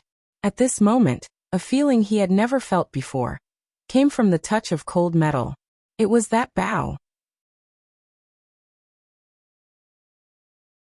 The great bow on Araka's back. Following Araka's words, the silver-black great bow that was pressed against Thales' skin suddenly vibrated. Thales quivered. At that moment, Thales felt a sudden burning sensation erupt within his body. It was as if the great bow was suddenly charged with a weak electric current. It was as if it was repelling his touch. In the next moment, Araka, who was physically exhausted, took a deep breath and his entire body trembled. The extension infantryman watched in disbelief as the Kingdom's Wrath slowly stood up and waved his great axe in a relaxed manner, as if he was filled with strength again. What a nostalgic old time. Araka flashed a terrifying smile as he looked at the enemies before him, who had complicated expressions on their faces. The electric shock of discomfort slowly faded from Thales' body. Thales resisted the discomfort brought by the great bow with great difficulty and asked, "What is this?" Araka twisted his neck and revealed a murderous aura towards the enemies again. "This is the most incredible weapon in the world." He grinned and said, "Each one of them gives its user a corresponding ability." Thales was shocked. He scrutinized the silver-black, metallic great bow again. A legendary anti-mystic equipment? He suddenly realized that this bow did not have a bowstring. Yes. The kingdom's wrath nodded. The motionless bow. Then what is its ability? Thales asked in bewilderment, even though he already had the answer when he saw Araka's rejuvenated physical strength. Araka snorted. Perpetual motion. Thales was slightly stunned. After Jen had dealt with his opponent, he pulled the exhausted Willow up and stood on either side of Araka. Ralph followed behind them with a complicated expression on his face. Leroque's death brought chaos to the Extension Brigade. The Fury Guards finally broke through the infantryman's entanglement. "Hey, boy with 2 spears." Araka suddenly turned his head and looked at Willow. Willow shuddered violently. 3 days ago, this man wanted to send him to the gallows. "Looks like you really don't look like a deserter." Araka snorted softly. Willow's expression became joyful. "But your dual spears are terrible." Willow's expression froze again. "Don't mind him." Thales smiled behind Araka. "This is his way of saying thank you." Araka snorted coldly. He swung his greataxe and strode forward. Next time, change to a pair of long and short spears. The kingdom's wrath's voice came from the front. "Spears of the same length. How stupid." Willow was stunned. He immediately smiled and followed closely behind. The extensions in front of them were no longer as densely packed as before. Lampard's military camp was right before their eyes. A member of the Fury Guards howled angrily and pierced his sword into the body of an extension soldier beside Araka. At the same time, he pulled out the blade of the axe from his lower abdomen. He panted a few times, cast a powerless glance at Araka, and fell to the ground. Araka trembled slightly, but he still broke through the last layer of enemies without looking back. The remaining Fury Guards and diplomat group members finally broke through the encirclement. The moment they broke through the encirclement, the light infantrymen at the back seemed to have received some order and stopped chasing. Before their eyes, they could already see the densely packed army of the Lampard family. Thales raised his head, still recovering from his shock. "Are you sure this is our chance?" Araka threw away Leroque's axe in his hand and tore the rope that bound Thales as he asked quietly, "We have to take a gamble." Thales landed on the ground and felt the change in his sense of balance. He retched a few times. "We bet that Lampard would not dare to kill me. My life is at stake." But he was immediately lifted by Araka and placed back on his back. They continued to move forward. Poutre rushed over from the back with bloodstains all over his body. He said tiredly as he hurried, "At least Lady Cecile does not have to hesitate between your highness and the fortress." Thales grabbed Araka's shoulder and nodded. He turned his head and suddenly saw Ramon, who was still in the group. "He's still alive?" Thales furrowed his brows. "Yes. Even though I saw him in danger a few times, he was lucky every time," Poutre said with an apologetic expression. Thales exhaled through his nose and looked at Ramon, who looked like he still had lingering fears. "As expected," Poutre continued to say, "the Fury Guards suffered heavy losses, and nearly half of the diplomat group's veterans were sacrificed." Thales' expression darkened. He suddenly felt Araka's body tremble as he carried him on his back. "You better be right, young prince." Araka's tone was unsteady as he spoke in a low voice. "Just for you." He turned his head and looked at the heavily wounded soldiers behind him and the countless corpses behind them with an unpleasant expression. Thales also turned his head and looked at the path of Araka's breakthrough. From far to near, the corpses of the Fury Guards almost formed a straight line. 3 days ago, they had a tense confrontation with Sonia and her Starlight Guards in the fortress with solemn expressions, and their hands on the hilts of their swords. 3 days later, they would never return. "You want me to prove to you that I am the most valiant warrior of Constellation?" Araka said in a low voice. Thales was stunned. "This is proof. I have never been the kingdom's wrath." Araka furrowed his brows and his breathing quickened. I only have the Fury Guards and their sacrifices. Araka turned his head and continued to move forward with the stunned Thales on his back. The Iron Fist flag was not far in front of them. Tang En Lothar Jillian Boland. Araka gritted his teeth and shouted the names one after another. Without them, I would have died 10,000 times over. They, the past, present, future, all the Fury Guards who risked their lives. They are the true Fury Guards. The kingdom's wrath. Thales lowered his head. His expression was complicated. At this moment, wait! Araka suddenly shouted loudly. Thales was startled and quickly raised his head. In front of them, from the side of Ekstet's military camp, a small group of heavily armed soldiers walked out in an orderly manner. Everyone also raised their heads and looked forward. The remaining constellations immediately burst into an uproar. Almost everyone was shocked. Damn it! Ida punched Putre and said angrily. What did you do? What did we do? That's not right. Putre stared at the group of soldiers in bewilderment. Everything today is wrong. It should not be like this. Ramon screamed and fell to the ground. I knew it. Following this prince is simply. Wyatt chased after Thales in fear. Your Highness, please seek cover immediately. Ralph was so nervous that he was out of his wits. He kept shaking his head. In the crowd, Willow poked Janet beside him with a strange expression. What is that? What is that? Janet also furrowed his brows. He replied snappily, the ferryman of Hell's River. Willow shook his head with a confused expression. Thales looked at everyone with a puzzled expression. What's going on? That small group of soldiers. Arclight shield. Araka put Thales down and roared madly. Get into formation quickly. Adjust the angle of deflection. All the Constellatiate soldiers moved frantically. The Fury Guards and the veterans of the fortress quickly took out the shields on their backs, especially the ones that glowed with a strange metallic luster. The soldiers arranged themselves into formation layer by layer and raised their shields. Even though Constellation had inherited the tradition of the Empire and was accustomed to the infantry formation, it was different from the normal Constellation formation. This time, the formation was particularly dense.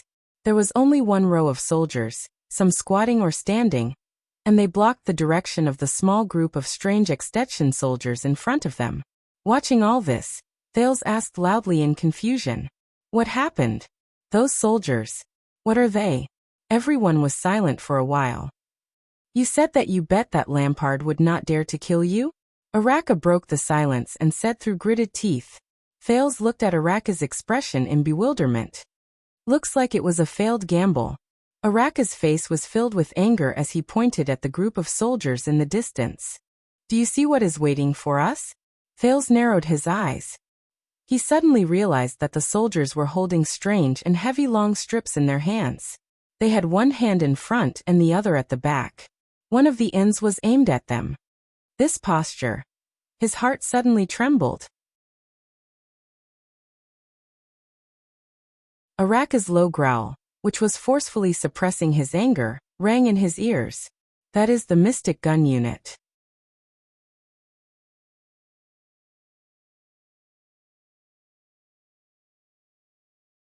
Chapter 108. Get ready to lift. A man whose left half of his face was burnt shouted.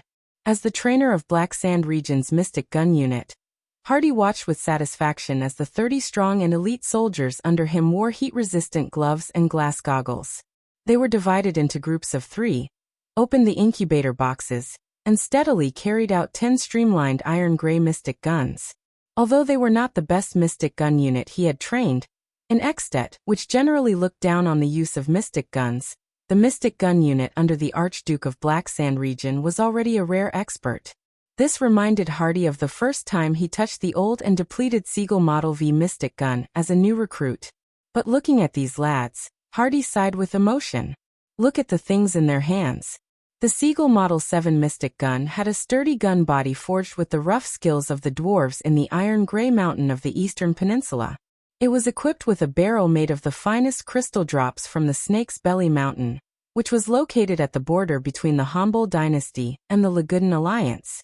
It was also equipped with an oil storage tank made of dark copper mined from the seabed by Crystal Jade City. It was filled with high-quality eternal whale oil obtained from the Southern Sea of Eradication by the Trade Federation, as well as the sealed core of a mysterious origin. The gun body was hard and wear-resistant, and the barrel could withstand high temperatures. It was highly focused and easy to aim. Even the depletion rate of the core was only half of its predecessor, the Seagull Model 6, which was introduced 20 years ago. Mystic energy could be focused within a range of 200 meters without dispersing. It could be fired twice within half an hour, and it only needed 2 hours to cool down. Apart from the ridiculous weight and heat leakage problems that still left people helpless, in Hardy's eyes it was perfect. The inferior mystic guns that were unknowingly sold into the underground black market through the country's arms trade, but lacked maintenance, and maintenance were like wooden sticks to steel swords compared to this gun. The target has entered our field of vision. Prepare to aim. A strong gunner raised his hand and knelt down on one knee. He used his shoulder, which was wearing a special shoulder armor, to support the heat-resistant base at the front of the gun. A smart gunner quickly calculated the distance and direction. He turned the button on the side of the gun and adjusted the focus and energy scale. A decisive operator skillfully checked the gun's status. After confirming that the core was stable, he opened the safety lock and grabbed the firing handle. One day, Hardy thought silently, it will no longer be heavy. 2 people or even 1 person can hold it. It was no longer complicated. 1 person could aim and fire. It was no longer dangerous. The core would not become the fairy bell of Hell's River that could endanger the gunner's life at any moment. It was no longer expensive, and every soldier would be equipped with it in battle, instead of being limited to a small team of a few dozen people. It was no longer mysterious. The nuclear core was no longer a mysterious item that was imported through special channels. Everyone knew its origin and principle. One day, Hardy gently looked at the mystic gun beside him that had entered firing mode. He subconsciously touched his broken left arm and felt the dull pain on the left side of his face. It would become the king of war, take away the pride of the power of eradication, and completely eliminate metal weapons and physical combat from the world. Even in the north, it would tell people how heavy the price of war was and how precious peace was. Unfortunately, I won't be able to see it. Attack position. Hardy solemnly raised his right hand and shouted the second last word. 10 shooters pulled on the handle with built-in springs, and the mysterious core at the back of the gun began to vibrate and make disturbing noises. Hardy looked at the group of Constellatiates who had just broken through the light infantry's encirclement. They heard that their newly found prince was inside. Is that so? Hardy flashed a smile. Lucy, my daughter. You will always be the pride of your mother and me. No matter how desperate the situation is, you must be strong and live on. The next moment, the weathered man, who only had half a face, smashed his right arm with all his might. His face was distorted as he roared. Fire! The soldiers set up a densely packed shield formation, blocking a large area of vision in front of them. Everyone else hid behind the shield formation. Arc-light shields, distribute them evenly.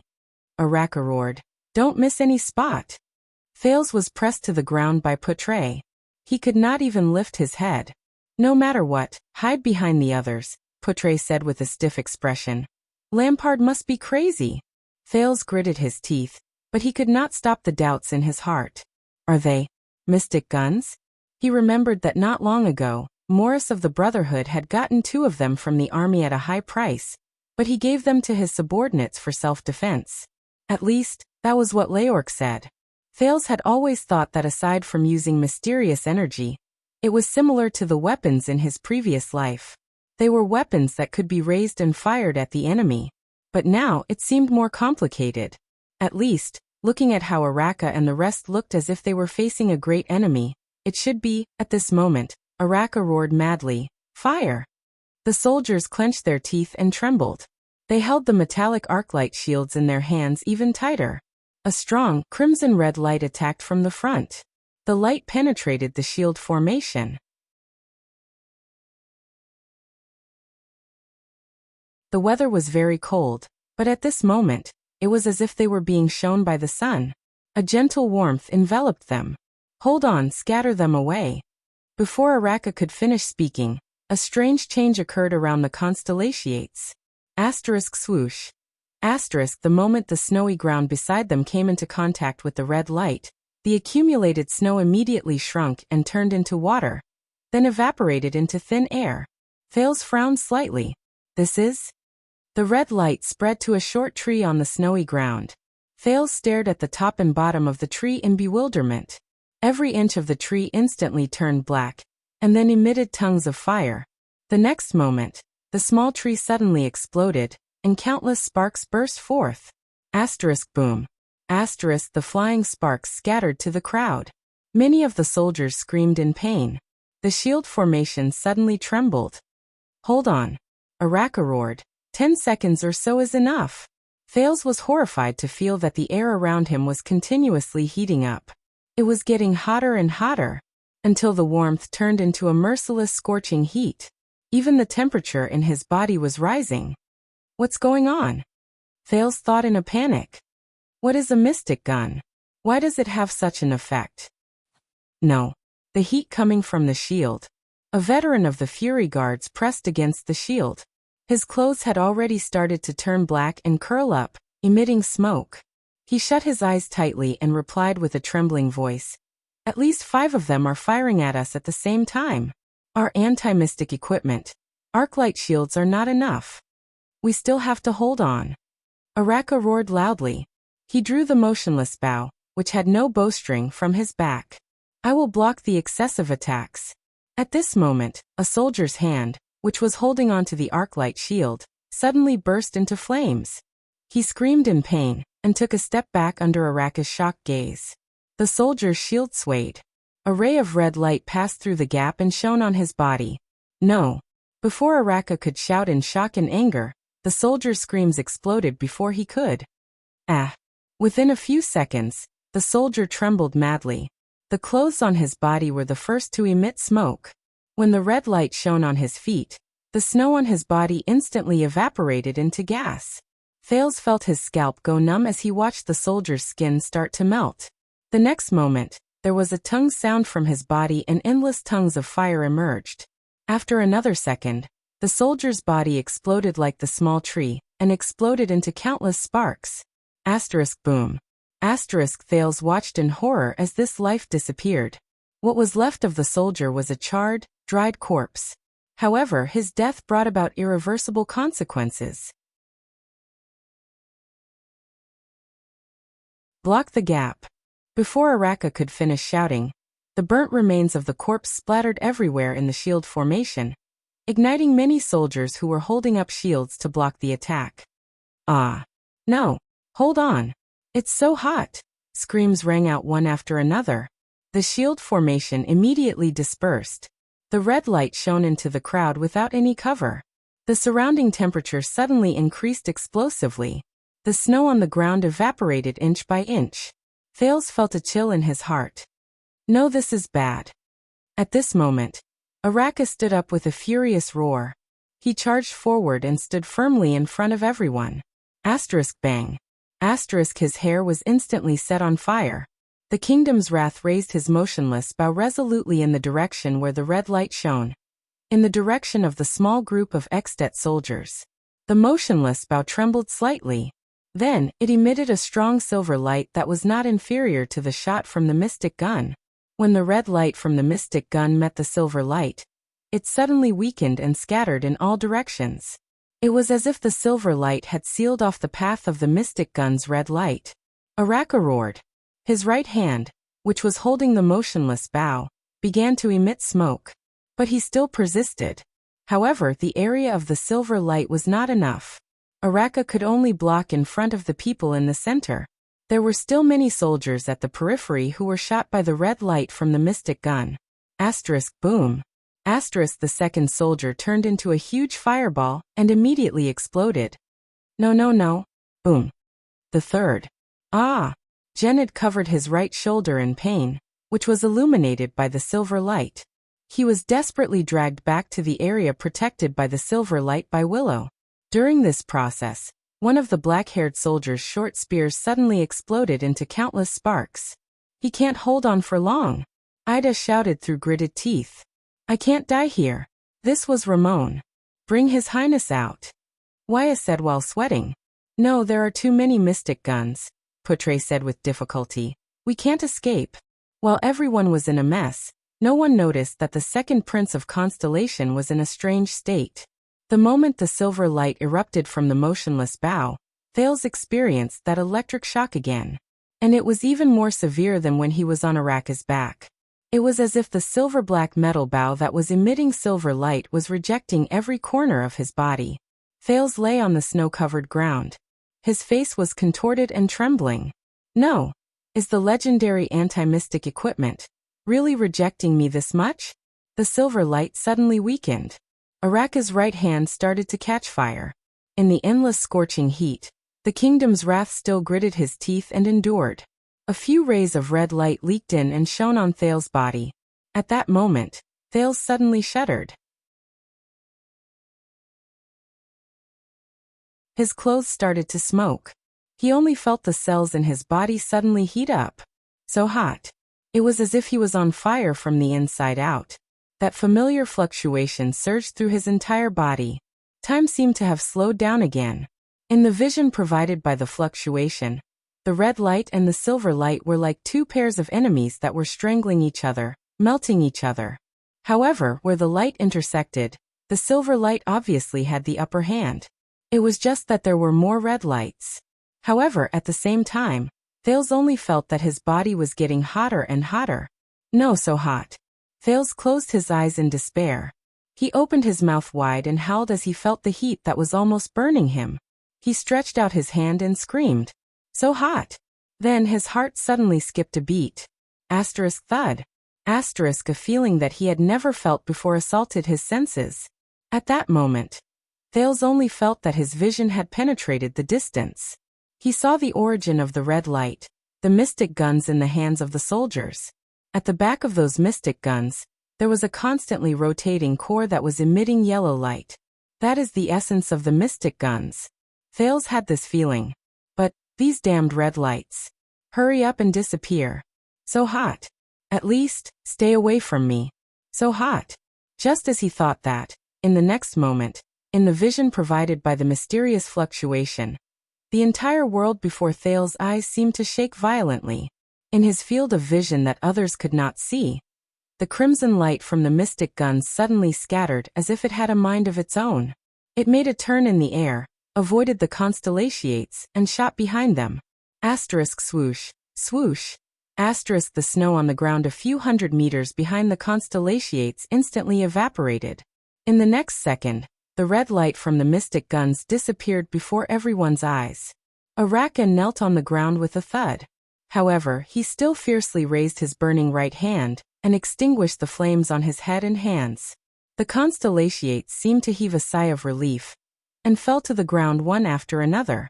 In the scorching air, many of the soldiers had already turned into charred corpses or were burned to death. One round of shooting has ended. It seems that their aim was not very accurate. Araka gritted his teeth and climbed up. He said, "But if they were using Seagull 7? At this moment, a shrill horn resounded through the sky. Beep. Araka furrowed his brows. Putre and the other veterans suddenly trembled. "We survived." Putre's lips trembled as he survived the disaster. He shut his eyes tightly. This is Extet's retreat bugle call. The hurried sound of hooves came from afar. A knight wearing a gray helmet galloped towards them. "Enough! The kingdom's wrath!" The knight wearing the gray helmet shouted from afar. "There have been enough battles and deaths." Araka raised his head and laughed mockingly. "Told ya! The Fire Knight! Come!" He raised his almost charred right hand, and the motionless bow that was almost brand new. He gritted his teeth and said, "Step over my dead body and take it. Come and take the motionless bow that I snatched from your hands 12 years ago. The battle between us has ended." With a solemn expression, Lord Tolja said discontentedly from his horse, one of the 10 co-rulers of Extet, The Honorable Archduke of Black Sand Region, Lord Chapman Lampard, has invited the second Prince of Constellation, His Highness Thales Jadestar, to meet him. Araka was startled. Are you messing with me? At this moment, Putre cried out in shock. Thales had no idea what happened after that. He only had one feeling now. Pain. Numbness from the pain. Numbness from the pain. This was the after effect of the previous time when he lost control. Now it struck him again. Intense pain erupted from all over his body in waves. It was even more severe than the last time. It was as if every molecule in his body was cracking and collapsing. Then this pain was transmitted to every nerve in his body. What's wrong with him? Thales tried his best to open his eyes and saw a knight wearing a gray helmet in front of him. He lowered his head to look at the vigilant Araka. Maybe he's exhausted. After all, it's such a long journey. This was Putre's anxious voice. Oh God, His Highness is bleeding. No, his breathing is weakening. This was Wuxia, who was panic-stricken. Where's that doctor? Let him come here. The last thing Thales saw before he lost consciousness was Ralph, who was running towards him anxiously, and Ramon, who was dragged over by Ida. Those two voices again. Thales thought in a daze, it's like a dream. I'll probably forget about it once I wake up. Oh, it's him again? How long has it been? Just a few minutes? Forget it. This time, it can finally stay, right? Yes, although the buoyancy of the soul is still strong. I can feel that its body is close to collapsing. Wait. It's different from the last time. Someone is stimulating the potential in its body and mending its life. And its life force seems to be exuberant, too exuberant. It can't be. When was the last time we encountered such a tough fellow? Thousands, hundreds, or decades ago. I can't remember clearly. I think it was that arrogant knight-cum-wizard. Sigh, what does Mother think? Mother is still unwilling to accept it. I can only say that having a strong life force is a good thing. Even Mother is lenient. There's no point in thinking too much. Mother has her own plans. Do you still remember the Sovereign of the Abyss from a long time ago? He even had 3 of his hearts destroyed by that calamity.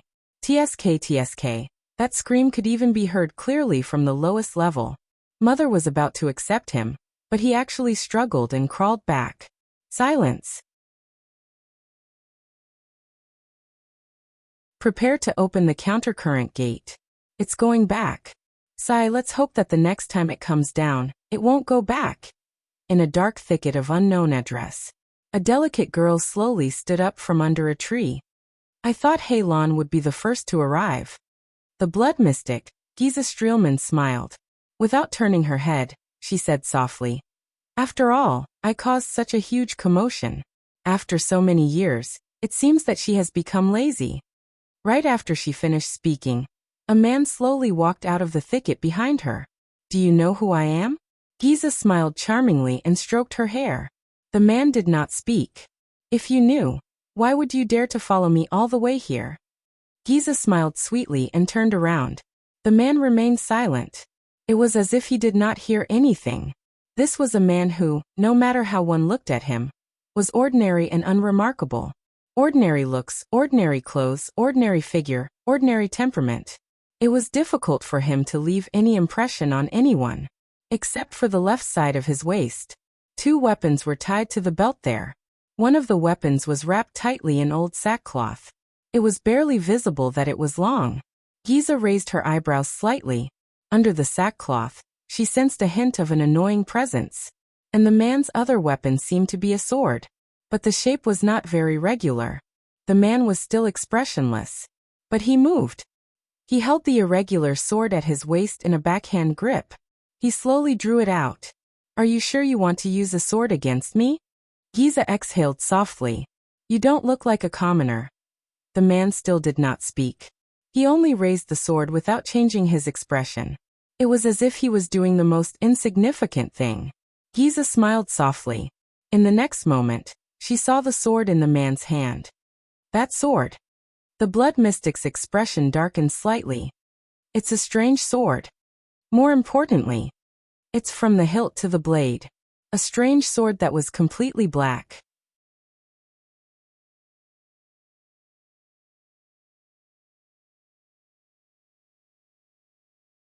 Chapter 109. Alright, he's awake. Thales woke up amidst a chaotic crowd. The moment he opened his eyes, he saw Ramon's big nose. What happened just now? The mystic gun hit me. Did I lose control again? He panted. Ramon was squeezed out of his field of vision, followed by Putre's thin face, Wuxia's anxious expression, and Aida's half-face under the cloak. What's wrong? Thales asked weakly. Get out of the way. Get out of the way. Respect the doctor. Ramon's dissatisfied voice came from the side. Give us an empty space. His Highness needs further examination. The three faces in his field of vision disappeared, and Ramon's big nose reappeared. How am I? Thales asked softly as he felt his entire body. You are fine now. In fact, most people do not have your vitality and recovery ability. Ramon frowned and said with a disheveled expression, But your body. All right. Thales interrupted him and struggled to sit up. He exercised his right arm and observed his surroundings. Now is not the time to talk about this. Ramon clearly felt the abnormality in his body, but how could he talk about it in this place? However, Ramon did not seem to want to give up, and his next sentence made Thales clench his fists. Listen, Your Highness. Ramon was bandaging his shoulder that was injured during the chaotic battle just now. He clenched his teeth and said softly, The others might not know, but I can feel that those mystic guns did not miss their target. Instead, you did something to make them miss their target. Ramon wrapped up his shoulder that was injured during the chaotic battle just now. What? Thales tried his best to control his astonishment and not show that he was too shocked. What did he know? I don't know what you're talking about, Thales replied bluntly. I should get up and tell them that the prince is fine. But Ramon still chattered on with a dissatisfied expression. Whether it's a psionic ability or something else, judging by their reactions, I guess this is not something that everyone knows. But it's okay, I'm not interested in your secret, there's just one thing. He lowered his head and said fiercely, Let me go after we cross the border. I don't want to join your damn journey anymore. Or else what? Thales turned his head abruptly and glared at him. Use that power of yours that can bring people back to life to deal with me? Ramon was slightly stunned. You are not a doctor, Ramon. Thales whispered coldly. Yes, I know this very well. You use another kind of power to treat people. I guess this isn't something that everyone knows, right? He looked at Ramon's incredulous expression and tapped his forehead. We'll talk about this later. Thales stood up, leaving behind the dumbfounded Ramon. The mystic gun troops in the distance had already retreated. The Fury Guards were cleaning up the battlefield, tying the corpses of their comrades to ropes. Everyone's face was filled with sorrow and anger. Damn it. Thales sighed and clenched his fists. If this is what I have to face in the future. Damn it. He lifted his head. Extet's military camp was right in front of him. What happened? He waved his hand to indicate that he was fine. The Extetians, let us go? They retreated after the first round failed. Putre frowned and looked at Thales. Are you sure you're all right? I'm fine. I was just exhausted just now. I feel very good now. Thales said in an unquestionable tone. What exactly is a mystic gun? Thales asked with lingering fear as he clutched his chest. A powerful weapon for attacking and defending cities. Putre shook his head. But each round costs a lot of money, is hard to come by, and is inefficient. No, that's not right. It's not that simple, from the strange name to the mysterious working principle. Thales thought to himself. With all due respect, Your Highness, are you really all right? You even stopped breathing just now. Wuxia shook his head worriedly and walked to his side. I said I'm fine now. Thales interrupted him coldly. We have more important things to do. Wuxia frowned. This is a secret that I must keep. Sorry. Thales raised his head apologetically to Wuxia and looked in front of him. What is that? Thales narrowed his eyes. Not far in front of him, Araka, who was covered in wounds, was glaring at a knight in gray armor who was riding on a horse. One of Extet's 5 war generals, the wielder of the legendary anti-mystic equipment, Rising Sun Saber. Putre said warily. The fiery knight, Rom told ya. Poutre shook his head. It seems that Lampard sent him here alone to make peace. If Lampard really went crazy and wanted to kill us all, why did he give up halfway? Yes. At the end of the day, Lampard has no reason to kill me. Then why? But we have already come this far. Poutre said slowly.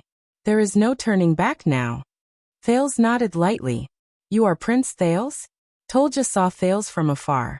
I am Romford Tolja. The knight in grey armor looked at Araka warily and said slowly, Sir Chapman Lampard invites you to meet him. Thales sighed and strode forward. The Archduke of Black Sand region. I thought he would be friendlier. Thales looked around and saw the charred corpses on the ground, as well as the soldiers and diplomat group members covered in cuts and bruises. He suppressed the dissatisfaction in his heart. He wouldn't hypocritically extend an invitation after killing most of our people. Tolja raised his head and looked at Broken Dragon Fortress in the distance. If you have any opinions, you can ask the Archduke himself. The Fire Knight's gaze under his grey helmet was sharp and profound. I am only responsible for bringing you to him. Thales clenched his teeth and exhaled. At this moment, the ferocious-looking Araka strode towards Tolja. Have you forgotten something? An extension? The Kingdom's Wrath's words were filled with anger. Forget it, Araka. Go back. Tolja looked at the Kingdom's Wrath, whose gaze was hostile, and turned his horse around. The Archduke does not welcome you, neither you nor your guards. You are only here to escort the prince, aren't you? Lampard does not welcome me. What kind of joke is this? Araka said fiercely. His brother died in his hands, and his father died in my hands. With this in common, we should be able to chat very well. Thales furrowed his brows. Especially when I killed so many of his soldiers, and he also killed so many of mine. Araka said coldly. We will definitely become good friends. The battle is over. You cannot change its outcome. Tolja answered nonchalantly, as though he was already used to the other party's provocation. The dead who died in the battle are certainly worthy of commemoration, but the living cannot forget their mission. What is your mission, Araka? Araka lowered his head and looked at a charred corpse that was tied to a makeshift tow rope nearby. He clenched his fists tighter and tighter. You fought very bravely, but your mission has been completed. Tolja stared coldly at his opponent. You should be glad that we did not take the opportunity to snatch the motionless bow. Why don't you try? Araka fiercely grabbed the motionless bow and stood one end in the snow. You brought that knife anyway, didn't you? One day I will. Tolja's eyes shone brightly. He shook his head. But not now. One day, he said slowly, we will settle all our debts of blood. Araka stared at him and let out a disconcerting sneer. Your Highness? Tolja did not look at Araka again. He nodded slightly on his horse and extended his hand in the direction of the military camp. Thales glanced at Poutre. The latter gave him a supportive look. I think we do not have any other choice, right? Thales looked at the grey-armored knight. The latter smiled at him. All right. Thales looked at the messy battlefield and exhaled. He walked forward. Let us go and see the organizer of this welcoming ceremony. Thales looked at Araka, whose expression was hard to read. Thank you, Baron Murch. And your Kingdom's Wrath, Thales added hesitantly. Araka did not respond. He only watched silently as his guards cleaned up the battlefield. Thales sighed and lowered his head. He turned around and walked towards the military camp. Poutre was the first to catch up with Thales. Wyatt and Ralph followed closely behind him. Ida looked at the corpses around her and walked to the back of the group. Willow supported Janet. Ramon, on the other hand, followed Thales in dissatisfaction after being pushed by a few soldiers. Child. Thales turned around in surprise. On the snow-covered ground, Araka lowered his head and put the motionless bow back on his back. More than half of my soldiers, including your diplomat group, died. The Kingdom's Wrath said quietly, just to send you here. Araka Murch raised his head. His eyes were filled with emotions that Thales could not understand. Do not let them die in vain. Thales was stunned, but the Kingdom's Wrath had already turned around. Araka grabbed a rope and dragged the corpses of 4 to 5 soldiers. Without turning his head, he walked back the way he came. Behind him were the remaining Fury guards and the corpses of their comrades, who were either intact or incomplete, who were dragged along the snow-covered ground with ropes. His back was lonely. The Extettion's military camp appeared wild and crude. The camp walls were simply built from tree trunks cut from the coniferous forest beside them. The tents that the soldiers rested in were built from thick branches. But in comparison, the Extettions left a deeper impression on Thales. They were really too passionate. Thales even suspected that if Tolja had not led his horse and led the way at the front, the Extettions would have pounced on them. The Extetion soldiers who were standing guard stared at the group of Constellatiates with hostile expressions. There was even a sentinel who spat fiercely at his feet. A group of cavaliers who had just returned to the camp passed by them. They looked at the constellation flag that they held high, and let out provocative laughter at them. "Go back, Southerners." An Extetion soldier who carried heavy armor and a greatsword shouted at the diplomat group in disgust. "Northland does not welcome the people of the Empire. Just keep dreaming about the Empire." A half-naked burly man sat by the bonfire and sharpened a greataxe. He pounded his chest and roared, "First, we have to spit out our territory. Northland only belongs to the Northlanders. They killed our prince, but sent a child to sue for peace." They walked past a circle of soldiers who were sitting on the left. A leading soldier pointed at the diplomat group and scolded, "This is the shamelessness of the Empire." The people around them responded angrily and glared at them. "Do you know why?" The soldier said loudly, "Because all the men in their country were killed by us 12 years ago." The people around him burst into laughter and echoed his words. "They should have sent a princess." "A little boy is fine too," a soldier said mockingly. "As long as he's pretty enough, we don't care if he's in front or behind." Another round of laughter rang out. Thales raised his head and sighed. "Should I be surprised? Or is this how the Extettions say hello to the Constellatiates?" "Do not be surprised, Your Highness," Putre said to the stiff Thales in a relaxed manner. The relationship between Constellation and Extet has never been good since the founding of the country more than 600 years ago. Whether it is the history of the Empire or the competition in the Western Peninsula, there are enough reasons for our hostility. Cold Castle was snatched from Extet by us 400 years ago. History was the first to breed hatred, and hatred is the first to write history. Putre sighed. Only the Peninsular War can make us temporarily forget our opinions of each other, and fight side by side, which is rare. During the Third Peninsular War, the hero Chara and the Oath-keeper King Midir were close friends. Together with Khemu Union's prophet Kai Peng, they worked together to fight against the Eastern Peninsula's expeditionary army. Unfortunately, they turned against each other in the end, and the rare chance for the Dragon and Constellation to mend their relationship was lost just like that. But this is a military camp. Other places are much better. Many Northlanders do not care about those meaningless things. Waya nodded. After all, the civilians who work hard for survival are different from the soldiers who have tasted blood. They call us citizens of the Empire. Why? Thales frowned and asked.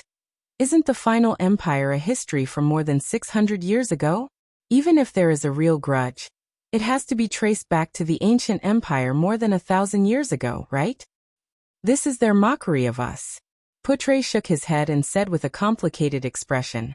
The Constellatiates have always been proud of the empire's bloodline and inheritance, but unfortunately, the empire did not leave a good impression on the world. It's not just the Northlanders.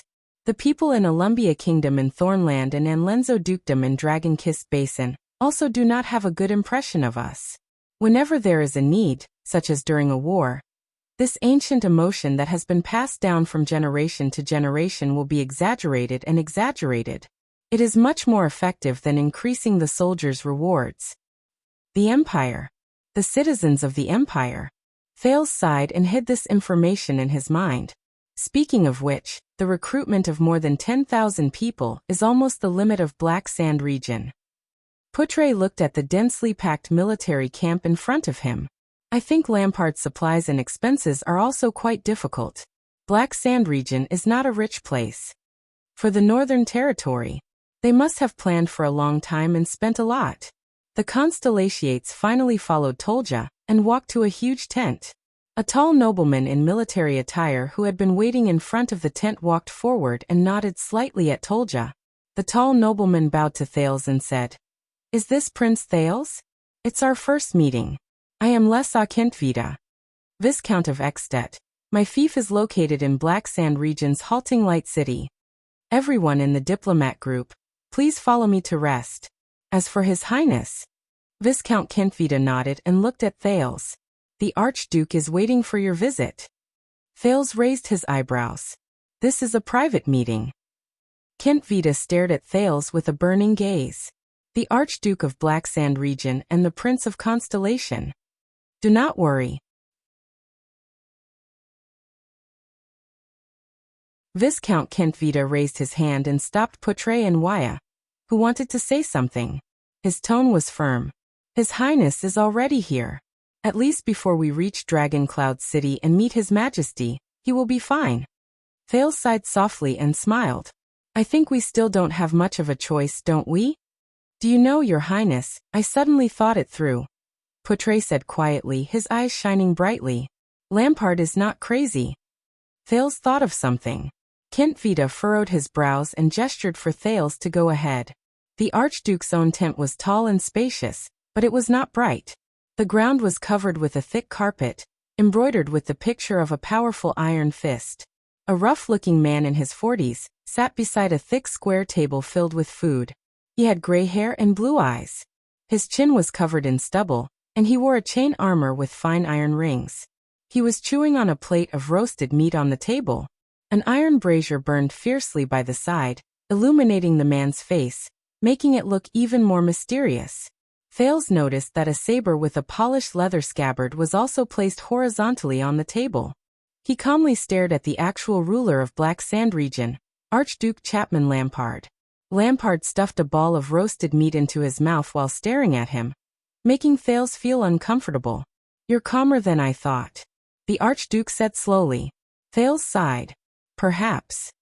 He walked to the table, climbed onto a chair, and sat down. "But in the face of an enemy who owes me hundreds of lives, I really can't think of any other expression. Even anger seems unnecessary."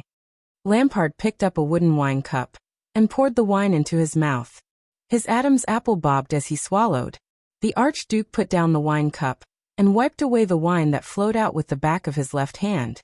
He grabbed a piece of hind leg meat and took a bite. "According to the news that spread from Constellation, you really don't look like a 7-year-old child. When life isn't easy, you have to learn to mature earlier." Thales shrugged. "Eat up, this is good venison." Lampard pushed a plate of roasted meat over. "The Prince of Constellation can't starve to death in my military camp." Thales stared at the crudely styled roasted meat and frowned. "All of you have guts. Your counterattack was indeed beyond my expectations," Lampard said coldly. "Who made this decision? Maybe I should reward him properly. He ruined all my years of planning." "You." Thales pulled the plate in front of him. Without raising his head, he took out his dagger and started cutting the meat. Lampard raised his eyebrows. "This is your decision, Your Grace." Thales cut the venison and said calmly, "You killed half of our men on the first day I stepped into Ekstedt's borders. You forced us to choose the path that was most disadvantageous to you. How long have you been standing here and looking at the fortress opposite you every day? 2 weeks? 3 weeks? I guess it's not easy to maintain the supplies, food, and lodging for more than 10,000 people?" Thales shrugged. "I'm really worried about Black Sand region's finances." He picked up a piece of venison the size of a thumb and put it in his mouth. "It tastes good." Lampard stopped eating and drinking. He stared straight at Thales with a fierce look in his eyes. "You know," the Archduke said slowly, "I originally planned to spare your life and only kill the people around you." Thales frowned. His venison was not cut well. "But we encountered the Mystic Gun Unit. That level of attack." Thales snorted softly and began to cut off a piece of meat. "It was to kill me. That was an accident," Lampard said flatly. An accident. Fales was so angry that he laughed. He put down the dagger in his hand. Your mystic gun. But he was immediately stunned. Wait. Poutre said that Lampard did not go crazy. So. Fales stared at Lampard in a daze. Could it be? That was an accident? Fales asked in disbelief. It was an accident. Lampard placed his arms on the table, his eyes burning. Fales closed his eyes and exhaled deeply. After a while, Fales opened his eyes and said with certainty, You did not send out the mystic gun unit. I did not. Lampard put down his wine glass and shook his head slowly. You did not intend to kill me either, Fales continued. I did not. Lampard's eyes were burning. Fales clenched his teeth. So that's how it is. He exhaled and laughed. Someone else is commanding the mystic gun unit. Lampard had no reason to kill me from the beginning. The mystic gun unit is an uncontrollable killing weapon. No matter how stupid he is, he will not use this kind of thing against me. Fales sighed.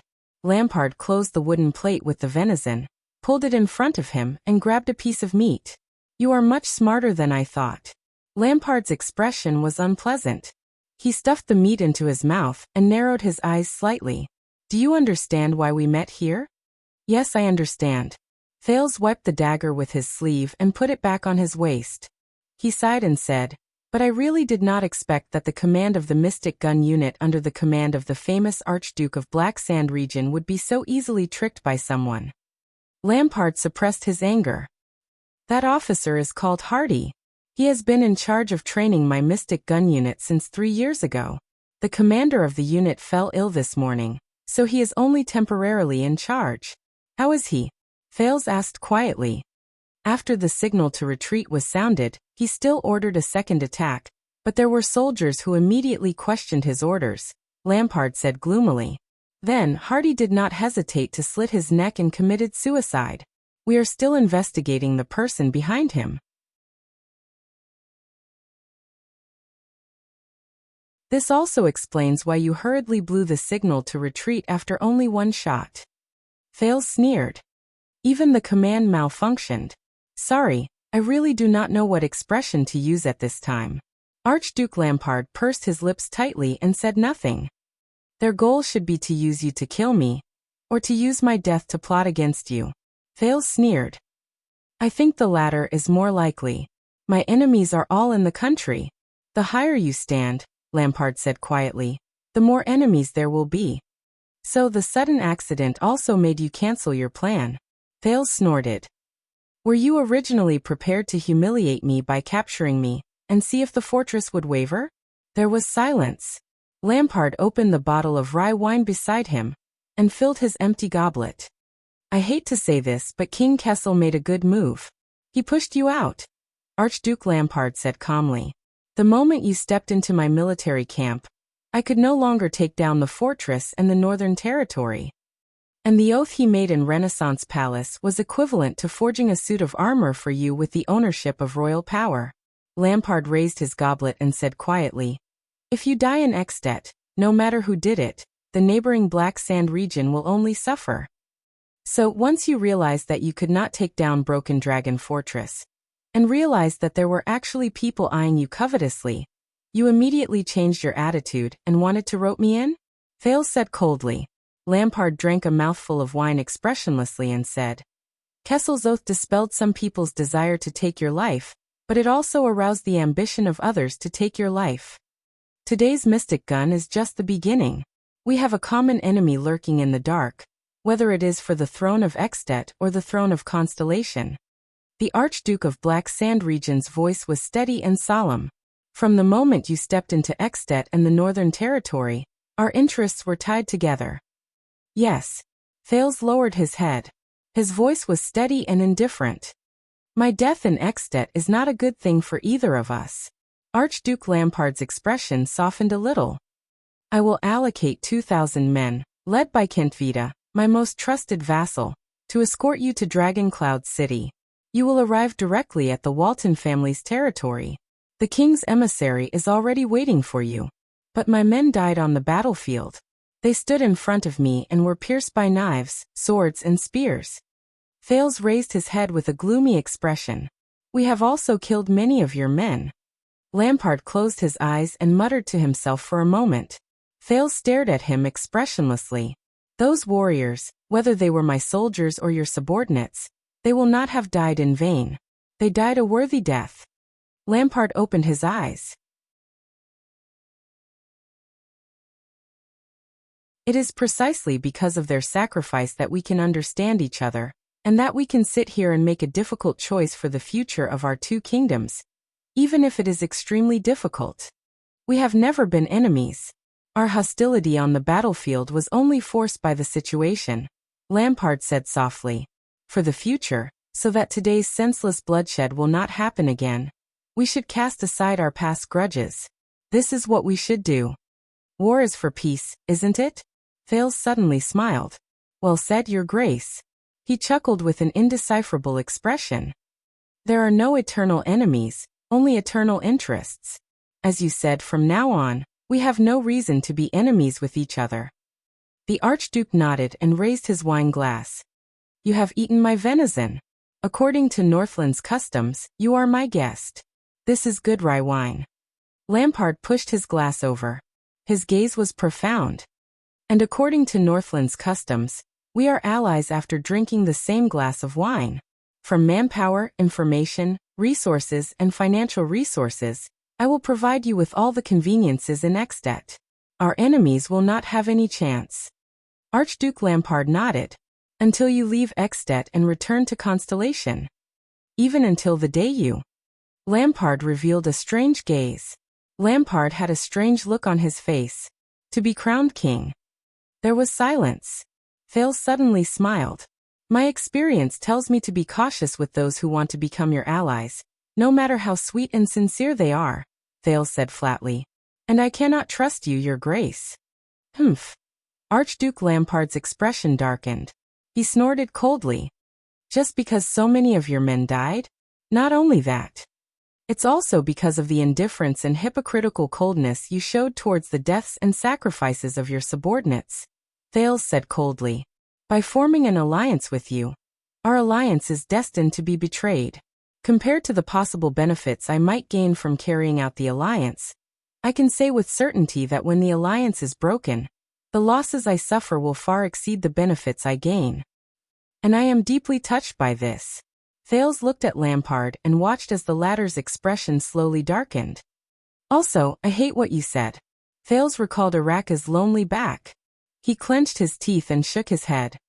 Those people on the battlefield, they died for your selfish desires. As for nonsense like, they died a worthy death, and war is for peace. I'll leave it to you. Thales grabbed his wine glass and sneered. There was silence. At first, I thought you were mature and steady, with wisdom beyond your age. Lampard snorted coldly and shook his head. But now you are acting like a child. You are right, Thales said coldly. He poured the wine in his glass and said to the gloomy Archduke Lampard, and children cannot drink.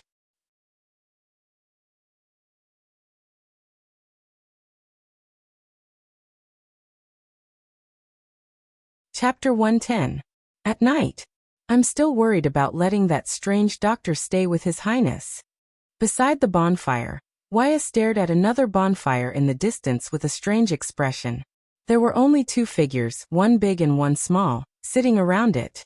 This was the third night since they came to Lampard's military camp. Ramon claimed that he wanted to examine Thales' injuries alone. And the strange thing was that the prince agreed to it.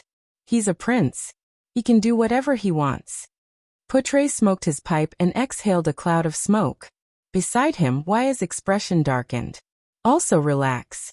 Ramon's fear of His Highness is not an act. Also, there are so many Ekstedtian soldiers guarding the area. His Highness' safety is assured. Poutre glanced at the hostile Ekstedtian soldiers who were either on sentry duty or patrolling around. He then glanced at Ida, who was not far away, and said slowly, also, if Ramon is really an assassin, he had too many chances on the previous battlefield.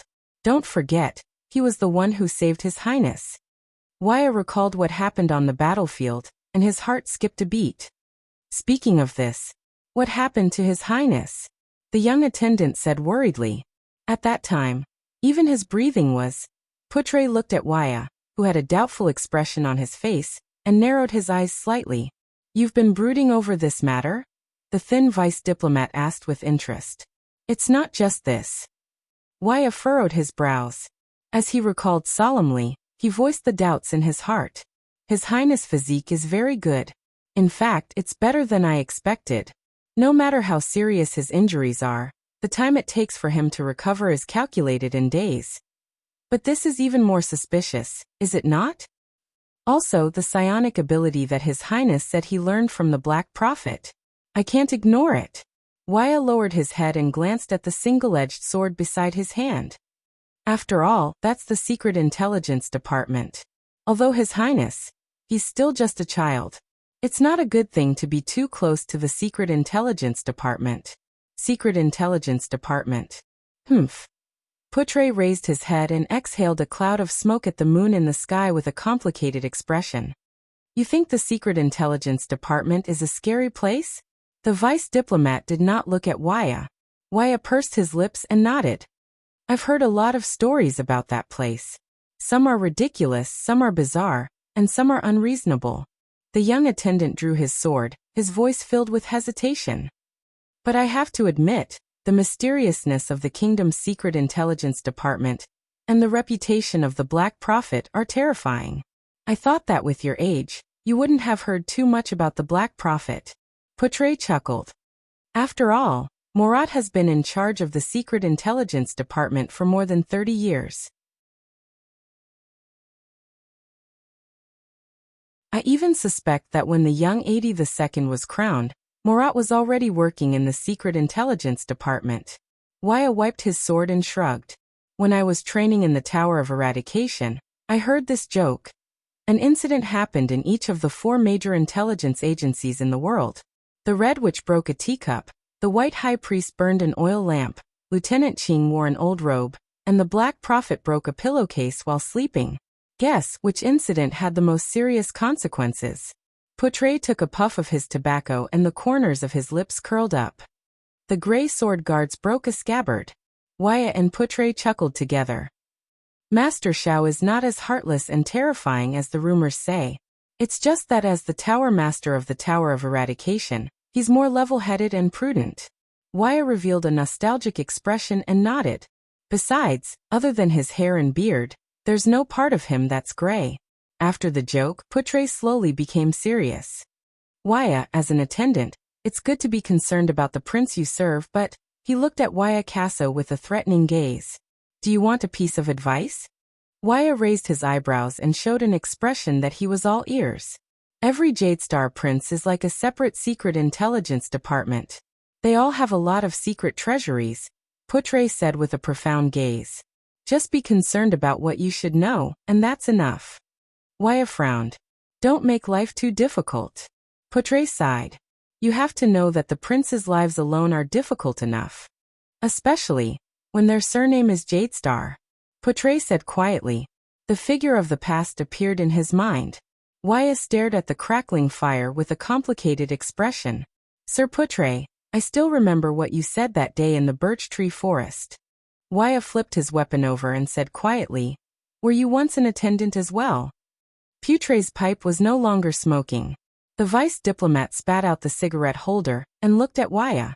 The latter raised his eyes and asked him with a calm expression. Then which prince did you serve back then? Putre's gaze, which was focused on the fire, paused for a moment. A few seconds later he said slowly, just like your father. But I was more experienced and left the prince's side earlier. Waya stared straight at him. He stopped wiping his weapon without realizing it. Is that so, attendant? The young attendant's expression was complicated, but his gaze was profound. Then, do you have a family? Putre turned his head and gave Waya a profound look. How funny, he said quietly. Constellation's famous cunning fox, the leader and signatory of the Fortress Treaty, can't even handle his own family properly. But his gaze immediately darkened. How much better can I be? Listen, Waya. The vice diplomat stroked the slowly cooling pipe in his hand. His tone was heavier than usual. Gilbert is a competent and outstanding attendant. He is orderly, meticulous, and loyal to his ideals and goals from the beginning to the end. He has his own principles. Wuxia gently tightened his grip on the tip of his sword. Even if sometimes, those principles are so callous, the young attendant said faintly. Callous? Portray snorted softly. Sometimes you have to make a choice, no matter how difficult it is. Before Wuxia could respond, a discordant voice interrupted their conversation out of nowhere. Good evening, Constellation's two esteemed guests. Viscount Kentvita, the Archduke of Black Sand Region's subordinate, and his most trusted advisor, walked over from afar. He was dressed in a thick military uniform unique to Northland. I hope I did not disturb you. Kentvita smiled and sat opposite Portray, whose gaze was contemplative, and Wuxia, whose expression was unpleasant. You did indeed disturb us. Wuxia stared at Kentvita with a hostile gaze. He gently flicked the sword in his hand, and it let out a clear, crisp sound. Very well, that means that I have attracted your attention. Kentvita nonchalantly took off his gloves and warmed them by the fire. Why don't you stay in the tent? The weather is very cold, and this is Northland. We like the open country, replied Portray coldly, turning away the ashes from his pipe, his thin face flashing in the light of the fire. It is beautiful, and the view is open. Do not worry. Kentvita smiled softly and saw through their thoughts. You are an extet, and extetians do not have the habit of eavesdropping on tent corners. He turned his head and looked at the Prince of Constellation and his doctor in the distance. The prince is safe here. Kentvita narrowed his eyes. He is truly a special prince, isn't he? Otherwise, the Archduke would not have given such an evaluation. Wuxia snorted in disdain. Portray furrowed his brows. They are starting to pay attention to the prince. The child probably said something strange in Lampard's tent a few days ago. This is not a good sign. The vice diplomat pulled out his tobacco pipe, grabbed a handful of tobacco, and said flatly, "Looks like we will have to depart tomorrow." Wuxia raised his eyebrows. Kentvita's expression froze. He looked at Portray warily. You already know? It's written all over your face, and the soldiers who go back and forth through the night. Besides, Portray nonchalantly picked up a burning branch from the fire and lit his pipe again. Isn't this the purpose of your visit? To convey your lord's will? There was silence. Kentvita stared at Portray seriously, as though he wanted to observe him again. Yes, the Viscount of Black Sand Region said calmly. We will depart tomorrow. I will lead a troop of 2,000 men, including 500 cavaliers and the Fire Knight, Lord Tolja. We will escort His Highness straight to Dragon Cloud City. On the way, we will not rest in any of the suzerain's castles or towns. At most, we will set up camp in the wild. 2,000 men and going around the castles? To ensure that no one will find an opportunity to plot against them? Portray chuckled softly. I am really worried for your lord. It seems that Lampard is also at his wit's end. He has no clue about the mastermind who is plotting against him. Kentvita's expression changed slightly. And here I thought that keeping promises and being absolutely loyal was the glorious and proud tradition of Northland. Portray said softly as he puffed out a cloud of smoke. But look at this military camp right now. There's the smell of conspiracies and schemes everywhere. Who else can you completely trust? Kentvita's expression gradually stiffened. Do you know what this is called? Portray snorted softly. Even a crooked beam will have a crooked shadow, whether it's King Nuvan or your lord. Kentvita grabbed a handful of snow from the ground and gently scattered it. He watched as it fell between his fingers. Do not comment on Northland's internal affairs, citizen of the Empire, the Viscount said coldly. At least on the land of Black Sand Region, accidents will not happen again. Wuxia sheathed his sword. He sensed that the atmosphere was not quite right. Accidents? That mystic gun trainer might have a different opinion. Portray put down his pipe and laughed. Let me give you a suggestion, your grace, clueless Viscount. Kentvita's gaze flickered. What do you know? Stop investigating Officer Hardy's connection with the Archdukes and suzerains. Your efforts are destined to be in vain. Frowning, Portray tested the temperature of his pipe to make sure that it did not burn well. Why don't you look for his business offline and start investigating the discarded mystic guns sold on the black market? Kent Vita looked puzzled. Black market? Northlanders who look down on mystic guns. Poutre sneered. Compared to buying them directly from the Empire, the training of mystic guns is the most expensive. The usage rate of the core and the freshness of the spare parts are inversely proportional to the soldier's proficiency in operating the mystic guns. Kent Vita revealed a contemplative expression. Beside him, Wuxia was baffled. The Archduke of Black Sand Region's mystic gun troops are very proficient. Their aim during volleys is also very good. Poutre glanced at Kent Vita and flicked the metal rod of his pipe. Based on my experience, unless Archduke Lampard is willing to dismiss half of his knights and heavy cavaliers and allocate a large amount of gold coins every month to support the mystic gun training, he will definitely not be able to train such a troop within 3 years. Kent Vita seemed to be deep in thought. He must find a sufficient source of income and maintain such a troop with a large amount of training. Only then can they be of use during critical moments. Fortunately, it's only 3 years and there's only one trainer. Poutre lit up his pipe and mocked. After 3 years, those troops will probably be able to carry out orders like turn around and fire at the Archduke's location meticulously, won't they? Kent Vita ignored Poutre's mockery. He continued to speak word by word.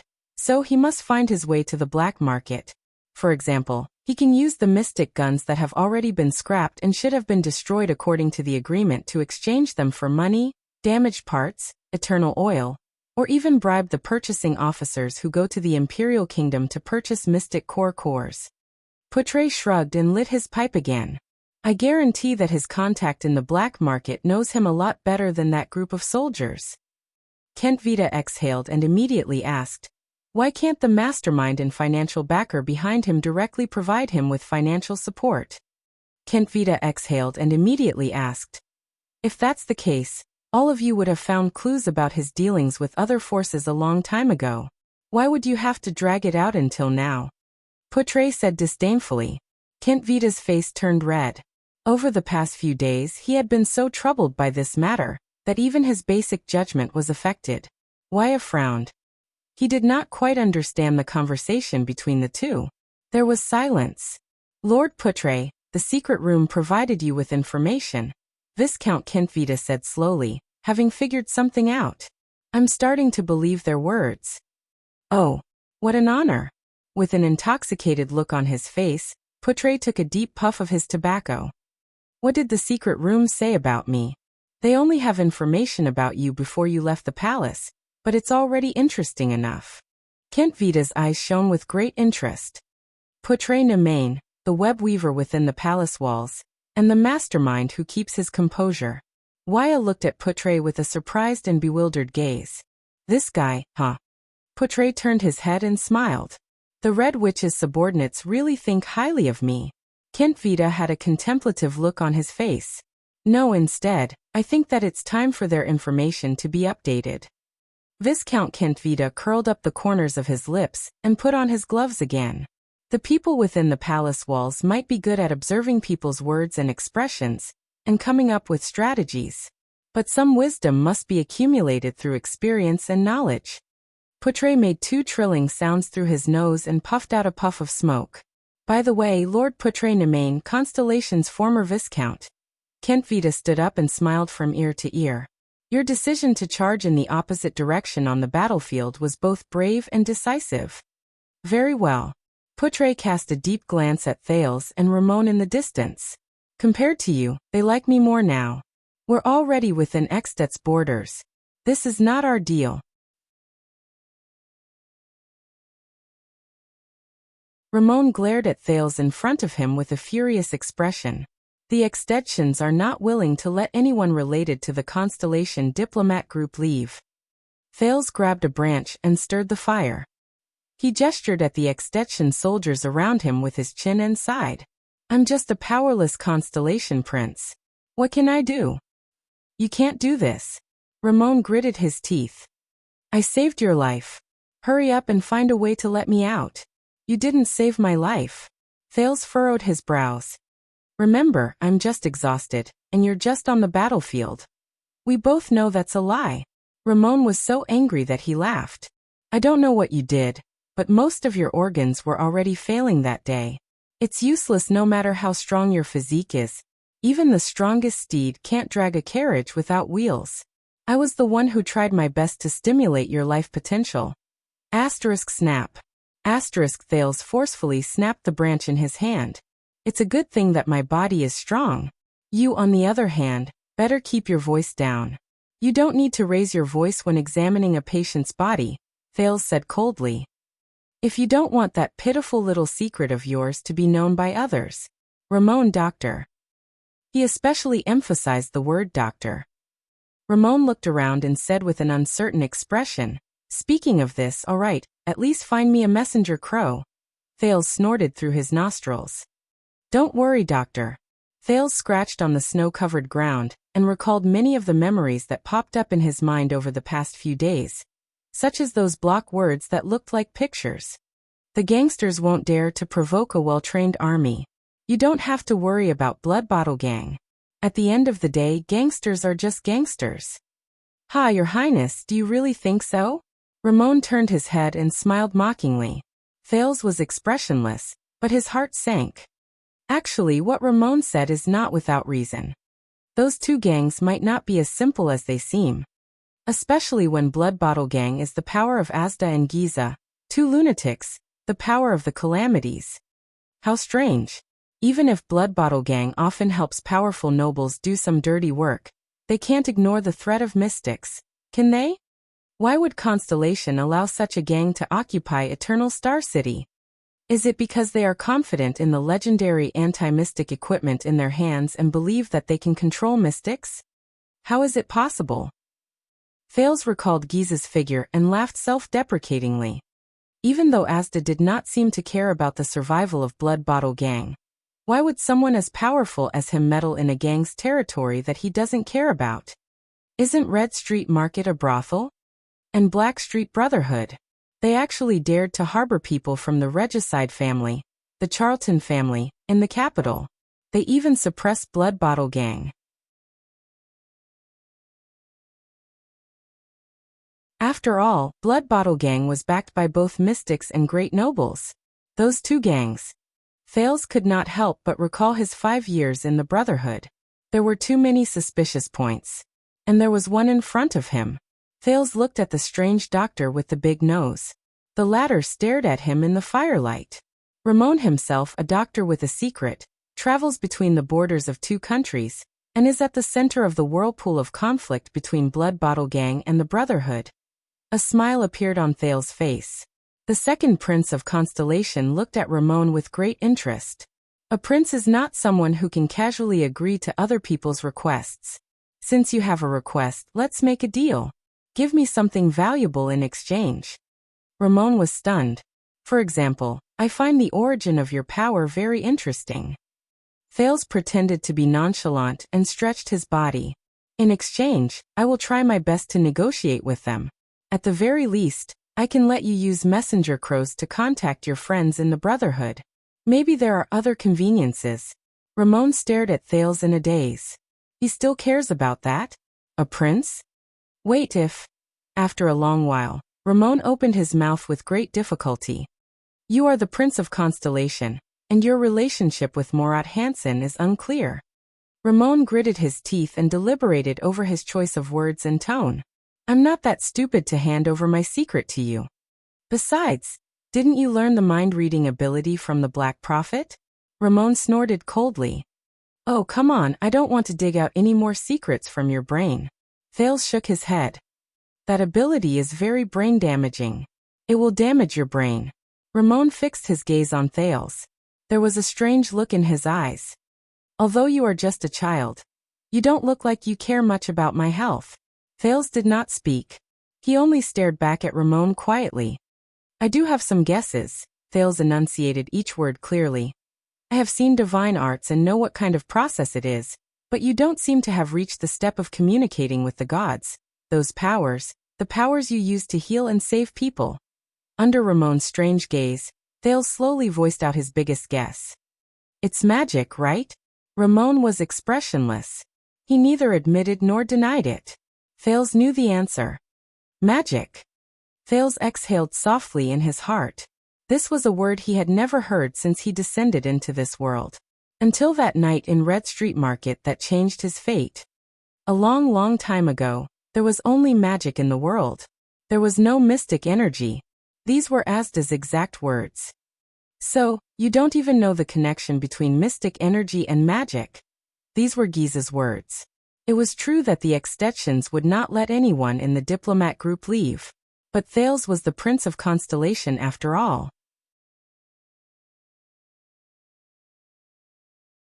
If he insisted, it was not impossible for Lampard to relent and let the unimportant Ramon leave. But Thales did not do so. Because Ramon might have what he wanted. Thales had to find a way to understand everything about himself. For example, mystic energy, and the closely related magic. Ramon chuckled.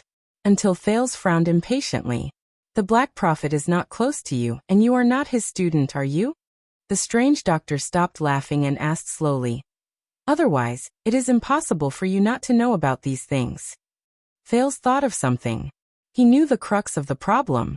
So, Thales looked at the extension soldiers around him. He glanced at the bored Ida at the entrance of the tent, then at Putre and Waya in the distance. Magic! Is this a secret that even the Black Prophet can't sit still? Ramon did not speak. He only stared at him. Thales suddenly smiled. I am a prince, and he is my father's vassal, the second prince said. He sometimes agrees to my requests, that's all. He did not tell me much. This is really interesting. Ramon widened his eyes. His expression was strange and fanatical, just like the first time he met Thales.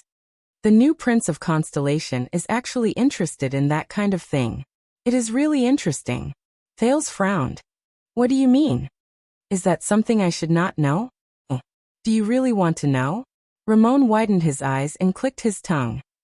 Murat will not be happy. Thales clenched his fists lightly. I am the future Supreme King of Constellation. When he said the word king, Thales felt his voice tremble slightly. Do you think I care whether he is happy or not? Very good, very good. Explaining magic to the Prince of Constellation and the descendant of the Empire. Ramon flashed a strange smile. He shook his head and closed his eyes. This is a good deal, and I can also get a lot of fun from it. Thales narrowed his eyes. Then can we begin? The prince said slowly. Ramon opened his eyes abruptly. How was your history class, Your Highness? I mean, how did humans fight against the ancient orcs, defeat them in the Holiness Exorcism campaign, and how did they negotiate peace with the ancient elves and dwarves in the battle for survival, and finally rise in the world's history? Thales blushed. All right, ever since he was brought to Mindy's Hall, he actually did not have much time to study history. Not much, Thales said slowly. But I know that in the history of humans fighting against the orcs, we awakened to supernatural powers, which is today's power of eradication, and the first batch of knights appeared, but Ramon interrupted him.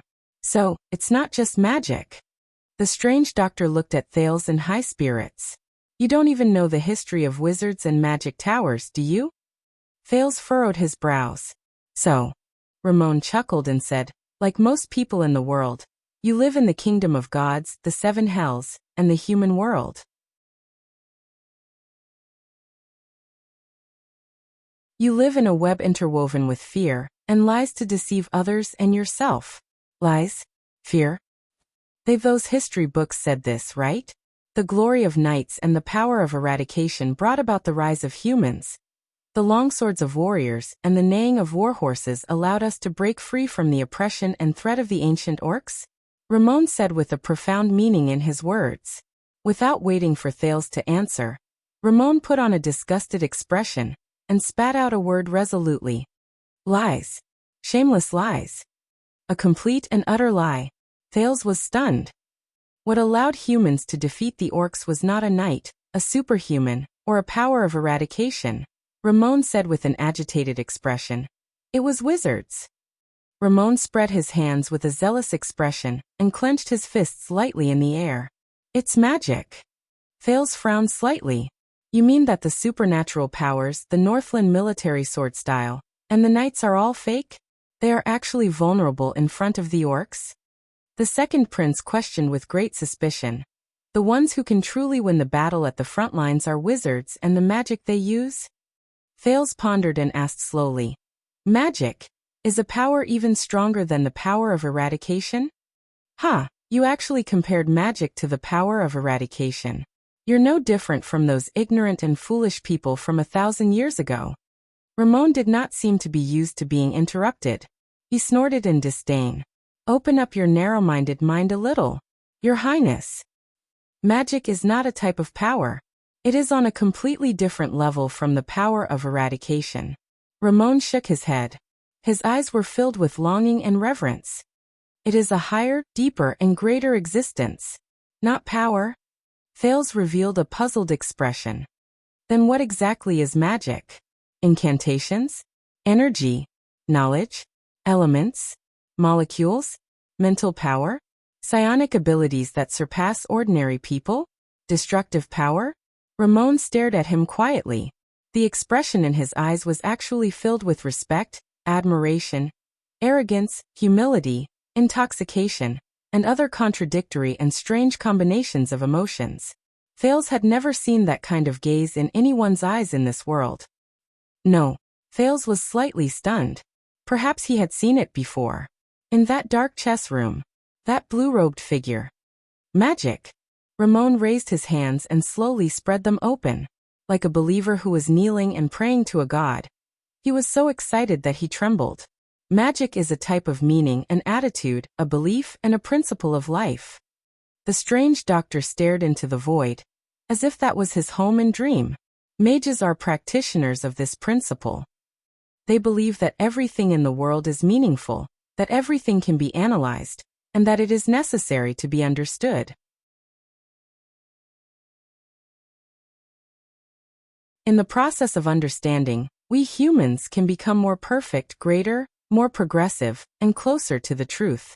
From the pattern of the sun's operation, to the mystery of the origin of life, to human behavior and rules, to the evolution and development of history, everything is within the scope of magic.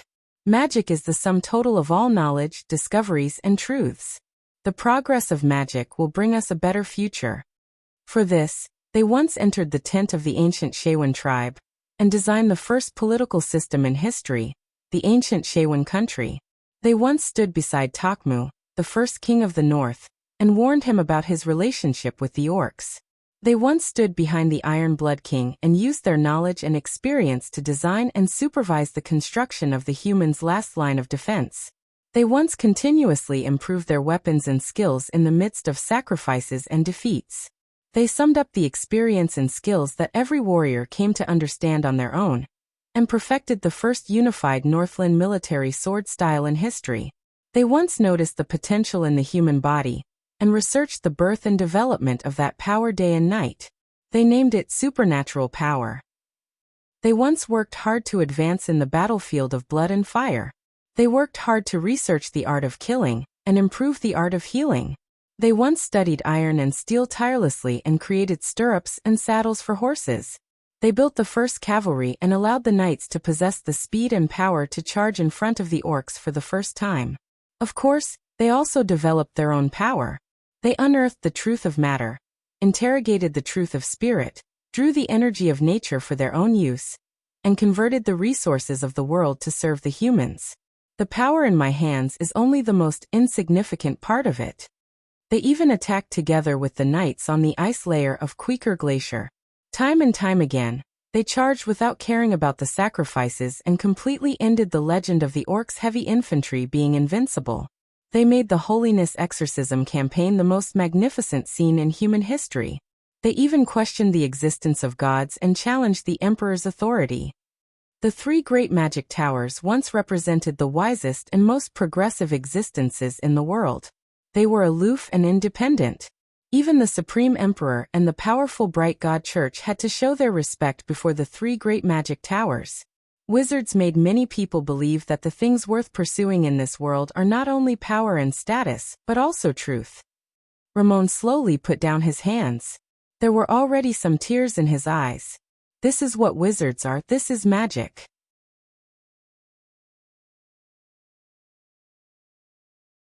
He choked with sobs and said, "In the history of the rise of humans, this is the most important, the most brilliant and the most precious chapter that everyone has forgotten." And now, Ramon lowered his head and said desolately, "No one in the world remembers magic anymore.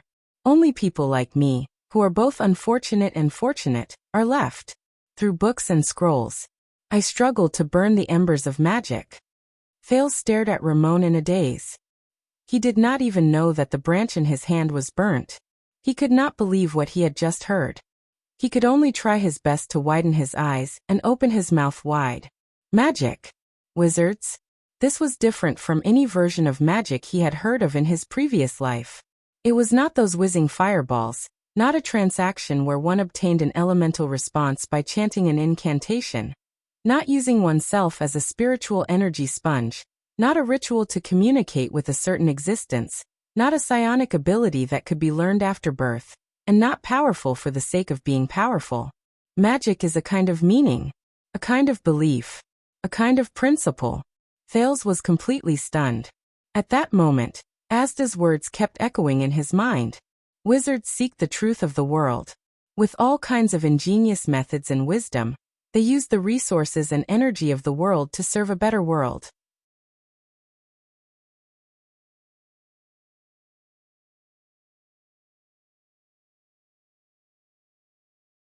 Chapter 111. Extet, on the road from Black Sand region to Dragon Cloud City. Your Highness, I would still advise you to put away those 2 flags, especially the constellation flag with the double cross-shaped stars. Among the marching groups of Northland soldiers, Viscount Kentvita held the reins in his hand and rode to Thales' side, who was heavily surrounded. He ignored Putre and Waya's unpleasant expressions and said to the second Prince of Constellation. He ignored Ramon's and Waya's unpleasant expressions and said to the second Prince of Constellation, "Although we have 2,000 well-trained Northland elite soldiers, it is obviously not the best choice to let everyone along the way know that the Prince of Constellation is here." Thales did not pay any attention to the snowy scenery on both sides of the road, the indistinct mountain range in front of him, and the occasional chimney smoke. The reason why he missed the majestic scenery of the snow-covered mountains in Northland was partly because he was still thinking about what Ramon said 2 days ago, and partly because of the horse beneath him. At that moment, he was riding alone, carefully controlling the horse beneath him to prevent it from swinging its back from time to time. Ralph followed nervously by his side, ready to use the wind to lift his little employer at any time. Even though Gines and Gilbert had taught him almost every trick in riding a horse during the 1 month he spent in Mindy's Hall, Thales seemed to have a natural conflict with horses. Regardless of whether it was the foal in Mindy's Hall, or the Northland noble's horse that was borrowed by Archduke Lampard, which was usually docile and obedient, and was specially equipped with a child's saddle, they all clearly rejected him from riding them or even getting close to them. Right, saddle. Didn't Ramon say that it was also invented by the wizards?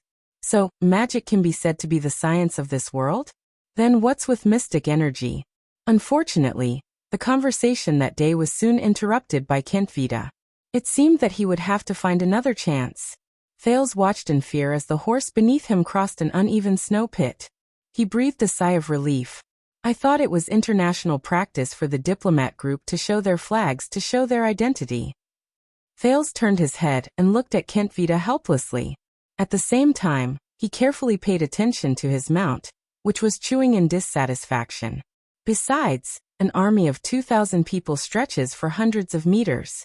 With such a huge commotion, even if I don't raise the flag, won't the people know that the Prince of Constellation has set foot on Extet's territory?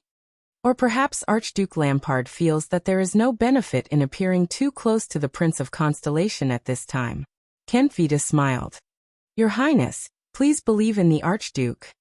But Putre interrupted him. He had no choice but to send 2,000 people to ensure that the prince would not die in his own territory. But he also had to appropriately display his hostility towards Constellation for his own people to see. Putre slowly smoked his pipe and sneered. Archduke Lampard's situation is actually very difficult.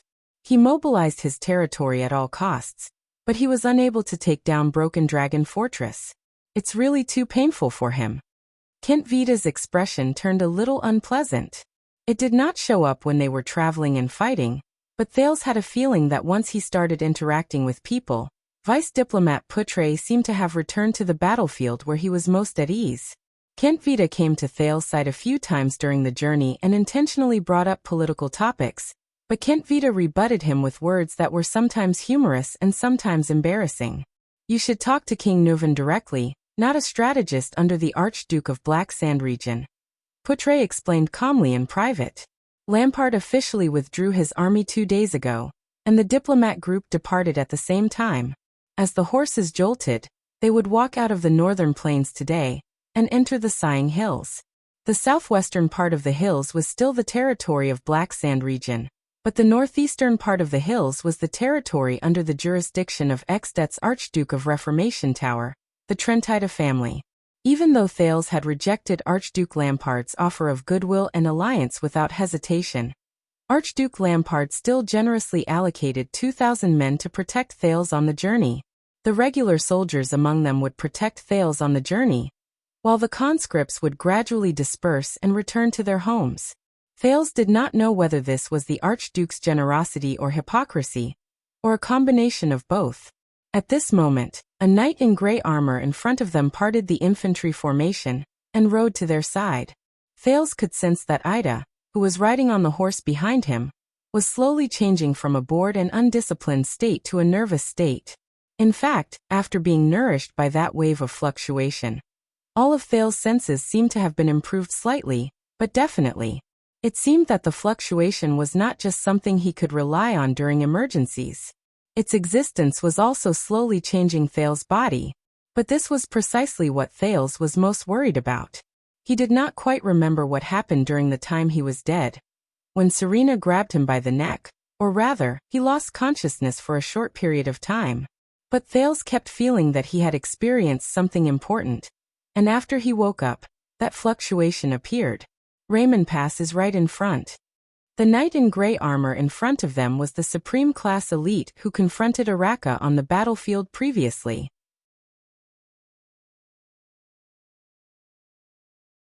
He was the fire knight Tolja.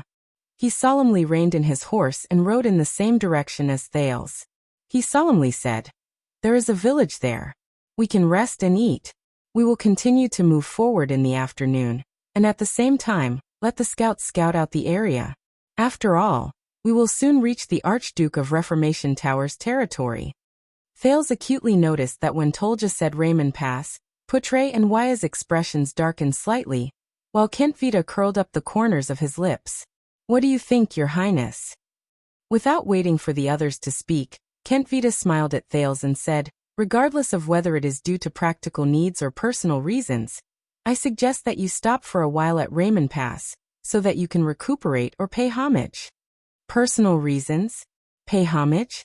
While Thales was puzzled, Putre rode to his side and heaved a deep sigh. Raymond Pass is the starting point of the southwest side of Sighing Hills. It is also the only way to enter the hills from the northern plains. The thin vice diplomat extinguished his pipe and furrowed his brows tightly. Beside him, Wyatt turned his head away. But that was also the place where Constellation's former second prince, Prince Horus, finally lost his life during the Bloody Year. Putre said with a displeased expression. Thales' expression changed. He understood why the other people's expressions had changed. As the Prince of Constellation, Thales lowered his eyelids in a timely manner and sighed. "Of course, Horus is also my blood relative." However, he was also mumbling quietly in his heart. Did the genius swordsman of eradication in Kessel's words, and the royal general with cruel military rules in Sonia's words, die here? But this is also a chance to further understand the truth behind the Bloody Year. He turned to Putre. "The cause of the prince's death?" At the end of the Bloody Year, the winter was unusually warm. King Nuvan gathered 7 archdukes and an army of nearly 100,000 men. They had sufficient rations and weapons to besiege the fortress, which had few troops. Putre sighed in response to Thales' question, and was the first to answer. At that time, the southwest battlefield in Constellation had reached a critical juncture.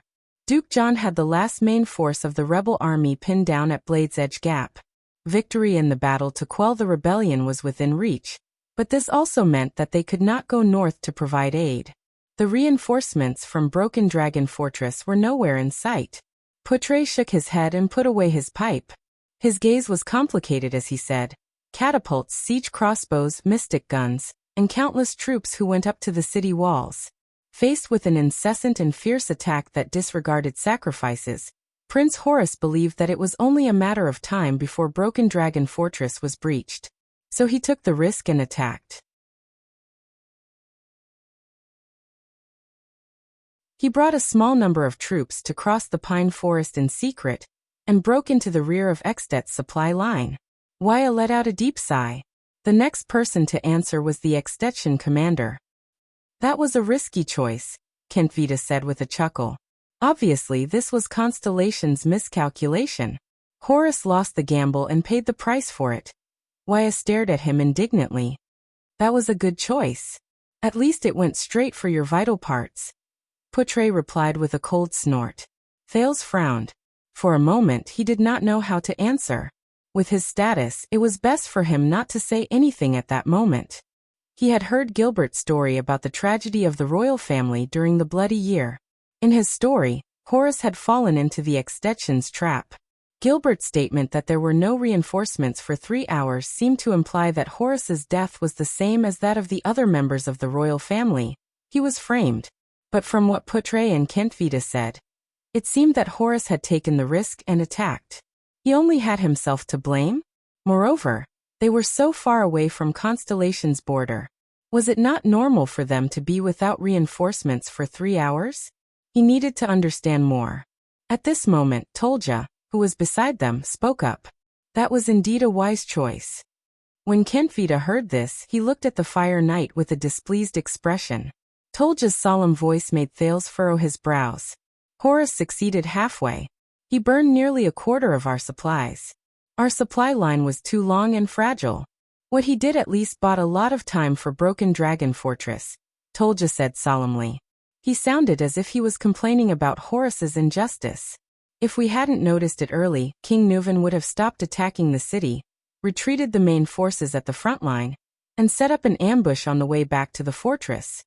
Yes, we blocked Horus's way back from the pine forest and forced him to the plains. Viscount Kentvita snorted, seemingly dissatisfied. Just like how we surrounded a fox. Poutre's expression darkened. Thales was also very embarrassed. Wuxia, on the other hand, had an indignant look on his face. Any Constellatiate who heard an Extension tell the story of how they killed the Prince of Constellation would probably not be happy. That's not fair. After all, he only has a little more than 1,000 men. But Lord Tolja spoke again. He said solemnly, we used an army that was nearly 20 times our number to surround Horus on the plains. But his warriors were elites who had gone through hundreds of battles. Their willpower was as tenacious as the Northlanders. Under their counterattack, the Archduke of Elafir City's troops suffered heavy casualties.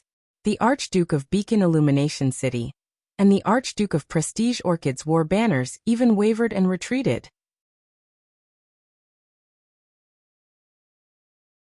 King Nuvan had no choice but to use the rest of his troops and send the elite White Blade Guards under his command to block the gap. Only then did he manage to stabilize the battle line. The battlefield was terrible. The black smoke burned so much that even the fortress could see it. If Broken Dragon Fortress had sent reinforcements at that time, they might have had a chance to rescue your prince from the side of the chaotic battlefield. Poutre gripped the reins tightly. Thales was stunned. But they did not send their troops?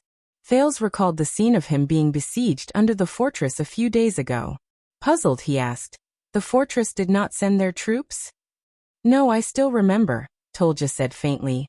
From the afternoon until the sky turned dark, the people in the fortress watched Horus's troops fall one by one on the plains. There were no reinforcements for 3 hours. Thales recalled Gilbert's words and furrowed his brows. Regarding this, Poutre said with a straight face, the fortress had its own reasons for choosing to do so. Enough of that. Kentvita snorted coldly. Even us Extensions feel bitterly disappointed when we see them leave us in the lurch. Leave us in the lurch. Thales gripped the reins tightly and gritted his teeth as he endured the jolt of the horse. Kentvita cast Thales a meaningful glance. Of course, perhaps they were just as cautious as the fortress flower 2 days ago. Who?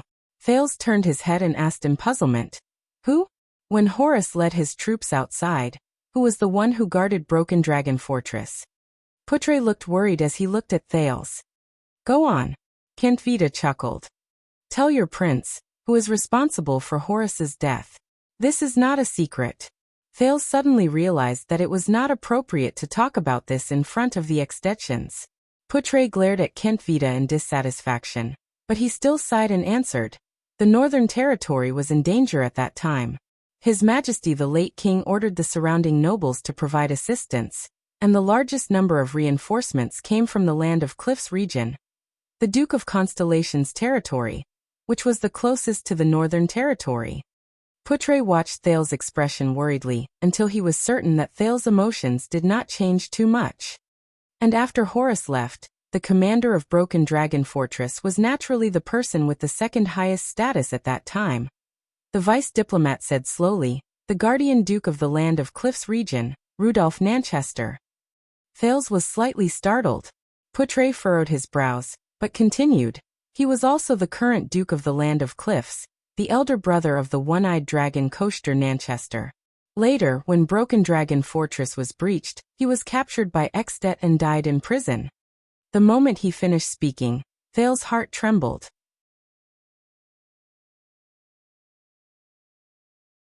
The former Duke Nanchester. Could it be that the brother of the current Duke Nanchester had something to do with Horus's suspicious death? At least, when Horus was besieged, the one-eyed dragon's elder brother stood by and did nothing to save him. Is that so? More importantly, does Kessel think so too? What about the one-eyed dragon? What does he think? What does he think of Kessel? And the one-eyed dragon's already dead elder brother? Could it be that? And the one-eyed dragon's words when I set off from Eternal Star City. Thales thought about the relationship between the two, and his brows furrowed. Putre patted Thales' saddle and shook his head at him. Don't think too much. Thales felt that this was what he meant. And at that time, Horus probably felt that he no longer had any hope of returning to the fortress. The Fire Knight, Tolja, stroked the sheathed blade on his saddle. With a nostalgic expression, he smiled bitterly and said, he made a decision that no one would have expected. Putre shook his head. His expression was desolate. Thales raised his eyebrows. What did Horus do? He no longer tried to break out of the encirclement in the direction of the fortress. A smile of admiration appeared on Tolja's face. Like all of you, Horus turned around and ran in the opposite direction. He broke out of the encirclement all the way to the north. Thales thought of something. Like us? He remembered what the man known as the Kingdom's Wrath said to him on the battlefield a few days ago, before they broke out of the encirclement towards Lampard's flag. A long time ago, in a hopeless situation, a Jadestar told me, since there is no way to retreat, why not go forward with all your might? So, what Araka said was, after an entire day and night, they escaped here. We, the army of Black Sand region, also chased them here. Tolja's expression was complicated. He raised his hand and pointed at the snow-colored hills that had begun to rise and fall in front of them. Thales turned to look. They arrived at the end of the plains. A black mountain peak that was half covered in snow began to appear in front of them. There was only a narrow entrance between the two low mountain peaks. It was only as wide as the gallop. The Extet troops moved slower and slower until they stopped. We are here, Viscount Kentvita said faintly. This is Raymond Pass. This is the battlefield from back then? Thales looked at the strange rocks covered in snow in front of him and asked Tolja, who was beside him, with a strange feeling in his heart. We held them in place and surrounded them once again. Horus's remaining troops guarded the area next to those rocks. Tolja nodded and said with a profound gaze, the former Archduke of Black Sand region lit a torch and personally led his guards to besiege them continuously. He also ordered them not to use crossbows. He wanted to obtain the glory of capturing the Prince of Constellation alive. Tolja nodded. Horus, on the other hand, personally wielded his sword and wore his black armor. He stood guard under his 9-pointed Star War flag. No matter how the people around him fell one by one under the blades and axes, He never took a step back. The best warriors from both sides roared and pounced on each other. Then one by one, they fell between the rocks. That night, even though we had the advantage in numbers, the 4 supreme class elites on our side were all injured. One of them even lost his life there.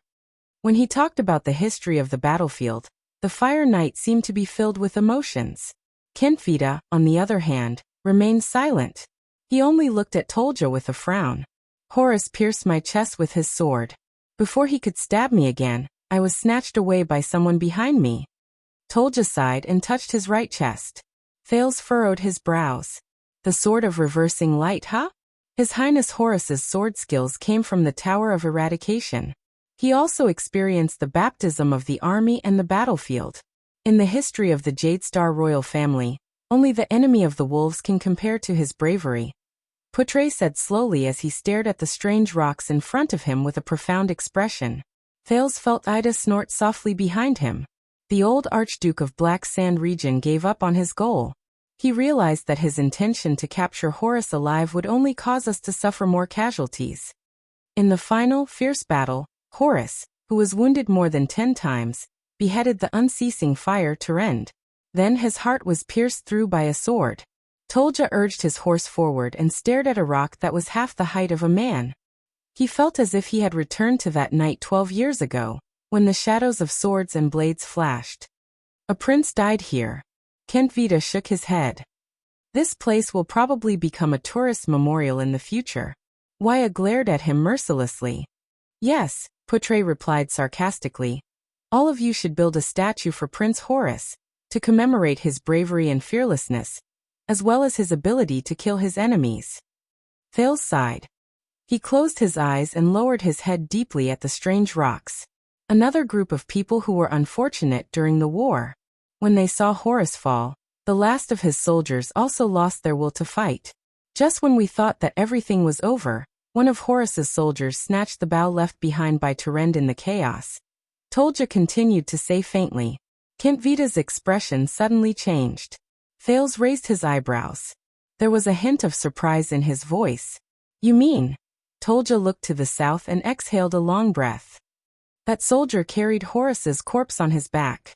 He carried that bow, and with wounds all over his body and a few crossbow bolts, he roared angrily like a madman.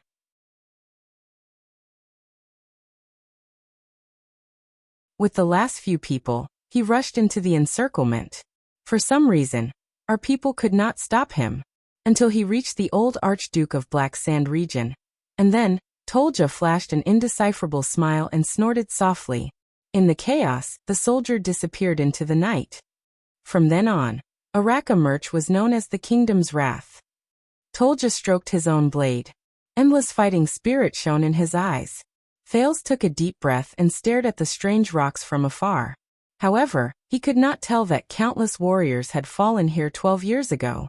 A prince had also fallen here, and another legend had become famous from then on.